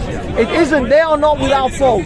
They themselves started this. That's why people like Kelly J don't call themselves a feminist anymore, even though she clearly is a feminist. So this is the problem. They don't want to take. This is typical of women. They never want to take responsibility for their own problems. As Jack Nicholson said in that movie, As Good as It Gets, when the woman asked, "How do you know women so well?" he said, "I think of a man and I take away logic, reason, and accountability." Thank you very much. Cheers. I'll catch you in a bit. I'll catch you later, dude. Yeah, I get a bite to eat somewhere. No worries, no worries. Say that again, please. Oh no. Oh, sorry. I was talking about. Did you know about there was some feminists here today? No, I didn't see them. In the morning, there was a group of feminists known as what they call them TERFS. That's trans exclusionary radical feminists. And they are a movement of women who are now reclaiming their women's spaces because I don't know if you know about the fact that there are lots of trans people who want to use women's facilities, women's bathrooms, get into women's sports. Yeah. There's a lot of. I follow it. Yeah. Yeah, there you go. So that's what they were here. They were here to. They do every last Sunday of every month. Okay. They come here. They go over there. Near that tree at the bottom, right at the bottom there, and they talk about trans women's rights, how trans people are men and they shouldn't be allowed in women's spaces. I'm sure as Muslims you probably agree with a lot of that stuff, and you don't even agree with trans anyway because it's haram. So it wouldn't even matter for you guys. What is your perspective on it? Well, no, see, my perspective is that there is a movement which came about in the last sort of decade called I just literally said it. It's feminist, but it's oh my god, it's gone out of my head. It's basically feminists who want to include everyone. It's a very inclusive sort of feminist movement where they want to include trans people, they want to have the LGBT movement, this and that. And the problem with that is that they themselves encourage a lot of this. They encourage a lot of the trans movement. Feminists were at the forefront of pushing for all of this stuff. And now they regret it because men who put on a dress are now getting into their spaces. They're now going into changing rooms with their daughters. And they don't want that. But it's like... I saw something on Facebook regarding that. A trans person was saying it's not going to happen. They don't want no male trans into their female spaces. Yes. Sorry, let me just adjust this. It's oh my god, I forgot the term that they use for these feminist movements. But basically for me is that feminists did this. Now feminists regret what they did, and now they want to reverse it. And it's like, but it was you. It was with your own hands. But they don't want to sort of admit that. At least acknowledge that this was a monster of our own making. We created this beast, and now and the funny thing is they're asking men to come and help them to get them out of this. I thought you feminists were strong. I thought you feminists were a woman can do anything. A woman is strong. I'm a powerful woman. What happened? How is it now you got male bodyguards? How is it? I saw a man about 6'5" protecting Kelly today. I didn't see a woman 6'5" protecting her. It was a man that was protecting her. All the police were men who were protecting her. So it seems that women need men. It's crazy, but it seems that women do need men. And they do want us to protect them, provide for them, and look after them. But they don't want to admit this. This is the fact, and I'll be honest, I'm not a Muslim. I don't consider myself a Muslim, but the religion of Islam has been saying this from the beginning. So you're not a Muslim yet? I'm not a Muslim. I'm not going to be a Muslim. Really? I would be a Murtadeen. Okay, but how are you so certain of the future? Because I started as a Muslim and now I'm not a Muslim. So you started? So you accepted Islam before? No, I was born into a Muslim country. What country? Iran. Iran, okay. Yeah, so everybody's a Muslim. Right. But no, I mean, I'm not interested in religion. I'm not dealing with that. But what I am dealing with is certain aspects of reality and certain aspects of life. I'm not saying it's just exclusive to Islam. Christianity had these concepts too. Yes. Christianity has lost its way. The Christian world has become weaker, and they have not promoted their ideas and their ethics the way the Muslims clearly still hold on to that. So that's really it. I don't want this country to become Islamic. I don't want this country to become Christian dominated. I just want it to become sensible. and come back to That's reality. But at any point in time, when you were a Muslim or you were practicing your faith, at any point in time, do you ever, like, you get sick and you get worried about the hereafter? Or sometimes the concepts of paradise and hell come to you and affect you? I don't deal with that. I don't worry about the afterlife because I don't believe in the afterlife. So, not anymore. I never really. Well, you never did. So if you never believe in the hereafter, how would you a Muslim? How would you? No. I said I was born into a Muslim world. I never believed in anything to do with Islam. That's why I said I don't. What do you think is better? Than disbelieving in Islam? You disbelieve in Islam, you disbelieve in Christianity, you disbelieve in religion. So what is better? What is better? I don't preach for anyone else. I just look out for my particular life. Well, that's what my own asking about your personal thing. What is better for me is what I believe in now. What is what? Rational thinking, rational, logical, reasonable thinking about the reality of the nature of the world that we are faced with. And your highest level of rational thinking will help you to conclude that there is a creator. No, I don't deal with the idea of a creator because I don't presume that there is a one or there isn't one. You could say I'm agnostic or neutral about the possibility. There is no evidence. No one has convinced me because there's no evidence for it, and no one has convinced me that there is one. So I simply don't acknowledge. I don't live my life as if there is a creator. I just live my life. I don't worry. In terms of logic, you're a very intelligent man. I try. Right. So in terms of logic, the highest peak of your logic conclude that there is no God. No, I don't say there is no God.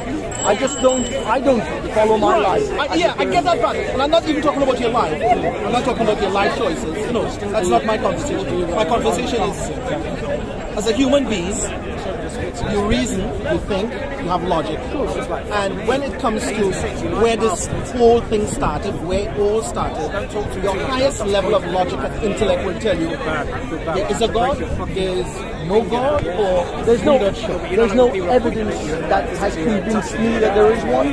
All right, let's put the evidence. All I have. Okay, let's put the evidence aside. Let's put the evidence aside. Intuitively, in your soul, in yourself, put aside the camera, put aside the speaker's corner. In yourself, you lie down in your bed, and your logic, your intellect, your intuition, your soul will tell you there's no God. Well, this is the thing. This is what honestly. I'm going to be 100% honest with you. My mom, even one of my, when I was engaged once, one of my girlfriend or my fiance said the same thing to me. They said, "How is it you can't believe that there's no God? There's a God? I mean, how can you not believe there's a God?" And I said, "Look, I can't unknow what I know about the world, and I can't bring myself to believe in something that I can't believe in. It's like saying, how do you know when you're hungry? You just know when you're hungry. I don't have any inclination or any need to believe in a God. I don't lie in bed worried about a God. I have no, it doesn't play any part in my life. I could understand. So I just don't. I could understand. We could put a block. We could put a wall when it comes to that, because if you cross over that wall trying to investigate the concepts or the feelings or the idea or the logic of the creator and creation, that kind of logic, you go into that, it does bring a certain amount of accountability subliminally.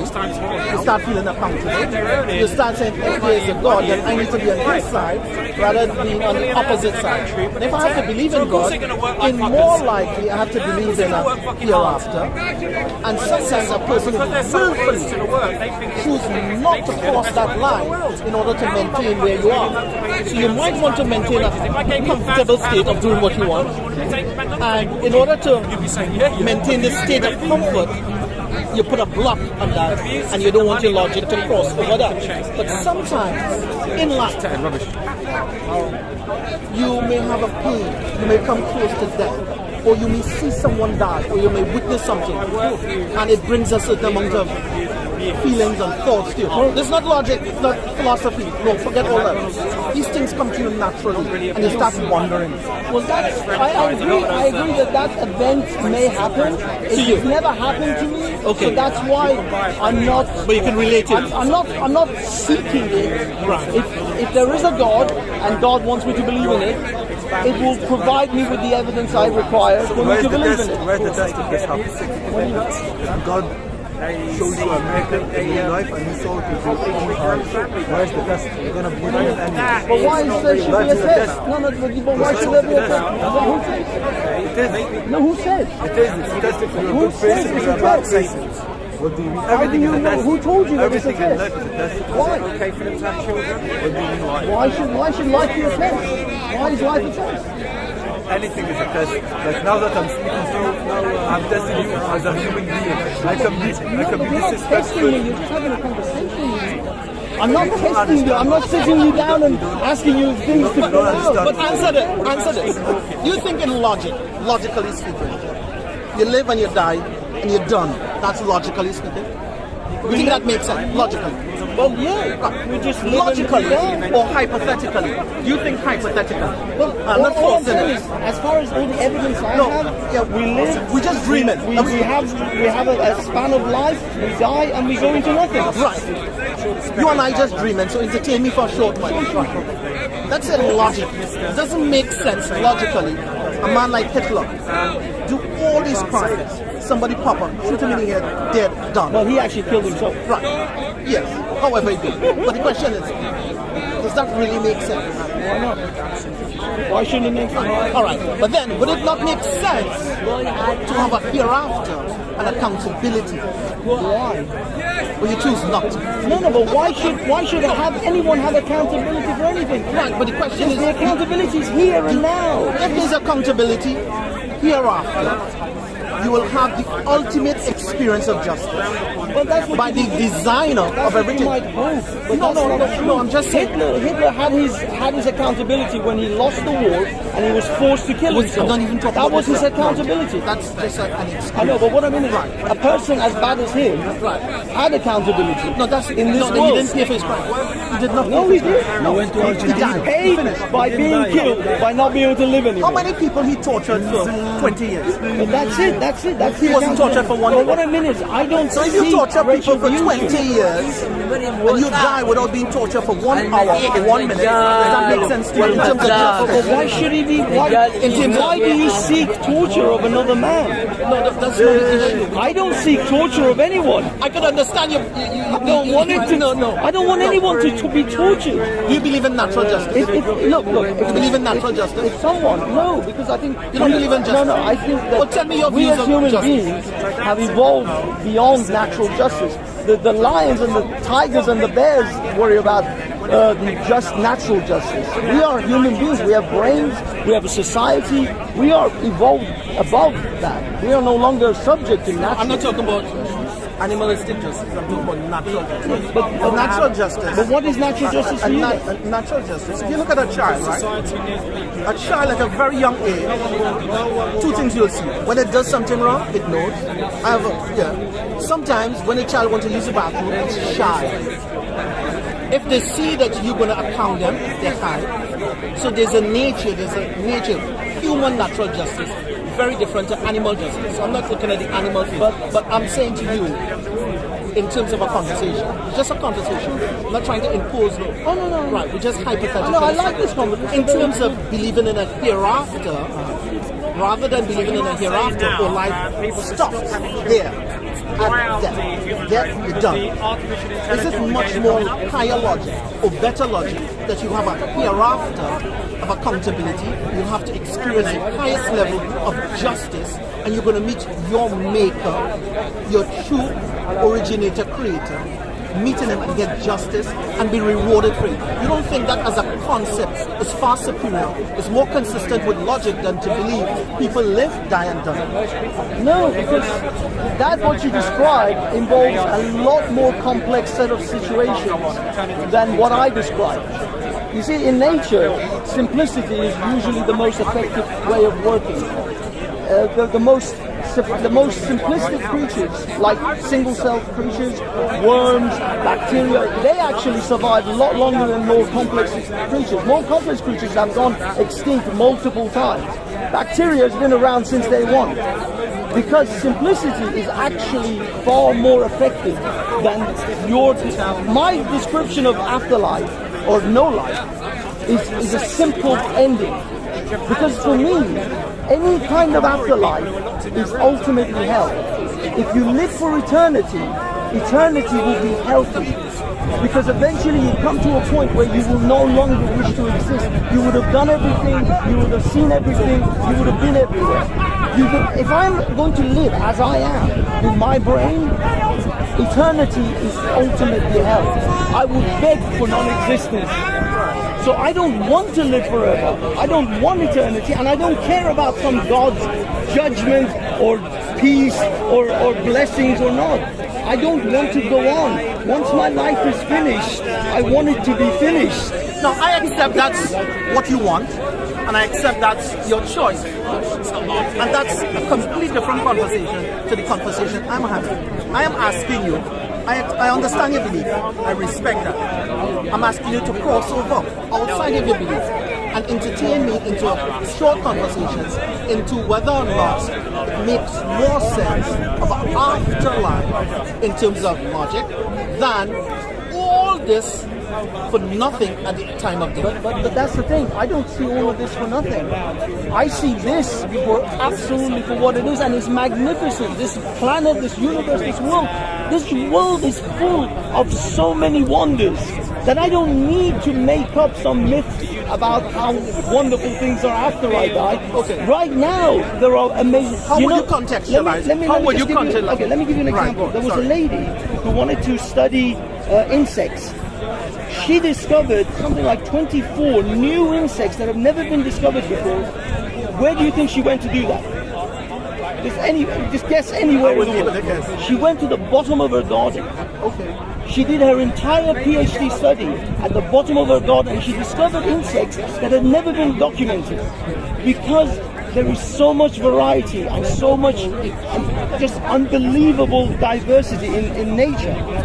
This planet alone, you could explore this planet for 1,000 years and you would still find new things. Well, all right, you're talking about nature. What I'm saying is there is so much wonder, there's so much splendor in this world and in this universe that I don't need to worry about the afterlife. The afterlife has no attraction to me. So that's why when you say what is better, what is more logical, the afterlife is a story. This is reality. I would rather live in reality than worry about some man's story about what might happen. So I don't know what's going to happen. It's a bit of a dumb question, but excuse me for that. Do you dream? Yeah, of course, everybody. You can't prove your dreams to me. Sure. So if you tell me you dream, I can say you're lying. I'm not saying that. Yeah. So there are some There's no evidence for dreams. Well, the question is, you dream? Sure. Yes. And it's evidence for you that you dream. Exactly.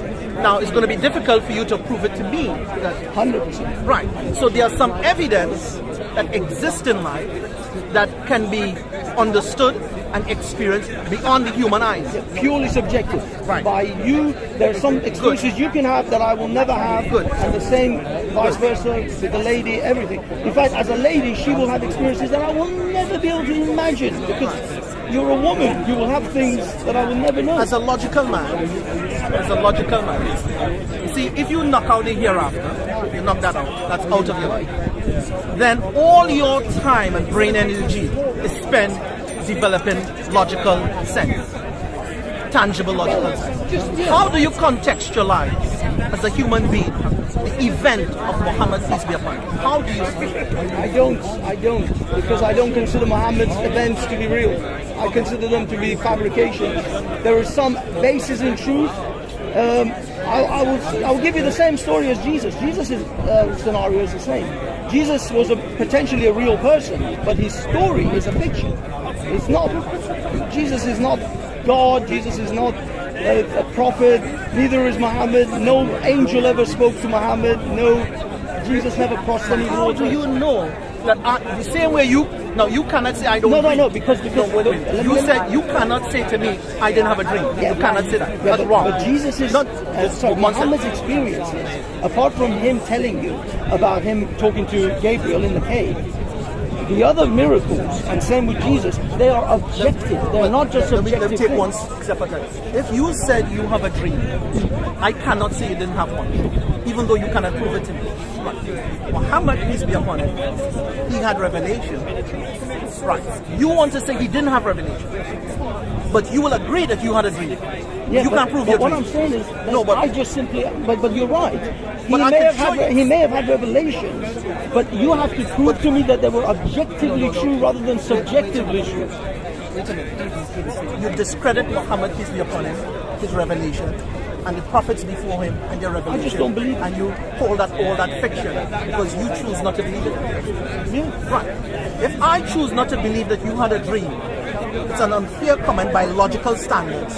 Not because I do not see something or I have not experienced something, it's you haven't experienced it. No, I agree. I agree that. So you can say I can say I had a dream, but if I can't give you evidence for it, I can't expect you to believe it. Yes. So if you say I don't believe you, why? I can say fine, don't believe me, but I had a dream. Right. That's it. No, but you're not giving Prophet Muhammad the same fairness. If you look at Prophet Muhammad, peace be upon him, and all the other prophets who had revelation, they had revelation. You would like to discredit that and say that's fiction, that's a lie. I just don't believe it. Okay, you're saying there's a lie.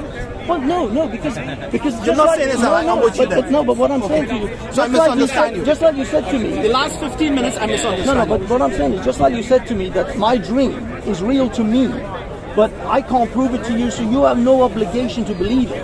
Right. The same with the prophet's revelations is that it's real to him. But if he has no evidence for me to believe it, then I am under no obligation to believe it. We're on the same page. Okay, now, revelation has a manifestation. All right? Revelation has a manifestation. Sometimes you have a dream and you sweat.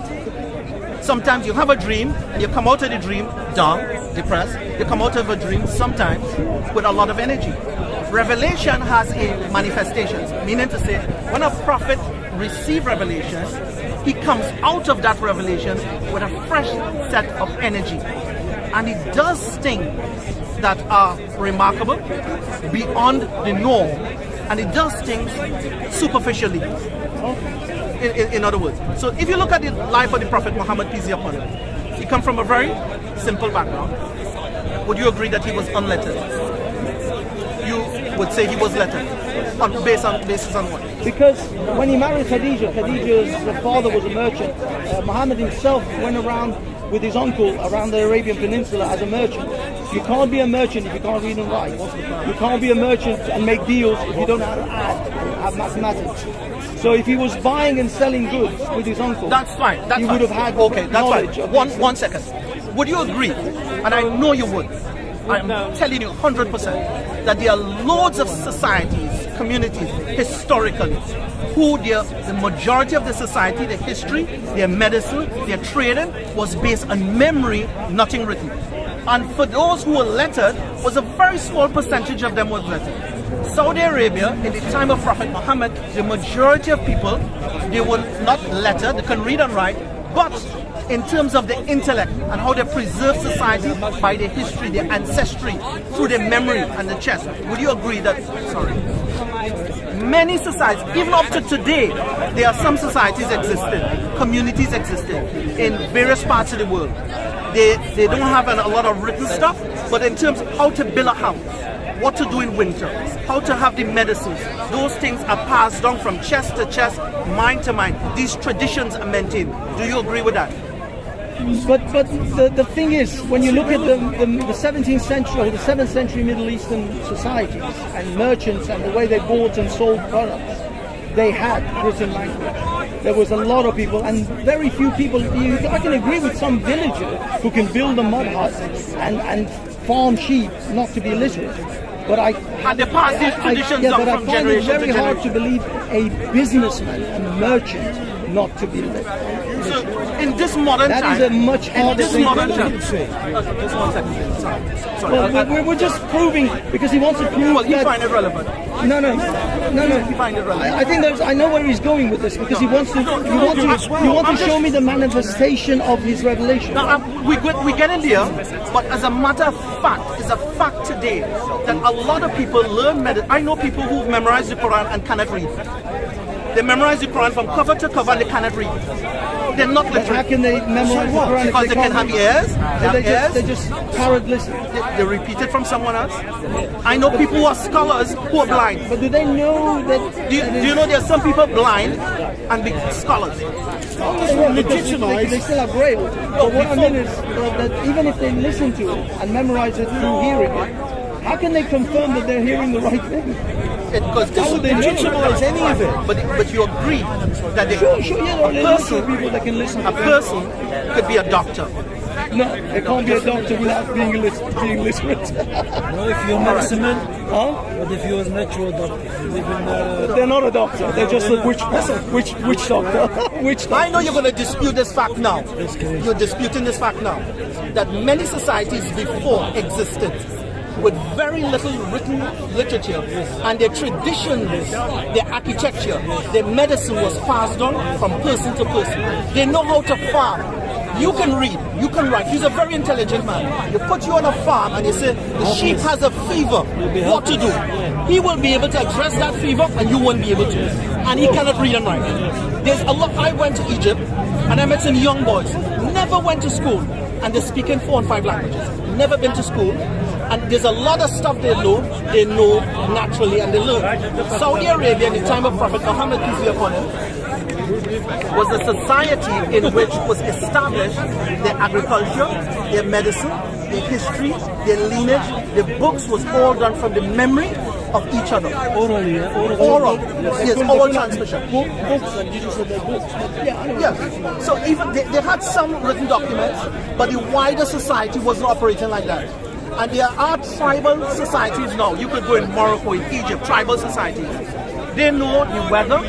Some of them, you put them in the sea, they cannot read or write, and they know there's east, we're going to end up on that shore. Some of them, you're traveling in the night. They don't have no sat-nav. They cannot read and write. And they'll tell you, if you go there, you will end up in this village. You go this way, end up in... I'm only trying to establish one point to you. Is that Saudi Arabia, 1400 years ago, 1444 years ago, was a society, majority of them wasn't literate, but they maintained their society, they maintained their medicine, their agriculture, their farming, their history, their lineage, which is very important to them, through memorization, oral transmission. Right. But that's still not evidence for Muhammad not being able to read and write. That is not evidence. No, but I understand I'm challenging a view that you had that Prophet Muhammad couldn't read. No, if Prophet Muhammad could not if Prophet Muhammad could not read, the end result of the argument is very different than if he could read. Yeah, that's so there's an argument coming here. It matters to it. It matters in the long run because if Prophet Muhammad could not read, all right. If God wanted to reveal his final truth, why would he do it in a thoroughly backward part of the world? Why? It was thoroughly backward. It was thoroughly backward. Wait a minute. If he wanted to reveal his truth to the maximum number of people, why didn't he go to a much more advanced society like China, for instance? Yes. Why did he, those revelations, why are they only in a backward language like Arabic, a minority language like Arabic, which hadn't even consolidated into a real language until 1 century later? Why would God do that? Why would he make a revelation to an illiterate... But let me say this. No. To an illiterate guy, in a backward part of the world with a minority language. But you said that before. You said that multiple times. Why not go to China? Whatever. Let him now get to. Yes, you have a good question. We're going to answer your question. Okay. But before you still here, there was an ongoing conversation. This gentleman is from Iran. He was born in a Muslim country. Just 1 second. Before you came, right? Your question is very good, but it's not in line to the conversation we are having. So we're going to answer your question, and all these people here will have to have an input into answering your question. That's not the issue. However, this That's a really gentleman good setup you here have does there. not believe in a hereafter. He don't believe in a God. No. I asked him about what is his view on Prophet Muhammad, and he shared his views. So we are challenging that. He doesn't believe that Prophet Muhammad could not read and write. He doesn't believe that. So it doesn't matter to you. But in relation to the beginning of this conversation, it's very relevant. Right. So you cannot say it's irrelevant to you because you have a different question. You have a completely different question. And your question is not unique. Your question is documented in the Quran. So we're going to come to that. We don't want you to have a loud voice and we disrupt this flow of this conversation. Right. 1 second. Yeah, 1 second. So now you would come to agree now that many societies establish their civilization, their continuation by oral transmission. So Prophet Muhammad, peace be upon him, not being able to read and write is not unusual coming from that part of the world. I agree. Right. You agree? Fine. We're making all progress. But that's still no evidence that he didn't know how to read and write. We're going to find that another time. Listen. So let's say you're humor in me. Sure. Yeah, Prophet Muhammad, for the sake of argument, I will say, you say he couldn't read and write, and I'm going to progress the conversation based on. Yeah, that's fine. Right. So a child who could not read and write, grow up at the age of 40, claim that he received revelation from Angel Jibril and from God, and after revelation, as we said, whenever revelation hits, what happened? A manifestation comes, an action comes, activities come. There's political issues that have social issues. The whole society becomes upside down. Right. So my question to you now, Prophet Muhammad could not read, and he ended up bringing a Quran. You are from Iran. You understand Quran uniquely because a lot of the Quranic masters of Quran came from your region, from Baghdad and from Iraq.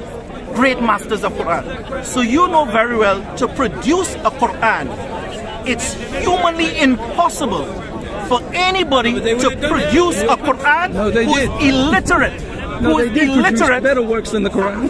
Who is illiterate. Now, you know what makes the Quran impossible? They actually did. If you go and look at the poets, the Persian poets, you'll find their books. Have you read anything from Hafiz? I've never even heard of it. Exactly. You go and read them, then you will find it. Baseless. But no, because I've read works that are better than the Quran. What we're trying to do is establish Prophet Muslims wouldn't agree to that. My friend, my brother, we're trying to establish that I agree with you. I agree with you.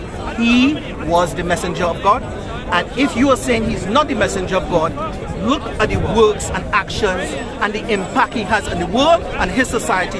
No human being could do that if he's not a prophet or he's not a genius. So a lot of people have had huge impacts. Just 1 minute. No, look at it. Jesus Christ. Genghis Khan. No, I'm fake banks, not real banks. Right. But this is what I'm trying to say. Listen to this. So in terms of Prophet Muhammad being a prophet of God, I'm establishing to you and arguing with you that he was a messenger of God, and looking at his messengership as his authority as a man who received revelation. At 40, he could not read. He received revelation, and if you look at what happened to his life after revelation, he changed the entire Saudi Arabia.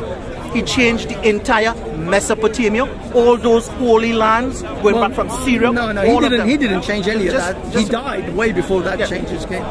All right. So you're right. He didn't change the caliph. If a king built a city, he didn't build the city.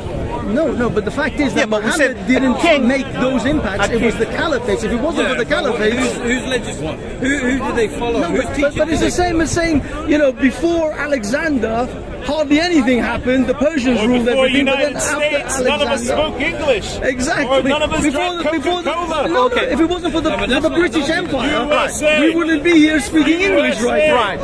But the question is, but I don't consider Queen Victoria. But I don't consider Queen Victoria to be a prophet of God. All right, but listen, you see this brother here?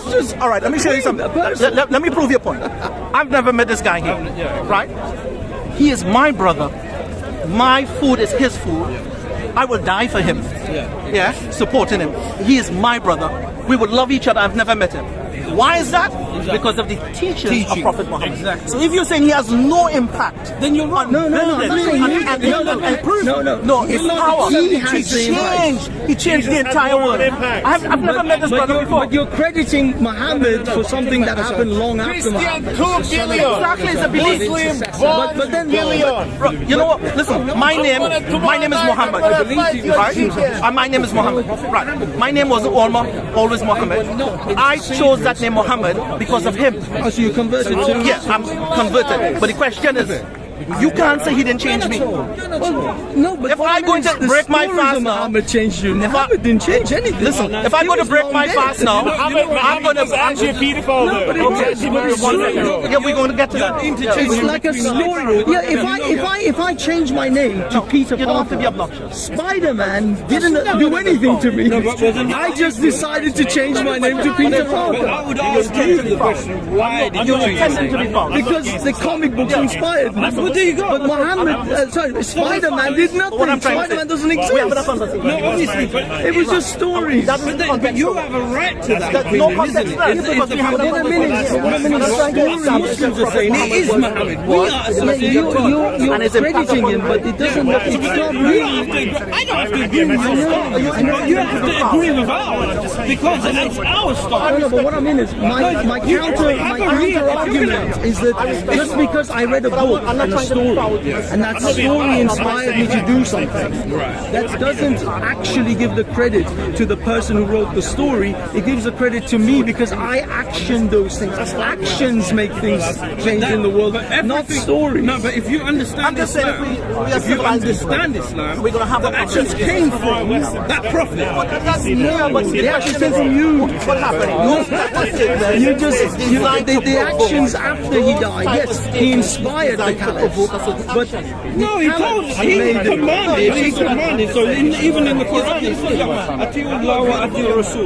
Believe in Allah and obey Allah and obey the Prophet. That's a clear-cut direction telling us, the believers, that you obey God and you obey the Prophet. So that means if he tells you, "Give me your right hand," give me your right hand. We don't question it. We just follow it. That's interesting because there are some very questionable things that the Prophet did. But it's follow all of that. No, but it's exactly what you're saying. Isn't it what you're claiming, though? We're saying we are not Muslim because of the Prophet. Most Muslims, literally every action that we do is because the Prophet said it. But I'll be honest, most Muslims don't follow Islam. That's why they're not doing some that are highly questionable. But this is where you flop because. But you've agreed that an unlettered man, Muhammad. Well, I don't agree to the unlettered part. I just agreed for the sake of the argument. I still don't actually believe it. But you also agreed that many societies before and up to today operate with very little documentation. I know. And their existence is based on oral transmission. We're getting past that because you agree on that. But on principle, you've agreed on that. I agree for the sake of the debate. It's called common ground. I've gone past that. I'm asking you a different question. Yeah, but of course, I agree that there are illiterate people and they can still survive in society. And no. I'm talking about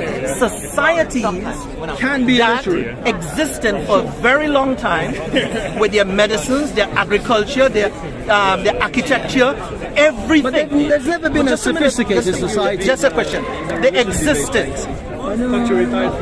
Yeah, they exist, and they exist based on oral transmission. That's what I'm trying to say. And you agree that that's a fact? They did. I don't think which society exists right now. There's a sophisticated society. So it means to say, if Muhammad peace be upon him could not read and write, it is not uncommon for a man in that region to be unlettered. But in order to discredit Muhammad, you'll have to just object to things that are outside of the norm. No. A lot of people, not you, you from Iran, you're a brother.